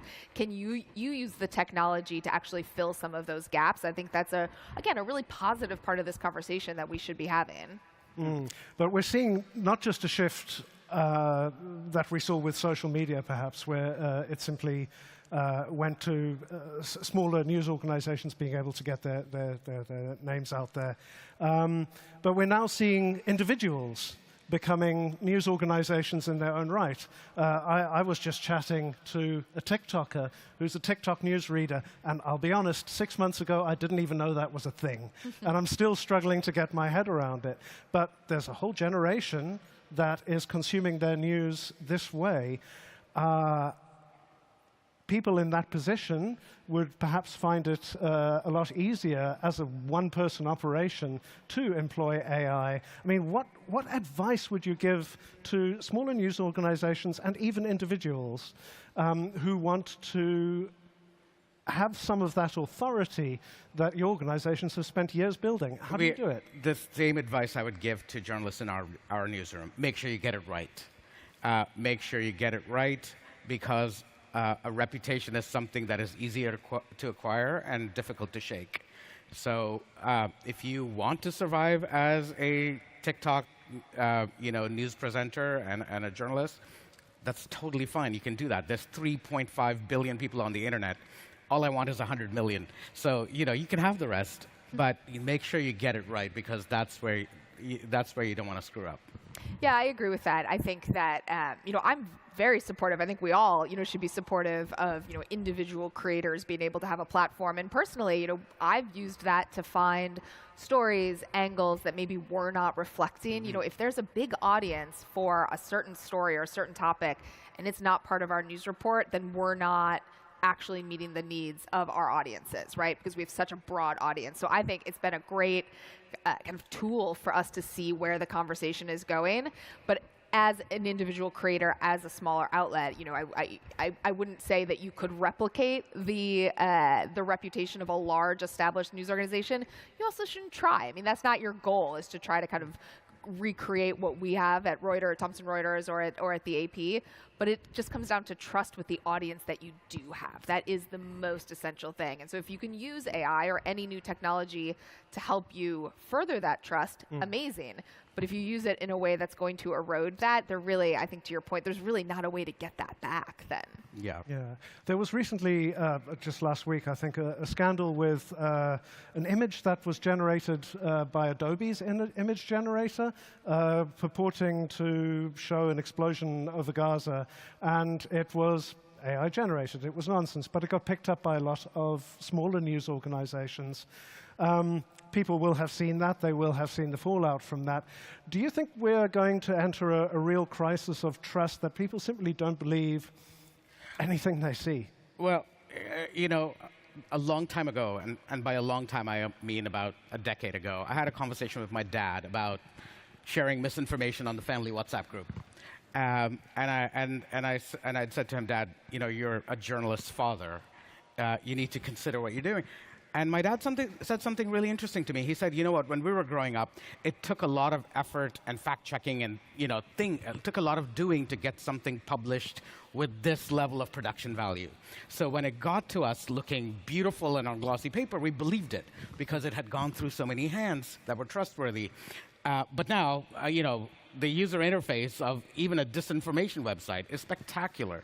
So I think, yes, I do worry about it, but I think, you know, as large news organizations, I think we have the capacity to build those defenses, to build those, to acquire people with the skill set who can be that intermediary where something comes in and you verify. And also, look, we are blessed to be large enough that we have our own people doing the work. So we would much rather prefer publishing what we generate as opposed to user-generated content, which is so dicey. It's so dicey, and you can no longer get away with the disclaimer, we could not independently verify this. You can now, right? You have OSINT capabilities that you can use to verify a load of things. So I think I'm less worried about that, and I'm more worried about what are we teaching what are our consumers learning outside of watching the news, right? Like about how to consume the news, about how to be critical consumers of the news. I was reading my daughter's textbooks, and there's really very little in there about being a savvy news consumer. And she's the daughter of a journalist and a PR strategist. She needs to know.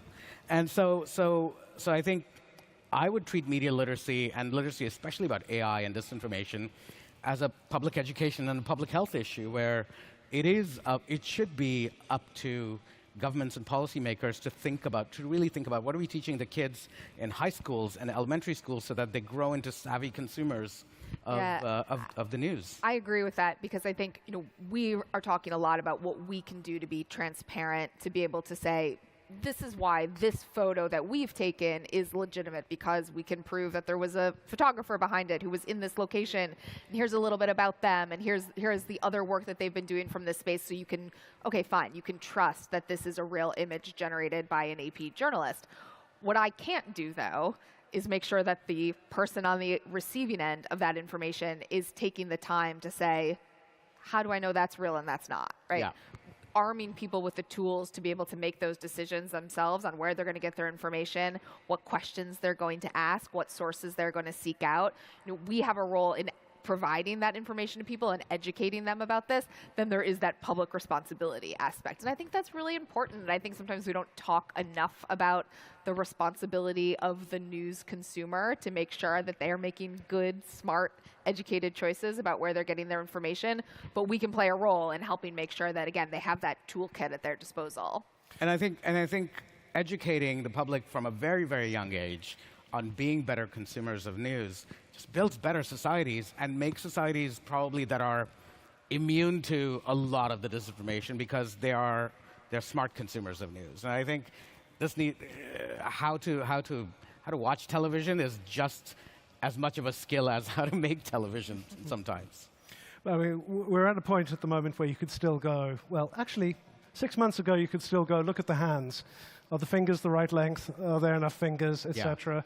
Already, that's taken care of in most cases with the latest image generator versions. let's just take it as read that in a year's time, it will be indistinguishable. Do you think we're going to have to turn to AI to prove that something is AI or disprove it?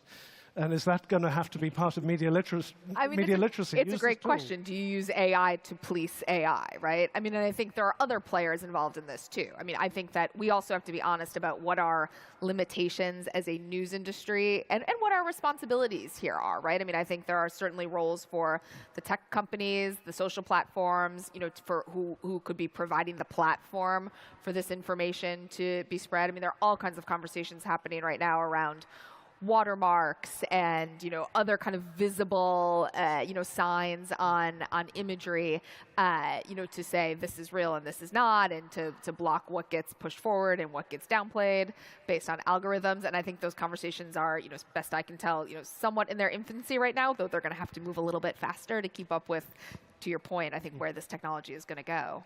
I think this is a really cool time where these sorts of conversations are happening about regulation, about, you know, policy making around, you know, good use of AI and criminal use of AI and how those can be enforced.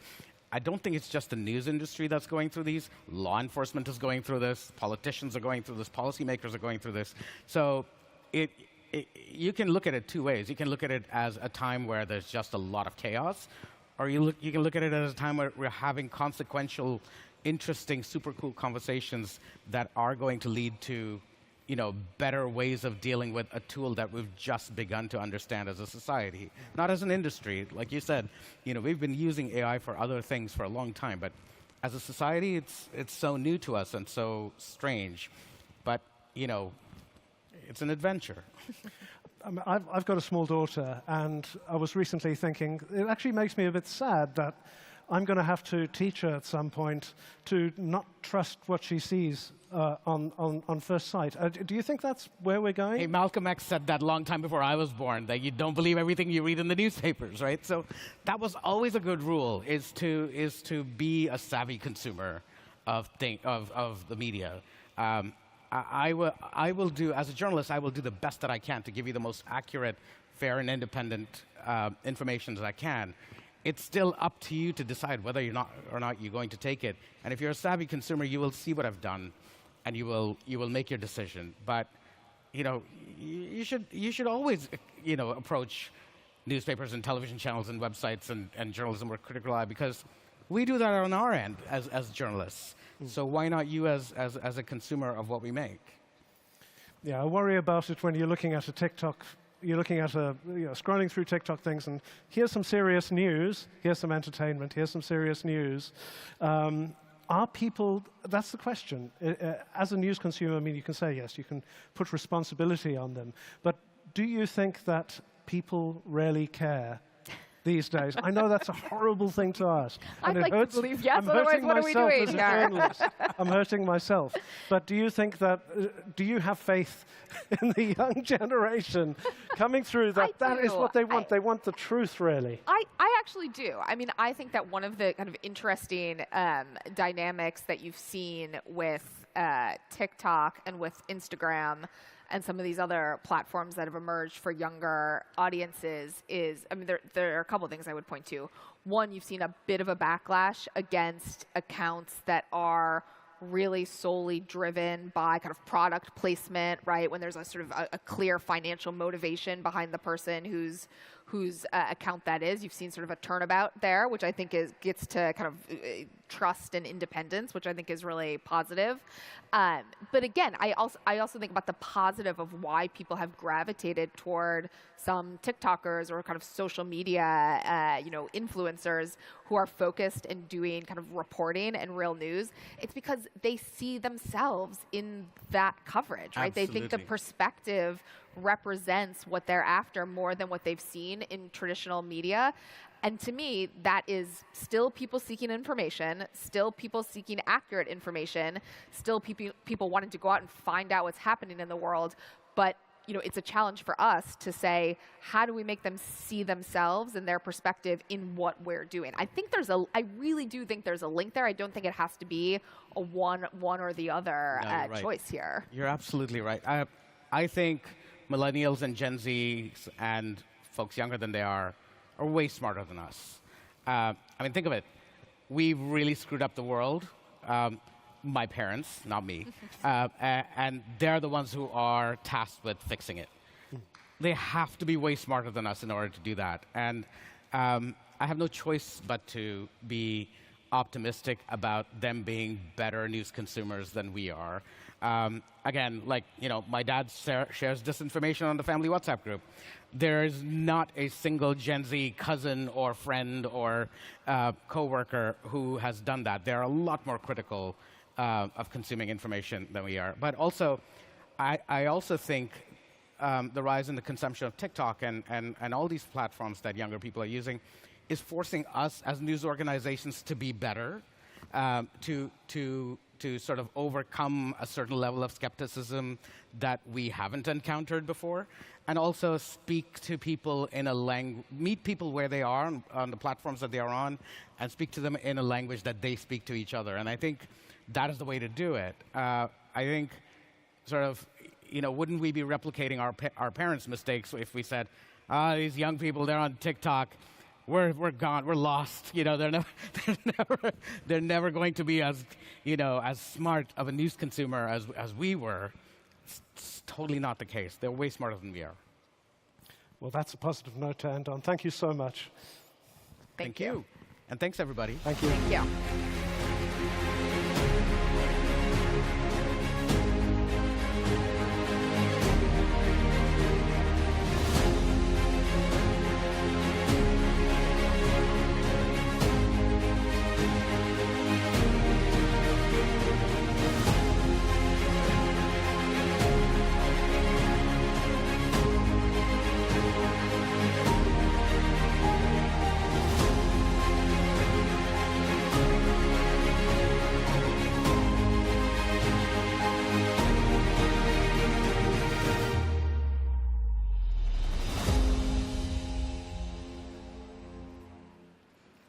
Wow, that was very good. I think we are starting on a very strong day one since the morning and now entering the afternoon.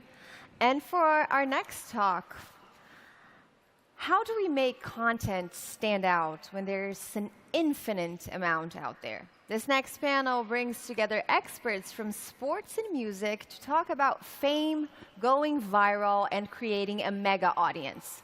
Please welcome to the stage social media personality and songwriter Lauren Gray, professional footballer and investor Patrice Evra, in conversation with Larry Madowo of CNN International.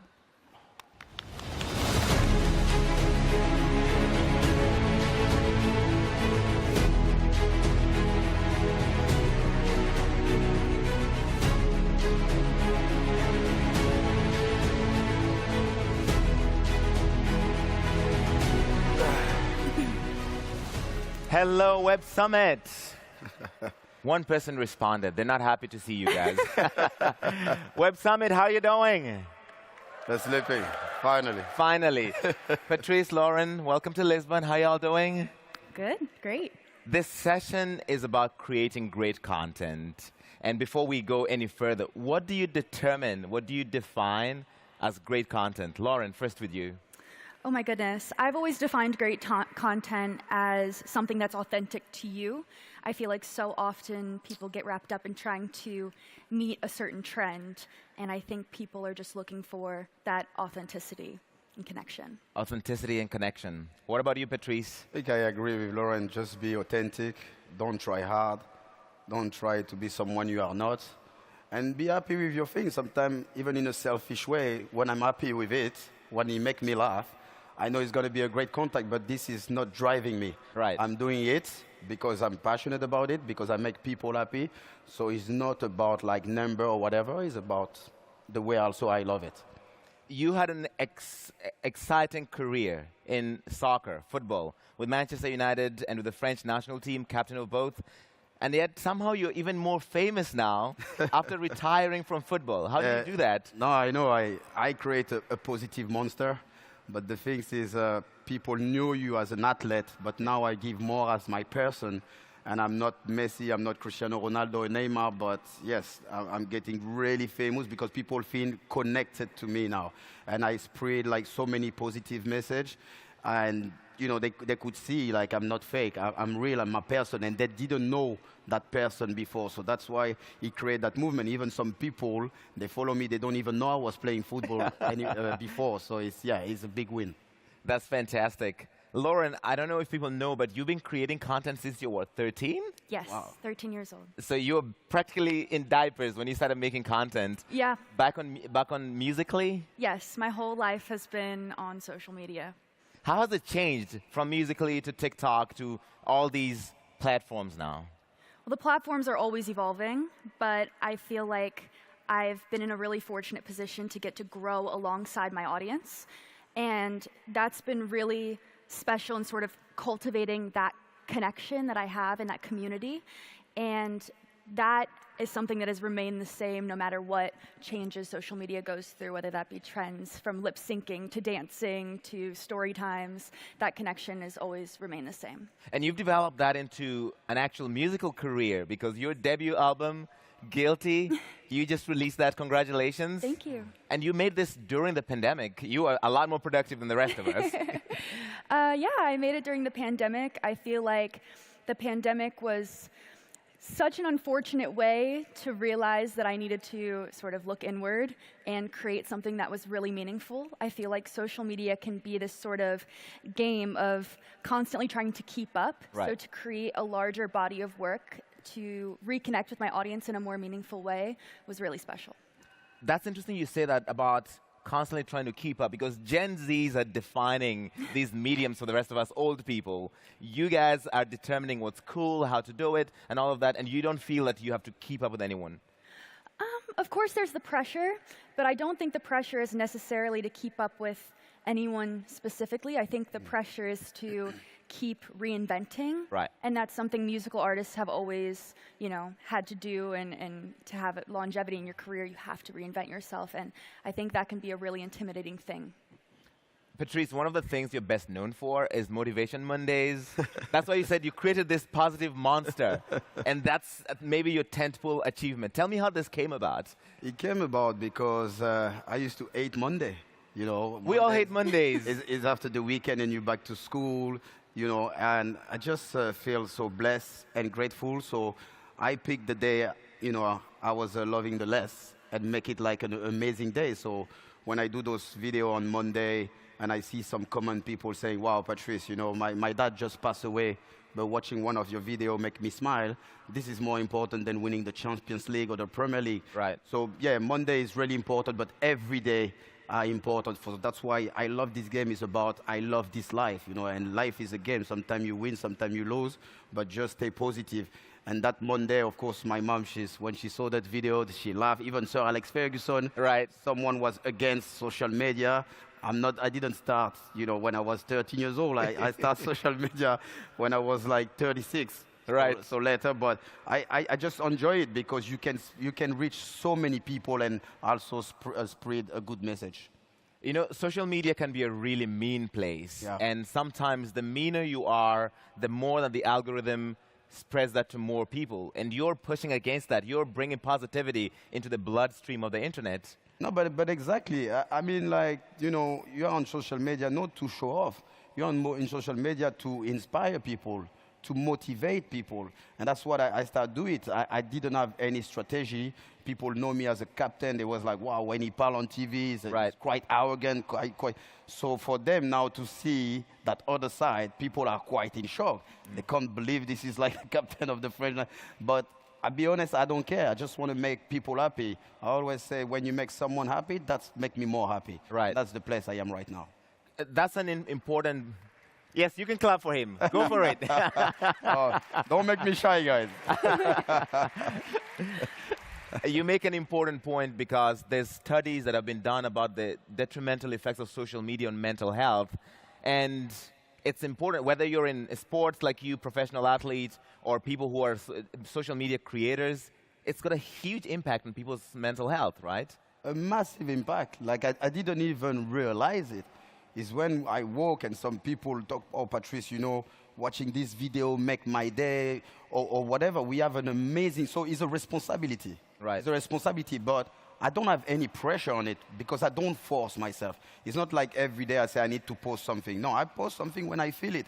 And some people say, oh, Patrice, like this guy seems always happy. No, I am a human being. Sometimes I have like sad day. I don't complain because I feel blessed and grateful.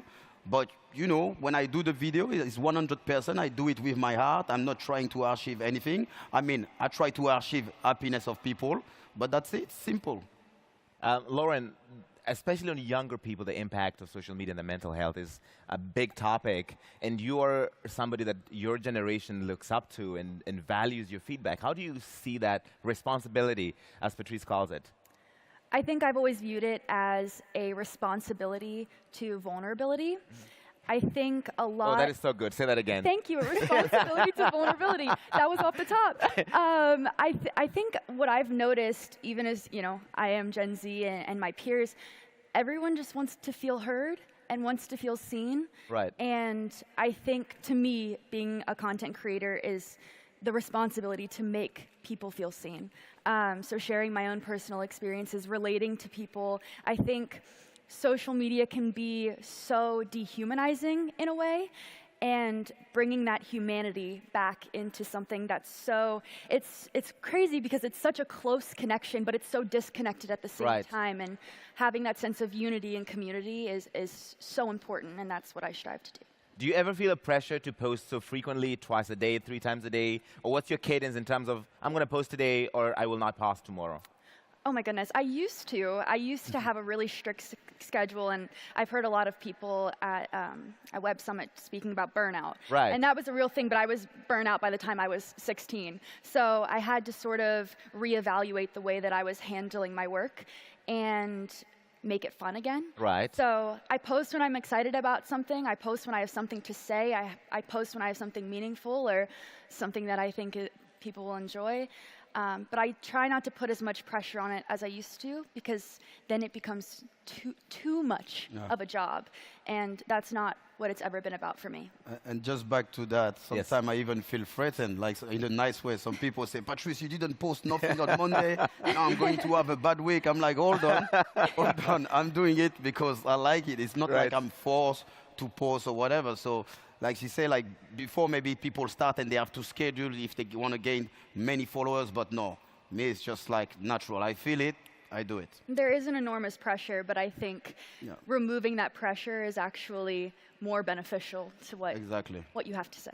That's interesting, because how do you determine what's been a great day? Are you chasing virality? If this post does not get 1 million views, then I got to take it down, or that was a bad day? How do you guys gauge what was meaningful out of every post, out of your interaction on these platforms? To be honest, it's really difficult to answer to that question, and I don't have the answer. Right. Like I say, it's not about the number of view or whatever. It's also the engagement and the message you send to the world. Like, for example, I'm a champion of ending the violence against children. Right. And sometimes you feel on social media, when you speak about important things, you don't get many views, as if I put a wig and do some dance move. But this is not the important. The important is that message go all around the world and you reach so many people. That's why I have the same passion when I talk about sensitive subject, about bullying, about the racism, about ending the violence against children. But in the same way, it's about the way communication is key.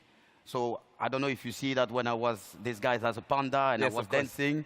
And at the end, I say, you know, say no to racism. I'm white, I'm black, I'm chubby. Say no to racism, say no to the bully, because you need to know to also communicate with that new generation. It's not you always have to be serious when you talk about a sensitive or important matter. So that's my nature. That's my nature. I'm born like this. This is the way my parents educate me. All right, your thoughts? Sorry, what was the question? Generally about I that. talk too much. I was really invested in that. He was saying important things. He was saying important things. Do you feel a responsibility to also, say, talk about stuff in the news or things that your generation cares about, whether it's mental health or climate change or any of the other major topics? Or do you want it to be a place just for fun? Absolutely. I think there's space for both. My sort of perspective is to speak on things that I'm personally educated on. Right. advocating for women, advocating for sexual assault victims. Those are all things that I've experienced and I can relate to personally. And I also think there's a responsibility to amplify other voices that might be more educated in a topic than I am. Because at the end of the day, I can't speak for other people, and I would hate to step on other voices when I could amplify. Let's talk about platforms. Twitter, or X now, has had a lot of changes since some recent ownership changes. Instagram is evolving. Some people say to be more like TikTok. TikTok's algorithm is something that has a lot of people going viral very quickly. What do you prefer? Oh my goodness, I think there's a place for everything. Right. Do you have a favorite? This is a trap. I'm coming for you. Let's start with Lauren.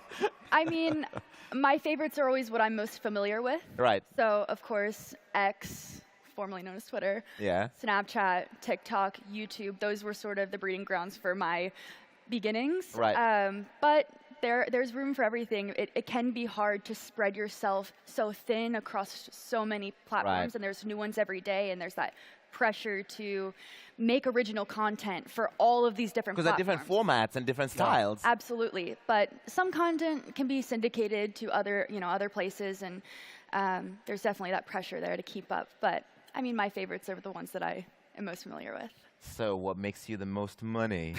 We're among friends here. You can tell us. Honestly, as a creator, everyone has different streams of revenue. I think, a lot of platforms will push forward with AdSense and things like that, and then they pull back once they have the engagement from the creators, which has been really interesting to see. So brand partnerships, things like that, starting your own businesses. And yeah, it's tough out there right now. Okay, Patrice, what's your favorite platform? TikTok, Instagram, Facebook, to be honest, X. No, I would say it's not my favorite, but I start with Instagram. Right. Because I was against the social media. I've been on social media by accident because some people were creating some fake account. Then I asked Instagram to delete. They say, just do like an official account. Right. But I use it in a different way, different platform. For example, when I do my documentary, I will use YouTube. When I have a message to send quickly more about politics or a reaction, I will use like Twitter. TikTok is, I will say, is more for the young generation. But the things I was already doing on Instagram was also sweet on TikTok. That's why my team, they say, okay, Patrice, now you need to open your TikTok account, and now I'm going to also open my Snapchat. So I'm involved. I'm old school. I don't know this world perfectly. I just, entertain people, share about my personality, but I am not an expert like Lovren. I'm being quite honest. I don't think you're that old school, because you're killing it on all these different platforms. I would say that. Gen Zs are looking at your work thinking, okay, he knows what he's doing on social media. But I'll be honest, like, I do it by instinct. Right. I don't even know. I don't even prepare my video. I don't know what I'm going to... But that is the secret. Yes, and as soon as you press record, I have that gift where my brain, boom, will say something. And that's why it's difficult for me when people say, can you prepare a video for us like a week? I don't know about my mood. I always, the right moment. I'm living the moment, I always say, if you think about the past, you will live with regret. If you think about the future, you will live with anxiety and stress. I'm always have that gift to focus on the present. Right now, I am here with you two guys having a nice chat. Awesome. And you guys, I don't forget you. Let's talk about your post-soccer career. You're an investor. You actually own a team here in Portugal. Yes. Congratulations. So, yes. This happened very recently. Yes, 9 months ago. I be a co-founder in Estrela Amadora in Lisbon. And they were like in the 2nd division. And when we invest, we get promoted. We are 12th on the league. Of course, like the focus is to stay up. But that's actually only my connection with football. I finished my coach license. Right. But right now, what I'm doing, being an investor, traveling, meeting a lot of people, this is make me more happy than when I used to play football. And people are really shocked when I say that, because I can be myself. I feel when you play football, you are inside that bubble, and it's not the real world. Now I start to enjoy the real world. So now that you're a licensed coach, Are we looking at you potentially coaching a team? Thierry Henry had a really successful career as a coach. When you are an owner of a football club, it's better because you can sack the manager, and they have not the opportunity to sack you. So I will stay as the owner for the moment. So no coaching in the immediate future for you. It will, you know. I think it will be shame and selfish for me if I don't share my knowledge. I did my coach license really easy, and you know when a manager like Sir Alex Ferguson say 2 of his players will be great manager, and he mentioned myself and Ryan Giggs. Right. Of course, but it's just I'm someone really honest, and when you're in football, you need to sacrifice everything. And right now, I'm not in that pace where I want to sacrifice everything to just be focused on football. I just want to, like I say, make people happy and learn. I mean, I am in learning process as a businessman, as an entrepreneur, as an advocate of ending the violence against children. I'm not coming and say because I have an amazing career, then I know everything. No, I'm learning. I'm in learning process. So, Lauren, is social media helping you sell records? Is it helping promote your music in a way that you would not have done without that massive following on TikTok and elsewhere? Absolutely, because there is that built-in audience, that built-in community that are invested in me, which is wonderful, and I have wonderful fans. But music in and of itself is just like social media. You have to build that from the ground up, because music audience, some people would think that, you know, you have all of these followers. Why are you not a huge pop star overnight? I'm opening for people on tour. But it's the same way. You have to build yourself from the ground up in anything that you do, and you can't just expect that audience to automatically translate. You have to earn their trust. So I've been in the process of building that up, and it's been really great. It's cool to get to start from the ground again on something completely different. Right. Okay, a lot of people here. Who has a social media account in the audience? Oh, wow, shocking. Everyone? Did you guys know this? So what's your advice for making relatable content? For both of you. How do you make sure that you make content that people want to watch, listen, engage with, click on, share, repost? It's difficult because that's why I say I can't answer to that, because this is not what drives me. I think just be yourself. Just be yourself. Be passionate about what you're doing, and discipline. I think discipline in life is really important. And do it not for yourself, like do it for the people. And trust me, it will be an amazing content. And that's what I'm doing. Okay, Lauren? I would piggyback on that. It's all about community at the end of the day. It's one thing to go viral, but it's another thing to connect with people and maintain an audience that's meaningful. So that would be my big tip.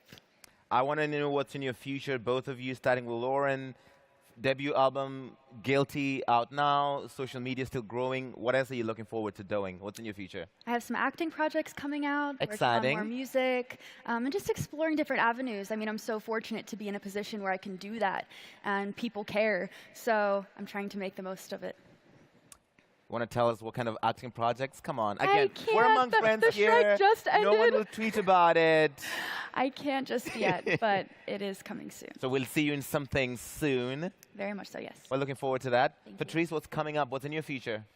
Well, like I say, I live the present, but you know, all the investment I made, I invest in a Dash, is a drink company, Street AFC, Goal Offer. Like my future is just to give back to the community. Like I say, I feel so blessed and grateful to where I am now. I will never dream about what I succeed in life. And right now, I just want to give to people. And I have a good team working around me. We share the same value. So yeah, for the moment, the project is to make people happy. I think it's amazing the work that you're doing, both of you. It's relatable. A lot of people look up to it. I was just in Senegal recently, as I was telling you, and people look up to you. And I think some of those kids were not born when you were playing football, but they follow your social media account now. Yeah, no, it's amazing. Of course, my dad is Senegalese and my mom is French, and I play for the national team. And sometimes some Senegalese people are not quite happy about that. But I also have like a 2 shelter, more than 400 kids, so they could see, no matter if I was far from the country, I come back and I give a lot. And yes, I'm a Senegalese. Like people in this society, they want you to pick. Are you feeling more French? Are you feeling more Senegalese? No. Yes. I just feel as a human being. All right, that's a great place to end it. Patrice Evra, Lauren Gray, thank you so much. They've been fantastic. Thanks a lot.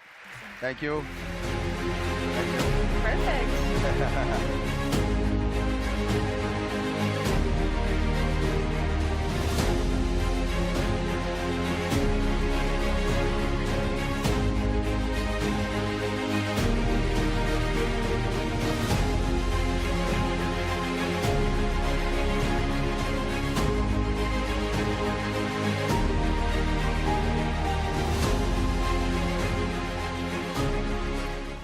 Wow, that was such a great talk, wasn't it?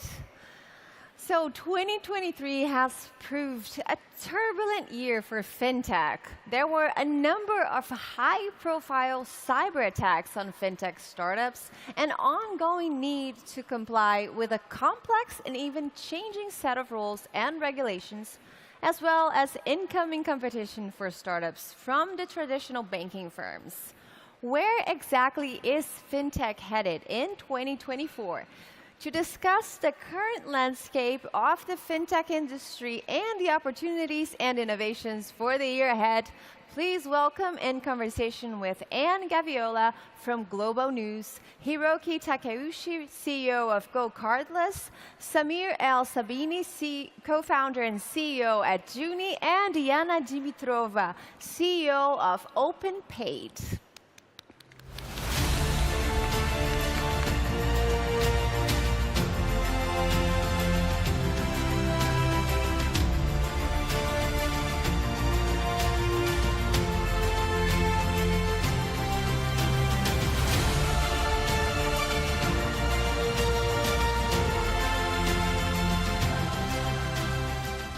Hello, everyone. What a great crowd we've got here today. And we're going to tackle a topic that is very near and dear to my heart. My name's Anne Gaviola. I'm with Global News. I'm a national anchor, host, and reporter based out of Toronto, Canada. I've been covering business for 15 plus years, but back in 2018, I worked in the private sector in fintech at what was at the time one of the leading blockchain companies in Canada. So what we're going to get into here, and I want everyone to appreciate who I have on stage with me. It's going to be an interesting discussion. We're going to be talking about the future of fintech. And I know, it's a massive topic, so where do we begin? I want to talk about a hot take that one of these panelists has. Yana, you believe that fintech as we know it is under threat. It's kind of a perfect storm in some ways. Please elaborate. Let's get into it. Thank you very much. It's a pleasure to be here, and very good afternoon to everyone. Yes, I appreciate that may be a controversial statement to open the panel with, but I genuinely believe that fintech is under threat right now. And the reason for that is because fintechs are, in a certain way, facing the perfect storm right now. On the one hand, we have all of the big tech companies with significant resources, with unparalleled access to data that are getting into the space, getting into banking, into payments, into lending, and basically becoming the next fintech. So that's one significant threat. Then on the other hand, you also have traditional banks, which historically have been very boring, but we need to recognize that in the current environment, in the current interest rate environment, they have a license to print money, and therefore the ability to purchase anyone that innovates and that tries to create and foster competition. So that's another big threat. And the third one, and say last but not least, is the erosion of trust. In the last 2-3 years, we've seen a number of payment providers, very famous fintechs, basically fall victim to their own doing. And I think that the erosion of trust is really creating an issue for the wider ecosystem. And this is why I think that the future is under threat, and we all have to work together to figure a way forward. And those are really great points. Happy to be challenged on that. Absolutely. Those are great points. That third one, we'll put that aside for a moment. But those first two, you're talking about incumbents in legacy financial and tech getting into the space. That to me sounds like the path to mass adoption and kind of the next wave. But your thoughts? Is fintech as we know it under threat for those reasons? I think I'm more of an optimist. It's funny because when we first started Go Cardless in 2011, fintech wasn't even a term that people were using, right? We didn't think of ourselves as starting a fintech company. And when I speak to many of the founders that started fintech companies in the same sort of era, none of us were thinking about starting fintech companies. And so I think the reality is that it's a bit more fragmented, right? And when we were first starting out, we were very much focused on, okay, there's a problem that we see, and we're trying to solve that problem. And there's lots of great businesses that I think continue to do really well in this market and continue to have a really bright future. And I think what's going to really determine it is going to be, how great a product have you built? How big a problem are you solving? Have you been able to do it in a way that's actually sustainable, with good unit economics, with customers that keep on working with you over the long haul? And then, if you can do those things, then I think there's plenty of opportunity. So I think you're right that there's definitely going to be segments of what we call fintech now that will face a threat and that will struggle. But I don't think it's going to be universal. And I think there's plenty of opportunity still out there. Samir, what does your crystal ball tell you? Yeah, no, but I think it's a positive sign. I actually agree with the description of what's happening. Competition is usually good, not only for the end customer, but also think in order to sort out which are who are the winners. In our case, how we look at fintech, it's obviously very early days still. Fintech stands for maybe 2-3% of total financial services. That we see now, both technology companies, legacy banks, investing more. I think that is a clear signal that there's a huge opportunity. And I also think it's because they feel under threat. What I see when I look at next year is that for the first time we have fintech companies that when in the early days when they started out, they had superior technology, but they didn't have the foundation of different user journeys or functions that they really could compete with incumbents. Now, today, we see a group of companies coming out there and really being true threats against these incumbents. And therefore, obviously, they need to act on that. And hopefully the best company will win. And I obviously hope that we will win. I hope you to win too. But if we lose, that's a good thing for the consumer or the customer. Yeah, can everyone win? So this is interesting. We're several minutes in. We haven't brought up the topic of AI yet, but I think it is time. When we talk about the kind of the context for all of this, the future of fintech, we're at a time where, certainly in terms of the mainstream understanding and awareness, everyone is thinking about, aware now of AI. What does that mean for the future of fintech specifically, as you see it? I mean, from my perspective, very quickly, hopefully that will enable more innovation. And the reason why I'm saying this is because ultimately the regulated financial services require a significant resource when it comes to transaction monitoring and KYC and generally that compliance and conduct framework around providing the regulated service. So the way that we think about it is this is the first area in which we apply AI in order to drive it forward and really focus the resources that we have and the expertise that we have to innovate. So that's our angle.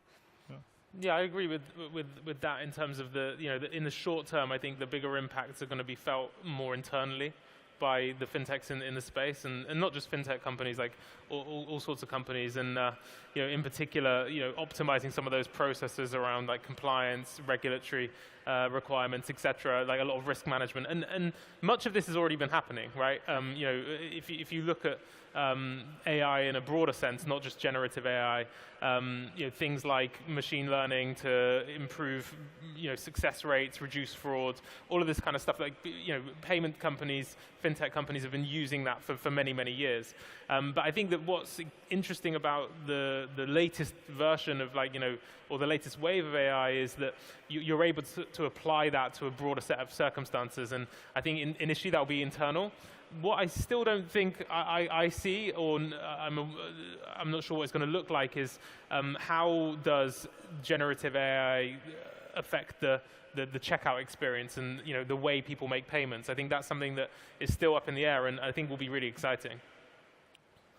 Yeah, no. So from our perspective, when it comes to internal piece, I actually think it's also a solution for the third problem when it comes to trust.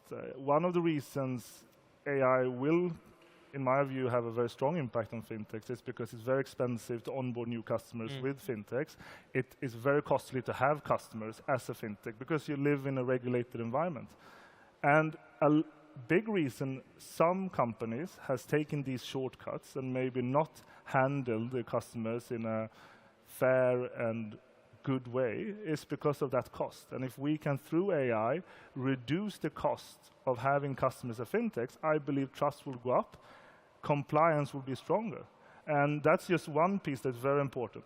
And then obviously you have all other internal processes when it comes to everything from creating better engineering output to otherwise. And hopefully what it will mean with stronger AI capabilities internally is that fintechs will be able to compete better against the incumbent banks, against technology companies that doesn't have the same passion, the same talent that we have for our use cases. And then lastly, when it comes to external, obviously coming down to how it affects the customer side, I think we are a vertical bank. We focus on integrating functions that typically been outside of banking. And with AI, we can truly do that in a new way. We look at everything from benchmarking insights, costs, every different, what we call finance, process, treasury, accounting, card and controls. All of that is done manually today and can be done much better of a computer. Well, one of the trends that I'm hearing over and over again in these talks already, and it's just very early days for this conference, is that, yes, AI is very visible right now. It's got a lot of hype around it.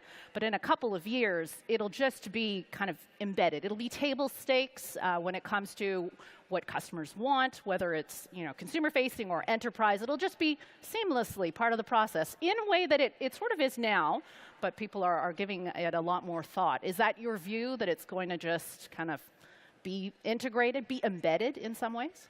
Yeah, absolutely. I think so. I think it's just the next phase of development of what we now call embedded finance. Because if you think about embedded finance, this was really the promise to liberalize financial services, a sector which is otherwise very complex from the outside, which is highly regulated, as Samir mentioned. So going back to the AI topic, it is just a tool to help us advance and bring this forward. Mm-hmm. When you talk about unless you want to jump in, but I want to talk about the highly regulated piece. Go ahead. Yeah, just but before then, I think it's so interesting. Like, we have these reports looking at the data of our customers. And we talk about AI, we could talk about applied statistics. Q2, our customer, 8% had an AI application. Now, Q3, 24%. So you already see this embeddedment happening, and more companies applying AI in different use cases. So it's a revolution underway. A revolution underway. Is there a danger, though, that there are companies that, especially in the fintech space, when it comes to that, the customer journey, the checkout process, making it seamless, that they choose the AI solution and lose sight of what it is that we're trying to do because it's fashionable? Do you have any thoughts on that? I think everything has to be, wedded to improving the experience, right, and making it something better for your customers, and whether that's reducing the cost of the compliance or making the compliance process an easier one to go through, or anything to do with that. It has to be grounded in an improved experience for the customer. And so I think there may be wasted effort that goes into trying lots of things, and some of it will work, some of it won't. But I think the things that will stick will certainly be the ones that actually have a good impact. I think ultimately AI cannot take the fundamentals out. And when I talk about fundamentals, especially in a regulated environment, you have the technological infrastructure, and then you have the regulatory coverage. So yes, we can have a conversation about how to improve the processes, how to become faster at onboarding, at transaction monitoring, but the fundamentals need to be in place. And this is where, again, I think having that infrastructure and having the right infrastructure and selecting the right partner is incredibly important. And if I may come back to Samir's point about the increased usage of AI, that percentage, the statistics that you were mentioning, I think this is just another validation of the fact that people are now focusing on going to market in an efficient way. People are focusing again on the business fundamentals, which is something that I believe we were lacking over the last couple of years. I want to talk about hyper-focused fintech. Samir, that is very much what your company does, and it feels like it's having a moment. Is AI going to be helping with that as well? People in companies laser-focused on something very specific with a niche customer? Yeah, but I think, if you look at financial services in general, my belief and coming from e-commerce, I think it's obvious that building a bank that is only focused on one user group, in our case e-commerce, has a lot of advantages. We can customize the experience, the tool set, for this group and how they behave. And you do that on two sides. One is on the solution side, and the second is the specific problems that e-commerce have that no one else has. And when we apply AI, I believe we can do that in a more secure way because we can focus on our customer group, sharing the data, giving the AI or learn the AI through the data from one group in one environment. And I think that's something very helpful. I hope we have our moment right now. We see that in our numbers. I believe in the next year and the years ahead, we'll see a lot of what we can call vertical fintechs coming out of the startups. Maybe that's here today. Well, I think also that's a big driver behind the whole embedded finance sort of movement, I guess. What we definitely found from very early on was that there's a lot of fragmentation in terms of, as you said, like different users have different needs, and being able to build experiences that work really well across those fragmented use cases is very hard. And so that's where embedded finance becomes quite interesting, because you can, we've taken a very different approach. We've focused very much on a specific type of payment method, and then we help other businesses to embed that into their services, right? And so we never get into that kind of software layer, and instead we enable others to do that. And I think that you can see both approaches working, right? Ones where they're very vertically specific and very focused on a specific use case, and then more platform type approaches which are also need to be focused in their own way, but then get embedded through different types of platforms. And I definitely believe a lot in the focus point, though. I could go on, but I'm mindful of time, and I always like to leave the audience with something to think about, something to chew on beyond when this discussion is done. So I'd ask each of you, and mindful that there are founders in the fintech space and possibly people who are thinking of making that leap, who maybe in a few years will be there. It's a tough time for fintech. It feels like we say that a lot, though, so maybe that's just how it goes. It's a turbulent time generally in terms of geopolitical considerations, economic considerations. Is it a downturn? Is it a recession? What's coming? It's never been tougher to kind of predict. So what would your words of advice be for someone who is brave enough to get into this wild space and would like to make a go of it, even when it's tough? I think now's a great time to be starting businesses. Probably the risk is higher. The chances of actually making it through the first 1, 2, 3 years of the journey might be lower. But I think some of the strongest businesses will be formed in this period. And I think we all have received a good reminder of the need to have some of the fundamentals right, which maybe we lost sight of over the 2020, 2021 type of period. But now it's very clear, very front and center, and I think that will create the right kind of foundations for really successful businesses. So, I think it's as good a time as any. Yeah, I think history shows some of the best businesses are built during turbulent times. Words of advice. Yeah, but I think I agree fully with your take here, and it's much harder to build a company. It takes much longer and in each of my companies I've been part of, I always felt that, or I thought that it would be easier than it actually was. So you need to be extremely passionate. You need to don't take any shortcuts. And we created Uni in March 2020, 1 month after Corona, and we thought obviously, it was a very turbulent time back then too, but fuck it, if you're passionate about something, if you want to do it, you're going to do it. And so now I think it's the right time. I'd say don't focus on the things that are outside of your control, because you said it. It's a very difficult time from a macroeconomic perspective, but the reality is that for those founders that sit here in the room with us, most of those things are outside of their control, outside of our control. So I would say focus on the things that are within your control, focus on the fundamentals of your business, focus on the needs of your customers, and take it one step at a time, 1 month at a time, and build those small wins. And then when you look back 12 months, you'll see those incremental gains month on month would have actually allowed you to make that leap forward. So yeah, just do not worry too much, focus on the fundamentals, and the right outcome will come. And maybe some deep partnerships. Final words, I like to leave it on a bit of a high note. So it's not for the faint of heart getting into this space, but I promise you, it is never boring. It is so interesting. You can fill your cup. Would you say it's worth it? Absolutely. And again, if I may, I'd say it's going to be challenging. So make sure that you build that business with a good team around you, people that you share the same values with, because the days are going to be difficult, but in the end, if you share the same values, if you all walk in the same direction, that's the most rewarding part of the journey. Yeah. I think building something for an unsolved problem, there is no greater reward than having that feeling and seeing customers being happy for what you have strived for, what you have put your efforts into. It's a wonderful thing. Yeah, there's no satisfaction quite like it, right? Yeah. Fully agree with what these guys said. Yeah. That feels like the perfect place to leave it. Thank you so much for your time and your attention. You can find us on social media to continue the conversation.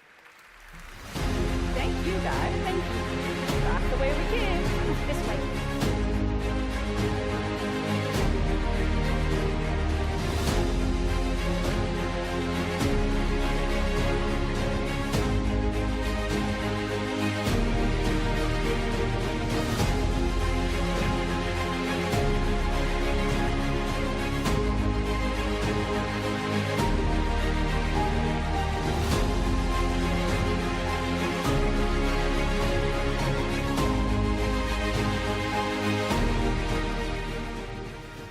Well done. Oh my God, we have so many amazing speakers. It's even hard for me to keep up.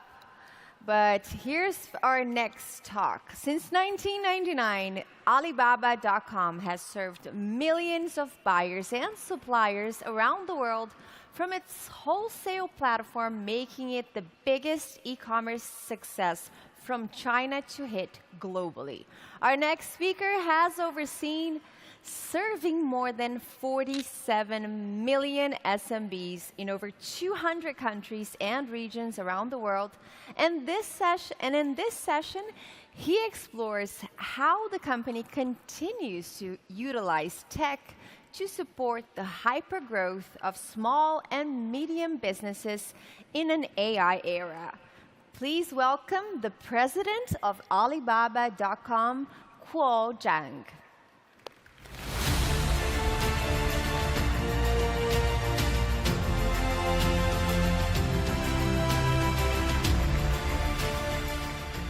Hello, Web Summit. Hello, Lisbon.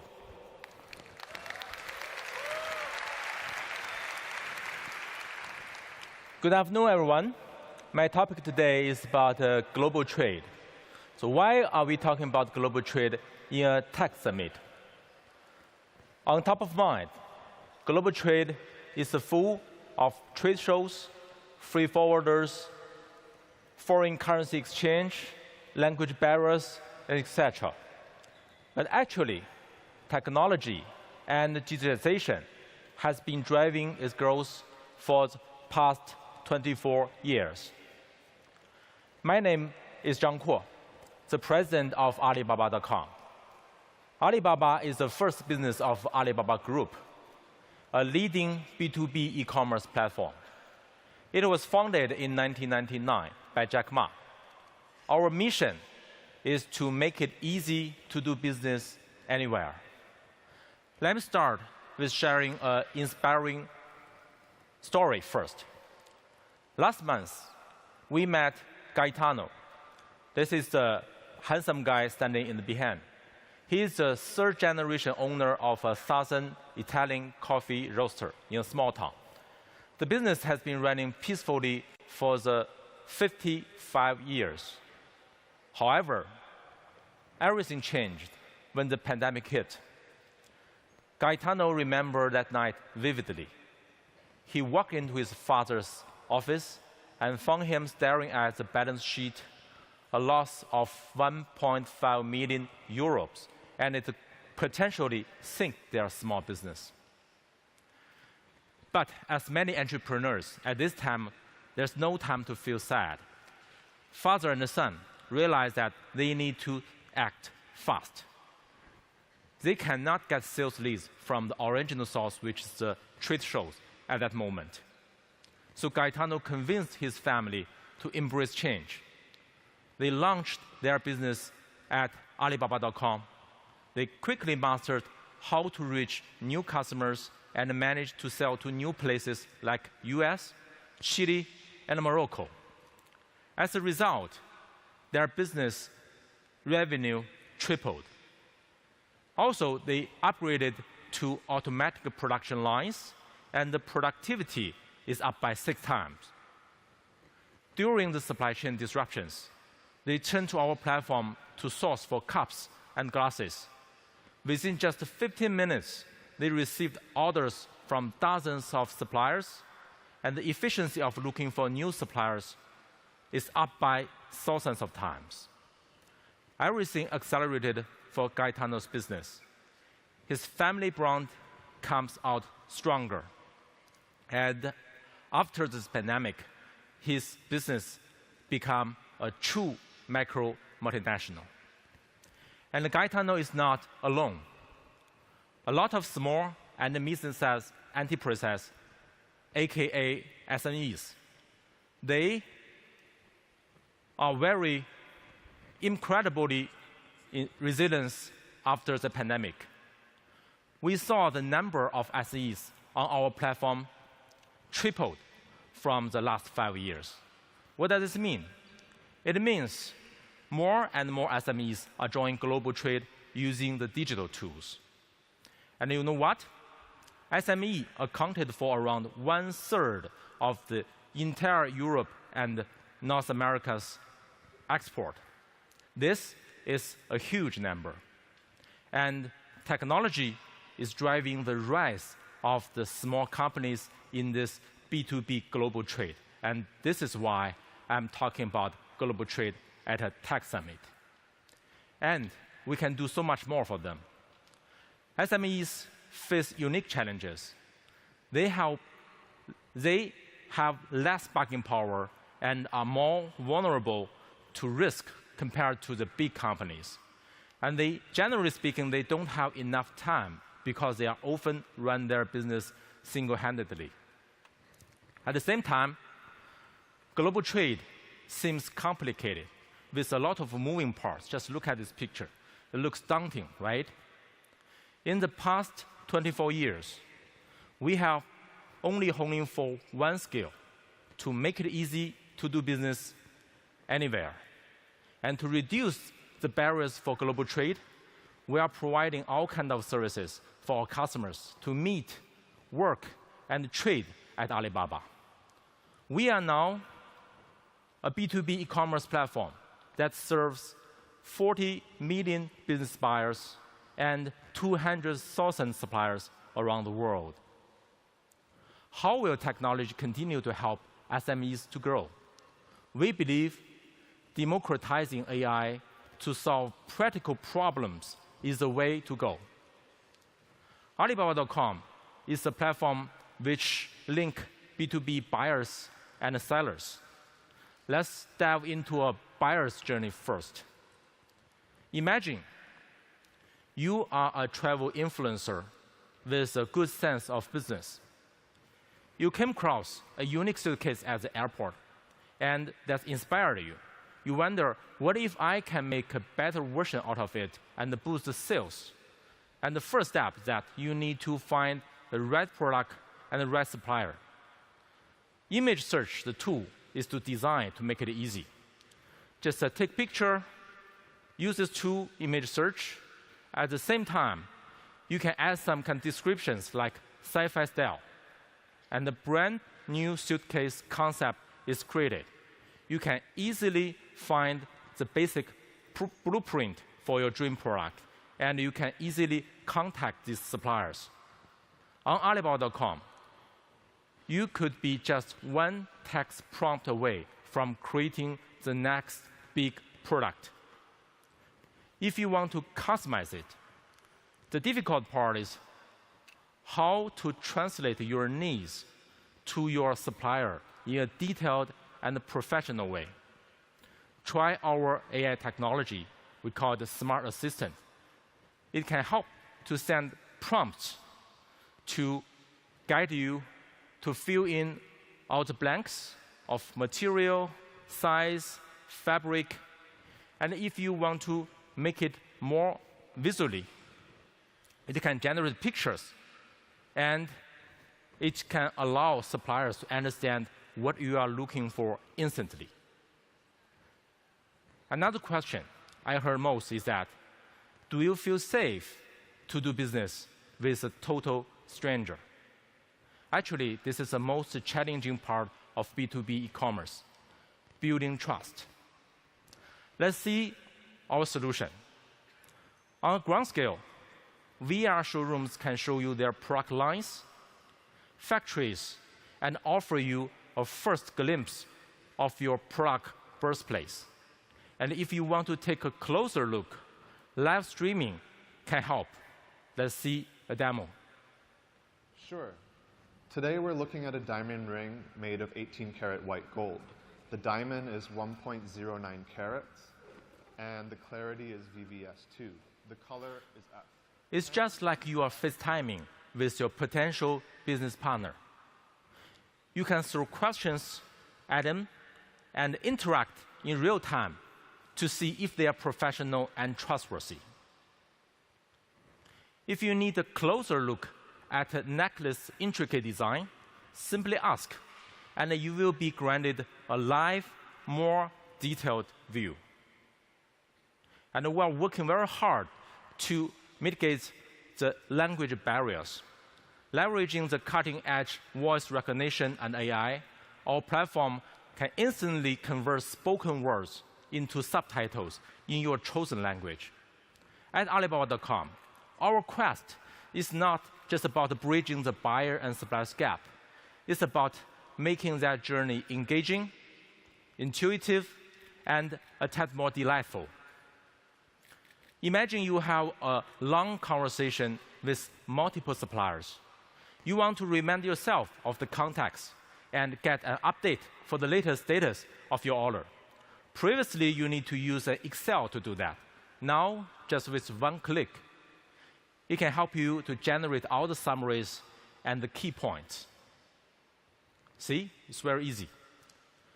Next, how do I know my money and orders are safe? We build an escrow payment services for the B2B grade trade. We call it trade assurance. We also build a global payment network and a global logistics network to support the B2B e-commerce.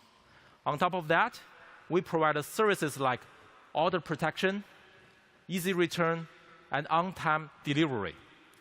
These services have so far protected 160 million orders globally. To elevate the experience further, our enhanced logistics will come with a real-time tracking and proactive delay alerts. Each feature is to ensure you step into every transaction with confidence and clarity. From sourcing, communication, to building trust, AI technology helped to boost efficiency for the business buyers.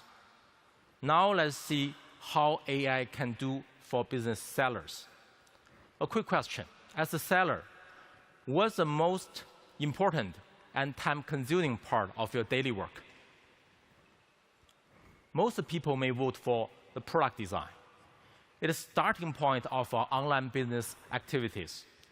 Imagine if you want to sell a scented candle to the world. First, you can use your own language to describe your product title, and then click Optimize. We can automatically generate 3 choices that distill all the selling points. You can choose the best one and apply to your product title. And then image, click the generate image.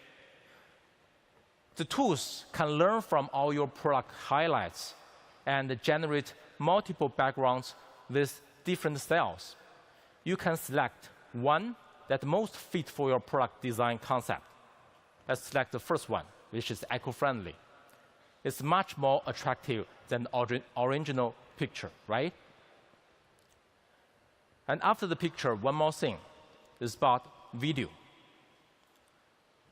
You can click on the video generation button.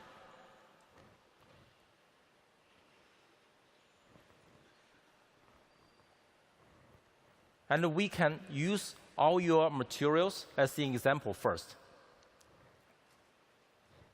Introducing Ginseng Scented Candle 2022, crafted with soy wax and coconut wax for an authentic and look. It is using all your information, including the highlights, the image, and the video uploaded, and generated a video for you. And you can choose from 10 different tones and 18 different languages for your video commentary track. AI tools can also help you to distract all the important information and generate a new content. And if you like it, you can apply to your product directly.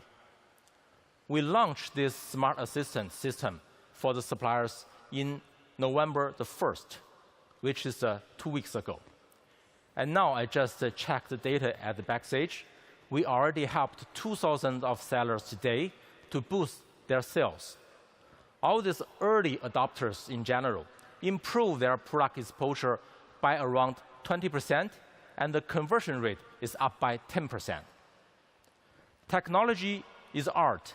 It creates. And the technology is a science. It's analysis. You can use these tools, click the product analysis button. It works as a co-pilot. It can analyze and generate a report about macroeconomics, online purchasing trends, as well as the detailed user inquiries. It provides you with a more holistic view and insights to improve product design and explore new opportunities. AI technology presents an unmatched opportunity for global trade.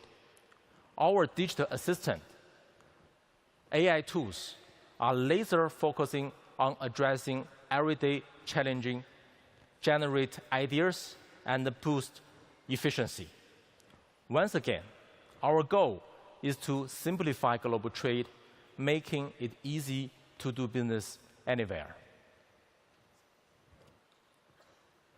Not only can technology empower the global SMEs, it can also empower regional B2B e-commerce platform. Do you still believe in globalization? We do. And we believe it will be a balanced combination of regional and global trade. It can help SMEs to be more adaptive and mitigate supply chain turbulence better. Today, we are proud to announce the strategic investment in Visible, a company with 90 years history. Visible is one of the top B2B commerce platforms in EU, founded in Germany. With this partnership, we hope to create a dual turbo engine for global and regional trade for Europe SMEs. Our Visible CEO, Peter Schmidt, is here today as well. Hi, Peter. Say hi to the audience. Because of my job, I have privilege to talk to entrepreneurs all around the world. Their spirit and resilience have amazed me time and time again. The young guy on the left is from Turkey. He grew up surrounded by local traditional artisans. One day, one of them came to him, complained that there's no one buying his leather product anymore. Our young guy knows he can help. He wakes up very early at 5 every morning to help with the design, packaging, and dispatching these handmade leathers globally. Through his effort and our platform, he successfully supported a big community of local leather artisans. The gentleman in the middle, his name is Franz, is an engineer from a small town in Germany. When he found his hometown is polluted by factories nearby, he took actions immediately.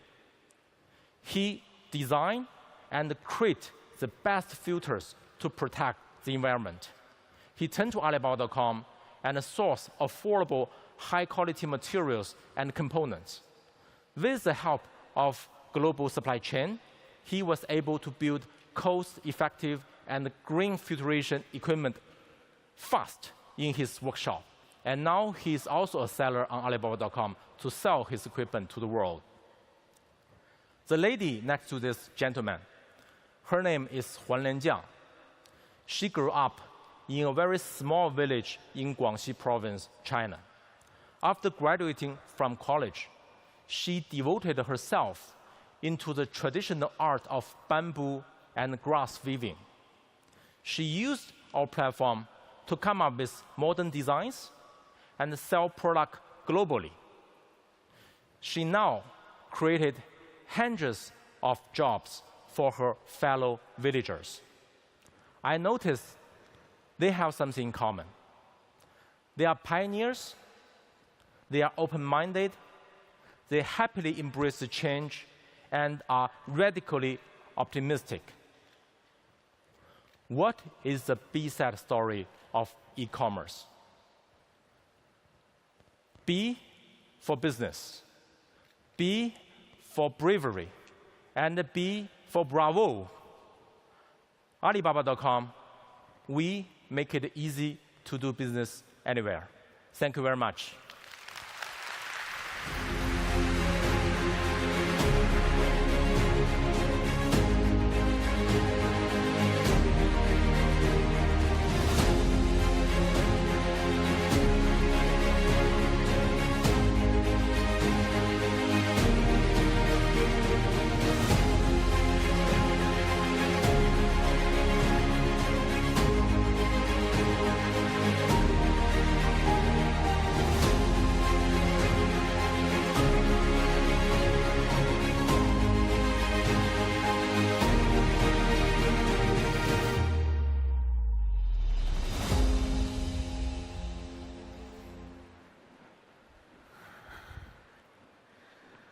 For more than a century, football clubs have been at the heart of communities around the world, with the inherent passion and camaraderie and the wins and losses all adding up to a sense of togetherness. One of the most fascinating projects in European football currently lies on the shore of Lake Como. A local community-led project aiming to build not only the town's footballing prowess, but to be a key voice in the region's growth, sustainability, and future. Como 1907 has had 2 promotions in 2 years, boasts a revamped academy system, and is eyeing up Italy's top division as a not-so-distant dream. To talk about the club's goals and on and off the pitch, please welcome to center stage a representative of Como 1907's ownership group, Mirwan Suarzo, David Ornstein from The Athletic, and Spanish footballing icon Cesc Fabregas.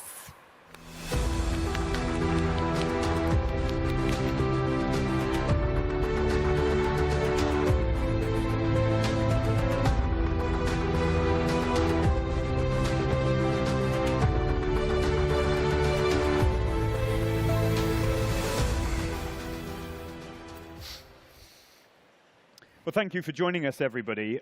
We should probably get straight into it, because we've had some breaking news in the last 24 hours. The man responsible for it is here. The recipient of it is here. Como 1907 have had a change in manager, and Cesc Fabregas is the interim boss now. So we'll be hearing from him for the first time, but maybe a congratulations first is in order from our audience. Thank you. Thank you. Without further ado, Cesc, how do you feel about your new position? No, I feel great. I feel ready. Obviously, something that happened very quickly in the last couple of days.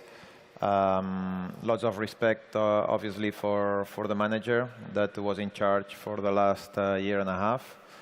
And yeah, new challenge for me. I'm used to it, to the pressure, to the requirements that the club wants, and just looking forward to it. Very, very exciting times.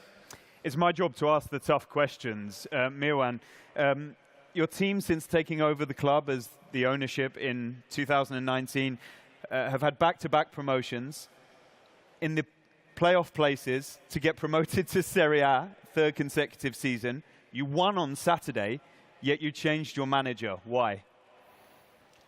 Well, football is kind of like a game which is full of opinions. So we had to rely on one thing, which is not opinions, which is basically data. And as we're closing into the transfer window period, we saw that the data showed there were some things that needed to be fixed. We were actually regressing in terms of performance. And rather than us investing significantly during the window on the wrong boat, we better fix it. So that's why we pulled the trigger yesterday. And Como is known for almost Hollywood celebrity. There was a quote from their president, Dennis Wise, the former Chelsea player, saying, "Everybody knows George Clooney's got a place in Como. I think a lot of people never even knew that a football club was here." And I think in your statement yesterday, you talked about providing more excitement and entertainment for the fans of Como and beyond.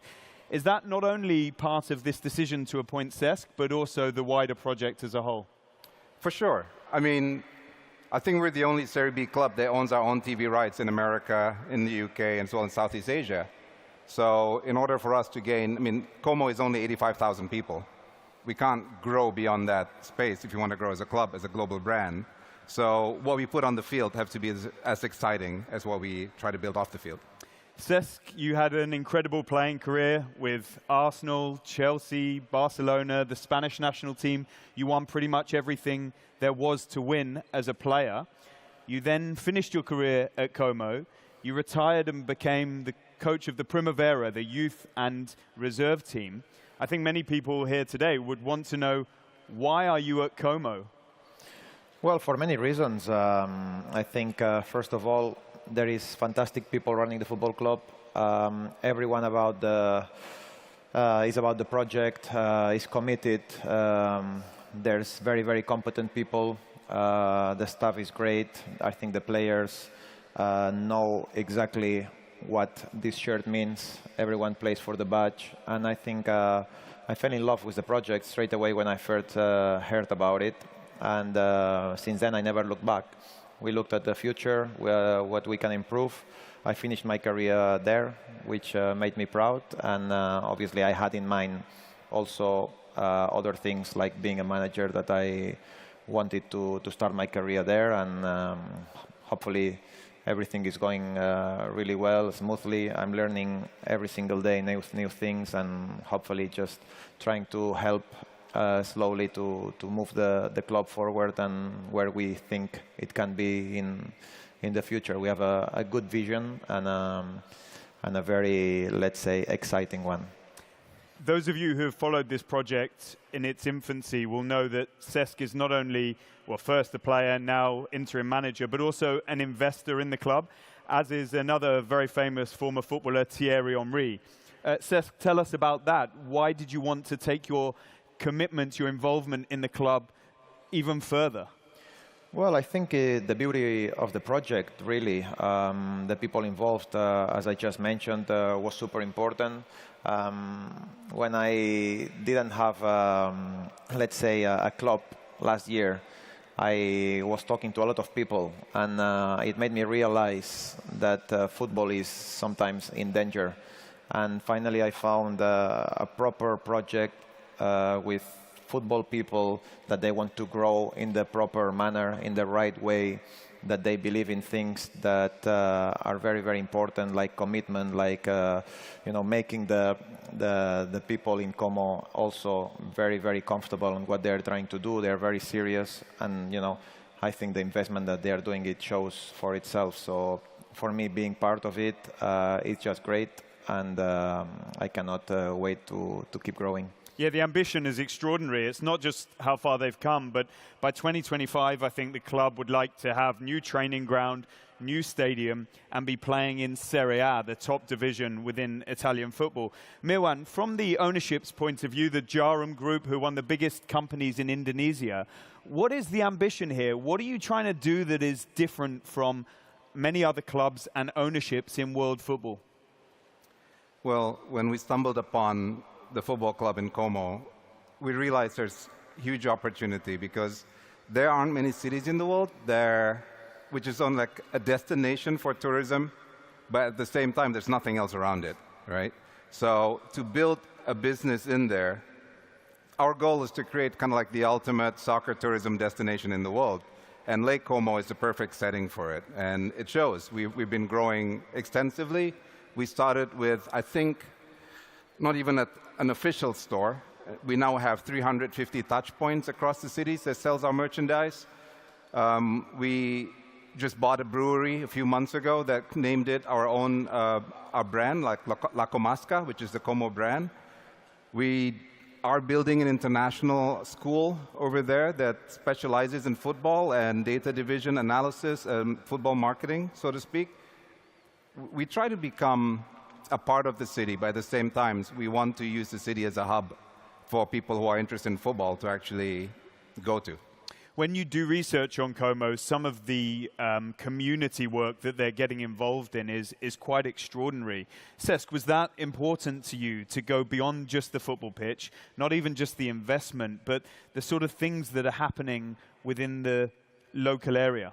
Yes, because there is a human side on it, and I remember when I first joined the club, talking to Mirwan, they made a comment of how important this would be, the community for the people. This club was bankrupt twice in the last 20 years, so we can understand that the fans, the people around the club, they feel a little bit unsafe. But we are trying to build it in the right way, in the right manner, with a human side, as we're saying, and that's why this is super important for people to see that we care. We care, and the owners, I think, Mirwan can say it clearer and louder than that's one of the most priority things for them, to make the fans and the people of Como understand that they do care a lot. There are novel ideas, like the club is going to try not to bring out a different home shirt every single season, and is investing money in local hospitals and community initiatives. But also, on top of that, there's a bit of glamour and modern edge tech as well in terms of what's happening with you. There's a fly-on-the-wall documentary going on. They're following your season in charge, which was meant to be as a youth and reserve team coach, and now sees you step up to the first team. So that's a bit of a different experience for you too. Yeah, 100%. Life is about experiences, it's about challenges, it's about performing at the highest level, and this is what I was born to do. Since the age of 9 years old, I was in the Barcelona Academy, and every year was a challenge that if you don't play well, you will be out. So since then, I live under pressure all my life, and I like to race to the challenge. Whatever comes, you just need to face it with positivity and confidence, and that's how I am. Very positive, very confident guy. I like to be surrounded by good people, hardworking people, humble people, and I found this at Como, so that's why I'm so comfortable. There was a bit of an accident involved at the beginning when I think the ownership would have liked to have placed quite a lot of young Indonesian players in Europe to develop their skills and produce better Indonesian players before completing the takeover and realizing under the Italian football rules outside of the top division, you're not allowed to do that. So the project became focused on football success for the here and now, the community. Could you give everybody an insight of genuinely how ambitious this club is. Do you want to disrupt Serie A, the likes of AC Milan, Juventus? Do you want to build the infrastructure to become some of the best in Europe? Because the ownership of Como is one of the wealthiest companies in the world. No, man, we don't have crazy dreams like that. We're pretty chilled. We want to be in Serie A. We want to create a sustainable soccer tourism industry business for us. But the club's got to be good. The club's got to be producing young players from the Como area. And we hope we would be bringing something new there. I mean, we're using Como as a lot of experimentation of some of the businesses we do in Indonesia and vice versa. We have like we manage 276 brands in our home country.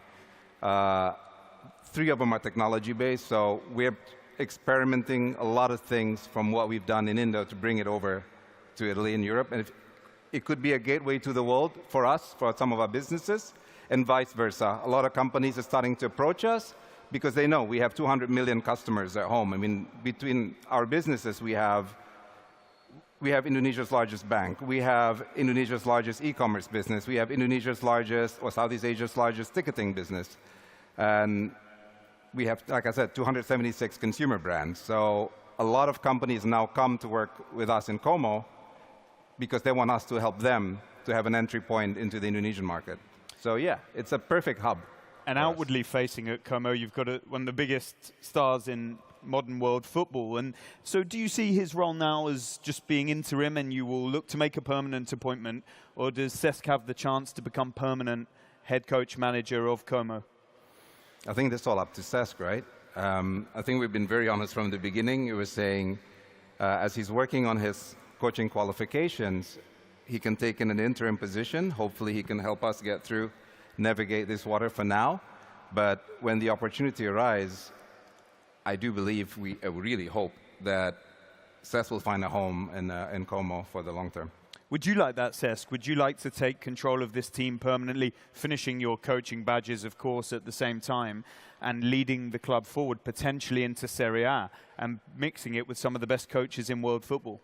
Well, obviously, now it is one of the main objectives, 100%. Whatever my role is, I will always give my best. Yes, when I did join the club, one of the main objectives was that one day I could become coach of Como 1907. I didn't expect it to be that soon because I retired a little bit earlier than what I should have. I should have still been playing this year. But yeah, it's an opportunity. As I said, and Mirwan knows very well, for me this is a long-term project. I'm not here for 2 days, for 2 months. Hopefully it's a long thing. I trust the club, I trust the people. I'm very comfortable, my family are happy. And we found happiness in Como, and hopefully it's a long-term project, yes. I think that's really interesting. Many people might hear you speak or see this news and think it's a stepping stone for Cesc Fabregas towards a job in a higher division or a different country or back in England in the Premier League, where many of us know you so well. Is that an ultimate goal of yours, even though your focus is on Como for now? Whatever I do in life, I want to be the best. That's always my objective. This is my mentality. And but I don't like to look too much ahead. I like to perform where I am. And at the moment I am here, I'm ready to give my life and my everything, my day-to-day to this football club, to the people. And that's it. That's all that matters. When you start thinking too much ahead, normally things don't work out the way you want. I've experienced that before also on my playing time. So just focus on what you have to do today, perform today, and what you do good today will come back to you tomorrow. We remember you as a youth prodigy coming through in England and making a really successful career, and you were renowned as one of the top players. Did you always have your eye on management, and do you think you can be as successful a coach, manager, as you were a player? Time will tell. As I said before, my mentality will always try to get the best out of me, but it's true that I didn't really focus about being a manager until maybe the confinement.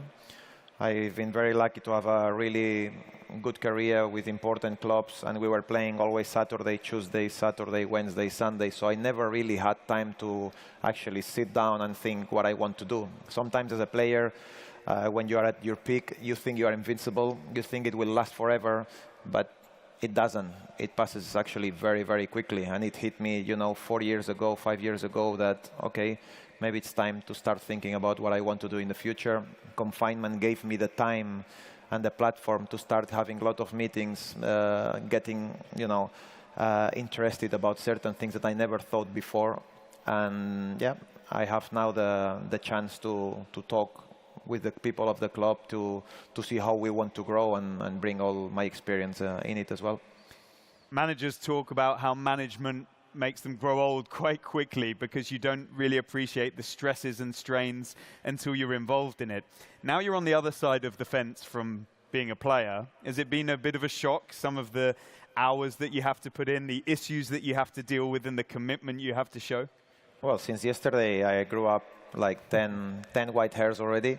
But no, a joke, it is a joke. But honestly speaking, I love it. I do it with so much passion. The last couple of years of my career, I had lost something inside of me, and coaching has brought all these feelings back that I thought I had lost. And I'm a ball of fire at the moment. I'm full of passion and really excited to see what's next.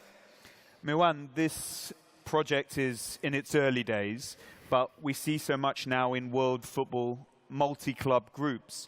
Do you have ambition to go on and build, and is Como the start of that, or is Como the end you've got enough to focus on right now? Como is the end, man. No. We don't have that kind of appetite. We like to build something and then keep it for a long time. I think our ownership has never closed any of their businesses. Any of the businesses have never gone bankrupt. And they see Como as one of their exciting projects. I mean, we have a hotel division that's already eyeing Como. We have our digital ticketing system division's already saying that they'll take over our ticketing system. So yeah, I think all the group's tentacles will be in full force holding them to the club. And what does Cesc and Thierry Henry in particular, and you've made some good signings as well, but they're the two kind of headline acts, done for the club, for the group? What do you see in them? How important are they to the project? I think the first thing when Cesc said he was going to come, it was just like it was very important for us. It's like a justification that, we're Indonesians, we know nothing about European football.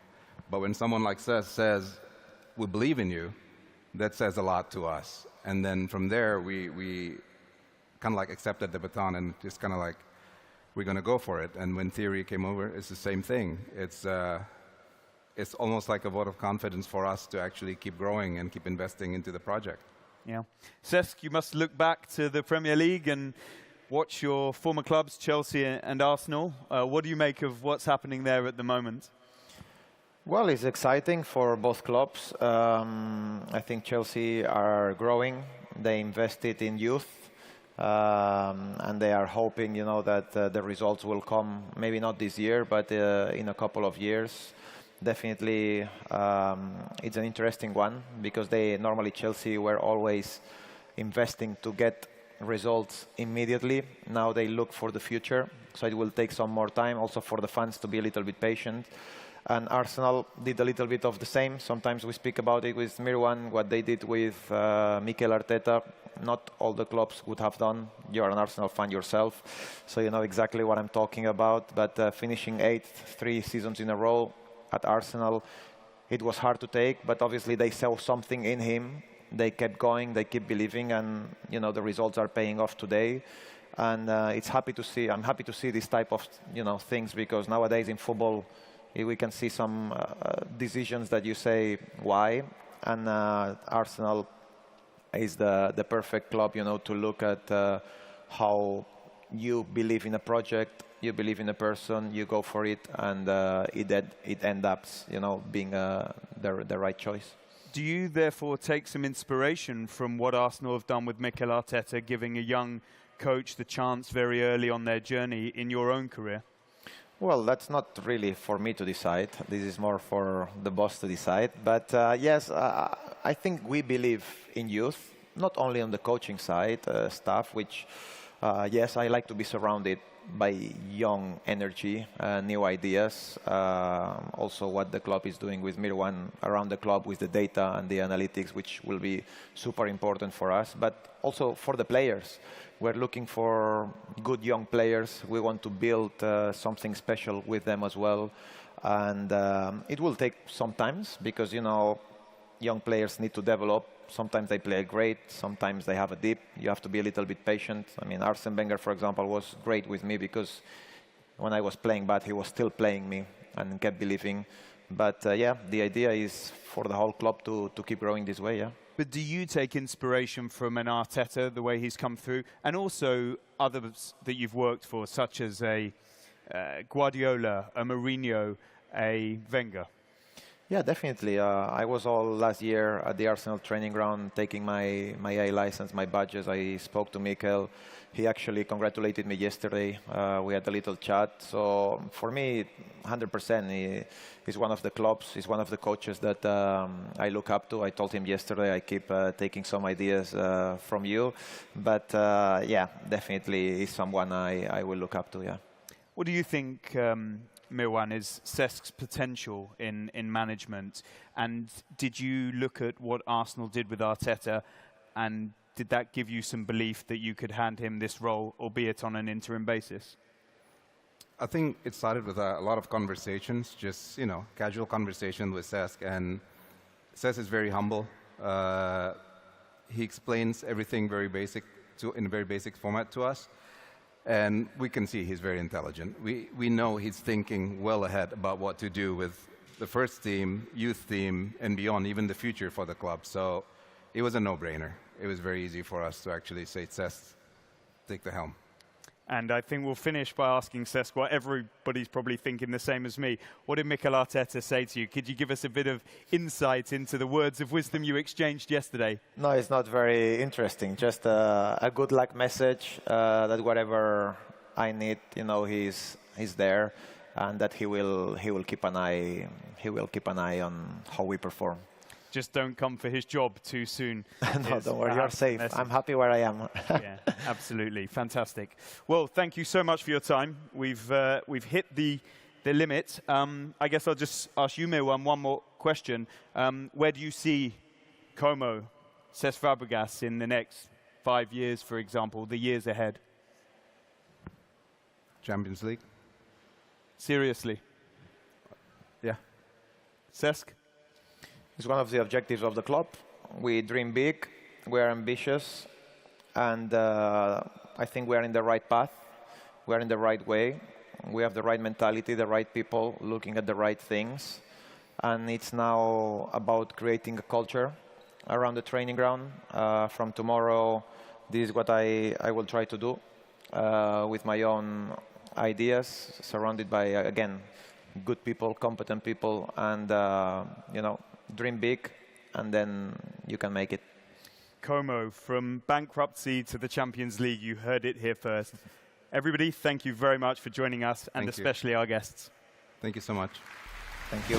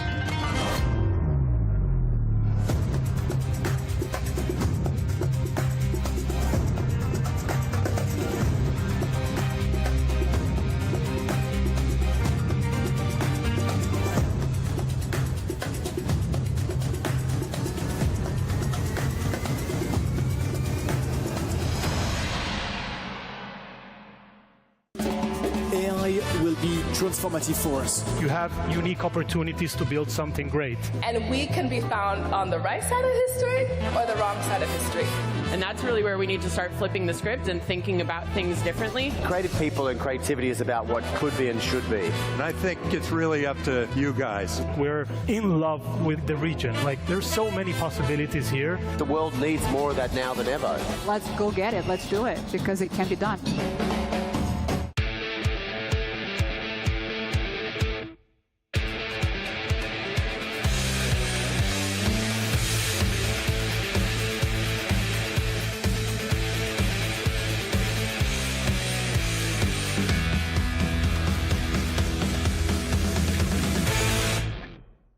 Please welcome to the stage CEO of Web Summit, Catherine Marr.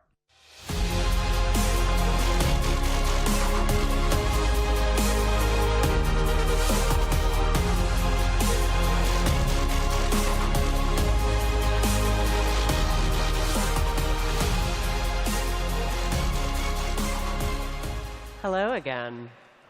So over the past year, the hype around AI has become one of the most talked about emerging technologies, with a raft of companies promoting their open source models, billion-dollar valuations, and of course, the fear-mongering of dangerous technology. I'm curious, though, are these models all they're really cracked up to be? Is AI coming for your jobs and your livelihoods? Or is it just big talk from big tech trying to get big valuations? So today on stage, I'm incredibly excited to have two speakers who are going to come and talk, or a speaker and an interviewer, who are going to talk about whether AI is all hype or the real deal. Please join me in welcoming, to close day one of Web Summit, the president of Signal, Meredith Whittaker, in conversation with Steve Clemons. Thank you.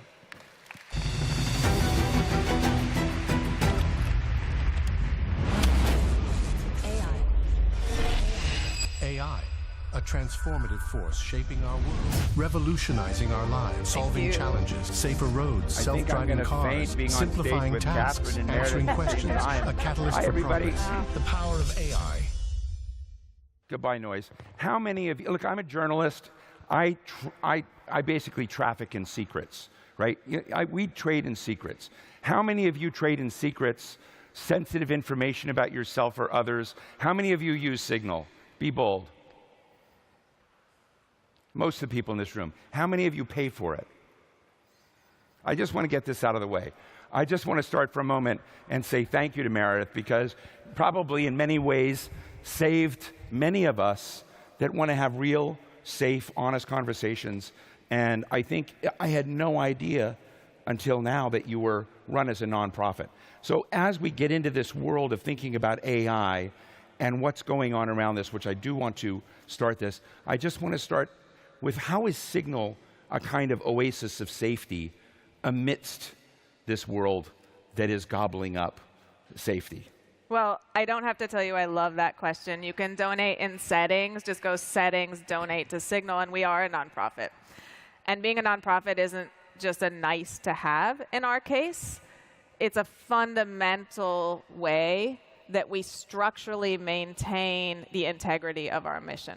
Because I think this room knows probably better than most people in the world that the engine of the tech industry, what makes money in tech, is the monetization of surveillance data. You sell access to advertisers, you train AI models, you use the data for whatever it is. But that's how tech makes money, and it's incredibly profitable. So in order to maintain the integrity of our mission, which is to not collect that data, to provide you with a truly private means to communicate, to talk to your sources, to express intimate or dissenting sentiments, we need to be structured so that we are not tempted or pressured to participate in a business model that fundamentally undermines privacy. Now, Meredith, this is specialized audience. This is kind of an insider audience to this discussion. And they may have been swimming in the world of AI for years. But for most of the world that heard about ChatGPT, heard about generative AI, they see Europe laying out AI rules, they see President Biden laying out executive orders. It feels like a brand new, super hyped phenomenon that's just hit us. Yeah. Has it just hit us? Well, the term AI was coined in 1956, so no, it is not new. It has not just hit us. But it has gone through many waves. And in fact, the term itself has been applied to a heterogeneous set of technologies that actually, in many cases, bear little resemblance to the data and compute-centric systems that are now driving this latest wave of hype. So we have to ask the question, okay, why now? Why did this term, which is very flexible, which is arguably more of a marketing term than a technological term of art, why did it resurface now, and why does it have so much power over the shape of the industry, the shape of investment, and the shape of how we're envisioning the future? And that, again, needs to track back to this surveillance business model and the fact that in the late 90s, the Clinton administration in particular failed to regulate the commercialization of network computation, or the internet business model, permitting surveillance as the engine of this business model, and particularly surveillance advertising. So the firms that were able to capture that value, that were able to establish themselves as dominant, grew up into firms with these massive resources, with data, with compute, with huge networks, massive markets that they could continually pull data from and push products and services out to. And these are exactly the resources that in 2012 were revealed to be definitive in this AI revival. So if we look at AI, this AI that requires huge amounts of data, this bigger is better paradigm that is driving the generative hype cycle now, we need to recognize it as a derivative of the concentrated power that accrued in the hands of a handful of companies via their monopolization of the surveillance business model. And my argument here is we need to go back and actually atone for the sins of the 90s if we want to actually address the harms of AI. You were part of this at Alphabet. You helped create much of this industry. It used to be Google. I'm sorry, and Google, yeah. Alphabet, Google. You were in the inside, and you've been a scientist and a practitioner in this space. And you led walkouts at Google. You were concerned about practices. You're one of the whistleblowers, essentially, about what you saw as an absence of conscience in this area. And I'm just interested that now, when we see how big what you call the hype wave of AI is, how do you stand as a person of conscience and have impact on a tsunami-size hype wave? Well, I don't choose to do what I do always because I know it will work. Sometimes I just want to go to sleep at night with dignity. So, I'm not always thinking about, is this the lever that will actually dislodge this force or not? Sometimes it's simply like, what is the moral imperative in a situation where I am well placed to see what's wrong, and because of trade secrecy, because of the power of mythologized tech narratives, because of a million different things, not everyone has that privileged perspective. There are a staggering number of innovators in this room and in this, in this huge forum that want to be part of that AI wave. They did not all grow up as surveillance geniuses and surveillance capturers of I'm data. an anti-surveillance. Yeah, I know you're anti-surveillance. But how do they be something in this space that's not just what you call a barnacle on the ship? Well, the AI industry is fundamentally concentrated. So, if you're an AI startup up here, the infrastructure provider you use, right? It's Azure, AWS, GCP. Right. You know who you're licensing that from.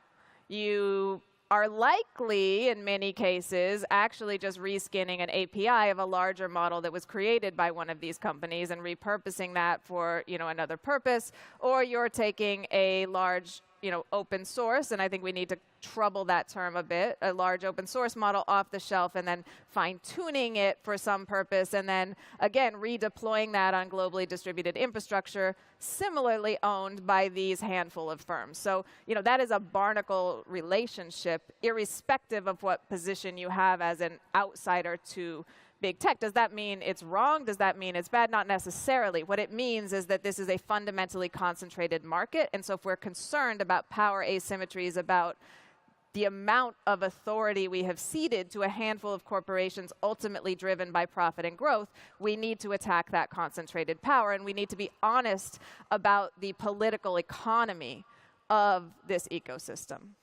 I told you backstage I'd recently interviewed Jaron Lanier of Microsoft, and Jaron, his argument is that AI needs to become a tool to solve our problems, mankind's problems. It can be used to solve inequality and racism and lots of issues related to giving communities who've been left behind new opportunities to leapfrog forward into a better space. That's his line. I also told you I talked to Jan Tallinn, who's funded the Center for the Study of Existential Risk, and he sees AI as being a very, very dangerous track.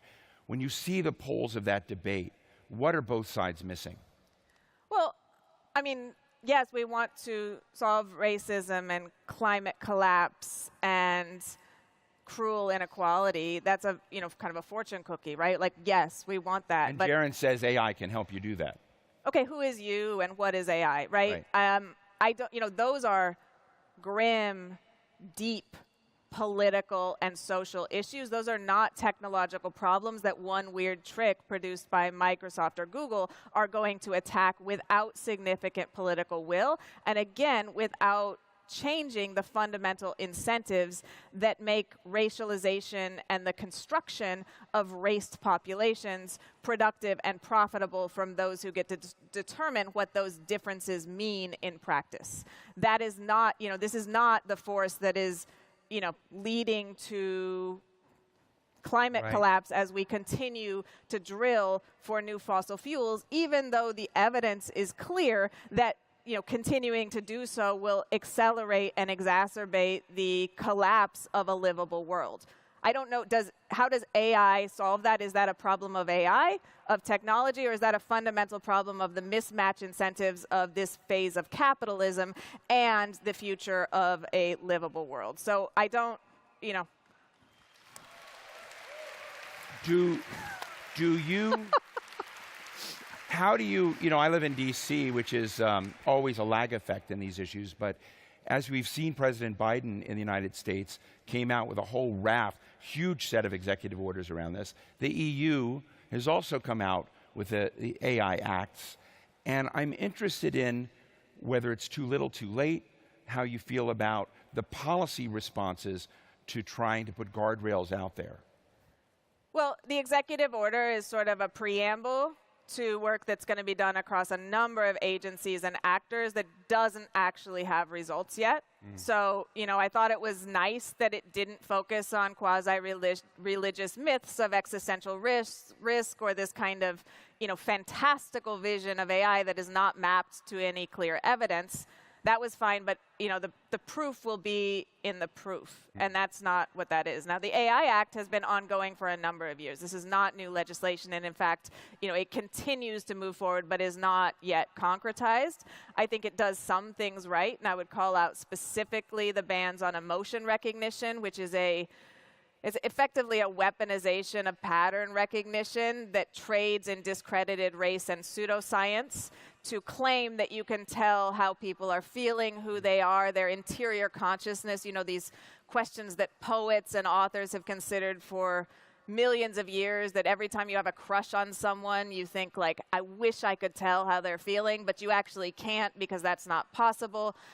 These are AI companies that claim that based on biometric data, whether it be the shape of your face or the gait of your walk, that they can determine what kind of person you are, what kind of worker you are, whether you're honest or not, other character traits. And, this certainly needs to be brushed off the map because it is, again, a revival of discredited race science that has incredibly dangerous consequences for those who are, unscientifically deemed discreditable, bad workers, not deserving of aid or resources. Do you think the companies that have power in this space are tweaked or moved or nudged in any real way by these policy statements? Of course they're nudged and tweaked, right? But are they fundamentally transformed? No, right? They're in the rooms. We saw the AI summit in the UK.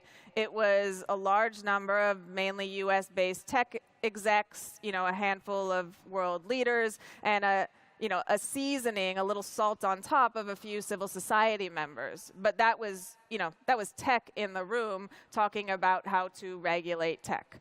So I think it's, let's be very honest about the leverage that these companies have, particularly in the US, post-Citizens United, where there's just a free-for-all in terms of campaign funding, and that type of largesse is effectively necessary to gain political power, and where lobbying is just, it's a full-time business for millions of people who, whose companies throw hundreds of millions of dollars at this problem. So, am I hopeful? I am hopeful. I think there is. Do we need some kind of modern trust busting? I mean, when you and I first talked, and you just laid it out, the ecosystem of these large firms, surveillance-oriented, large data, low-wage workers around the world that are basically that ecosystem is, when you described it, a very scary one to me. It's very, as I sort of hear it. Do we need to break up that power some way? We absolutely do. I don't know that, applying the same tools from the past to the conditions of the present is exactly the mechanism, but we need to, work in that spirit. I often think of the concept of disarmament. Right? What would it mean to dismantle some of the most harmful elements of these centralized businesses, the unaccountable power, that the fact that Amazon runs the infrastructure of multiple governments across the world, runs the, that Facebook has become almost a replacement for sort of, public dialogue and the public square, across the world, again, controlled by one company that is, controlled by one guy. So obviously, we need to address that, and we need to address that in a way that actually solves the problem, doesn't just, cut up a starfish and then watch multiple starfish grow again. What is the experience of Signal, which did not grow by being one of the great surveillance organizations into being one of the biggest communications apps in the world? What does that experience do that we might be able to have some hope for the other part of the equation? Yeah, well, I'm always hopeful. The future is not inevitable, and I'm so proud to work for Signal and to work with the team and everyone who came before who made Signal possible. Signal is swimming against the tide in an ecosystem defined by surveillance, so we have to literally build novel technological approaches to figure out how do we provide an app that is globally accessible, pleasant, available, and do it in a way where we're not collecting or creating any data about you. And this is hard when we need to behave and function like a regular messaging app, which we do, and we do very well. But it has taken an extraordinarily senior team. It has taken a huge amount of hard work. This is, people who don't, in the early days, there were folks who didn't go on vacation because if there was some downtime on the server and they were on the plane, they wouldn't be able to fix that. So, a deep and heartfelt dedication went into building this tool. And I believe that we can provide a template that shows tech can be done otherwise. And I think that, my hope is that alongside a fairly radical transformation of what computational technology means, how the industry around it functions, as people begin to realize that we simply cannot cede all these power to a handful of companies, that Signal not only continues to thrive as we're doing, but serves as a model for others who want to do technology differently, who want to do it more conscientiously, and who are unwilling to build massive and dangerous surveillance databases to do it. Meredith, I want to ask this question carefully. I may get it wrong. Meredith has frequently put her career on the line around moral principles. And one of the things I've seen in Silicon Valley around the world, even in conferences like this, is the tension between talking about climate in a real way, or the ESG debate in a real way, or misogyny, or race, or any of these dividing points, which are part of the toxic politics in many countries around the world. And I see companies saying, hey, we're for ESG, we don't want this and this and this. But whenever it comes to a hard choice, whenever it comes to a deeper investment in those morals and principles, I see companies race out the back door. I'm just interested in your observations of that, because I know you've been a leader, but are we letting companies that are in this space get off too easily, pretending to be about morals and principles, yeah, I mean, and not making those hard choices? Why are we believing companies whose ultimate accountability is to their shareholders and to reporting positive growth and profits every quarter trick us into believing they have any other incentives? Like, there are good people inside companies. I was at Google for 13 years, and I was not behaving as a bad person, but the objective function of the company was to do that, and if that was challenged, it wouldn't happen. And this is why I turn to labor organizing. This is why I turn to social movements. This is why I turn to other forms of power that have other objective functions. And I think we need to ultimately recognize that as a problem of the contradiction between the form of capitalism functioning now and the needs of the social good. They are not commensurate in many, many cases, and that's the issue to address, not how do we make these companies that are built to function toward one or two specific ends function toward another end without addressing the fact that the system is calibrated the way it is. Let me ask you finally, we have a lot of people out here in this space, and many of them want to innovate and create companies and become wealthy. Some of them want to do good, some of them don't care. I mean, it's the whole spectrum. Yeah. But for those who do care and are starting out and launching this, is there a kind of beginning template on how you can synthesize success and tech and moral principle in a way that will be useful to them? There's no one weird trick, but there is an old IWW slogan, which is dig where you stand. You know where you are, where are you positioned, what are your values, who are your people, and figure out how to keep moving. I think it's really important to mention that most folks here are workers. They may not have founded their own company. They need to participate in wage labor in order to get the resources required to survive. So, that's a position that needs to be considered, and the amount of power you have within your company, the amount of agency you have within your company, will vary depending on whether you're in a union, whether you're organized, what the company looks like. So I think really understanding your situation, and then from that unique situation, what can you teach people, what can you build, what can you push, and what can you do? I don't have a recipe for it, but it's gonna take a lot of people, I think, being willing to stand up for what they believe in. One last final. Yeah. When CEOs of big AI giant companies run into you, do they come to you and say, do they confess and privately say, God, I wish we could do it differently? Or are they bold and brazen and don't care? Eye contact comes slow, but they all end up liking me. Ladies and gentlemen, Meredith Whittaker, President and CEO of Signal. Thank you.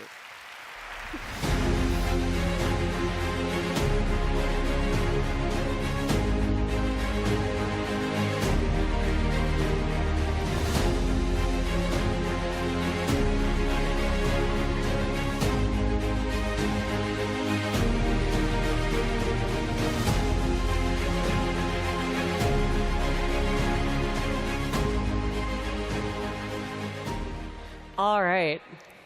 So I've gotten the question over the last few days, why did I take the role of CEO of Web Summit? And the answer is for conversations like that to keep occurring on our stages. I hope you heard the point that Meredith made about the conversation about regulation of AI happening in the UK just 2 weeks ago, happening with a very small group of people in the room. The exciting thing about having Web Summit is that we get to have these conversations with tens of thousands of people in the room. And I hope that these are the sorts of conversations that you leave feeling as though you want to continue. So I hope it's been a good day. I hope you enjoyed the first day of Web Summit. I know I've enjoyed it. I just actually got to sit in the audience over there. It's a very cool perspective. I envy you that. I'm sure you're already using it, but if you haven't been, please make sure you're connecting with other attendees via the Web Summit app. It's actually the best way to connect with people who are working in the same areas you are. You can schedule meetings directly in the app as well. The team's worked really hard to make that functionality good for everyone. All you need to do is scan someone's badge, and it will connect the two of you in the app. But as I said, it's the close of Web Summit for today. As I said yesterday, it does not end here. So tonight, I hope you make your way to Night Summit. It is going to be at the Patio de Gal in Praça do Comércio. I'm so sorry for the Portuguese speakers in the room. I really apologize. And tomorrow here on Center Stage, we're going to have more amazing speakers to hear from. We have the mayors of Lisbon and Rio de Janeiro navigating startup funding over the next 12 months, the pitch semifinals, and a very special presentation for those of you who are my generation, perhaps, featuring Sega's Sonic the Hedgehog. So hope to see everyone tomorrow. Have an absolutely great evening, afternoon. Go out, enjoy, have a wonderful time. See you at Night Summit.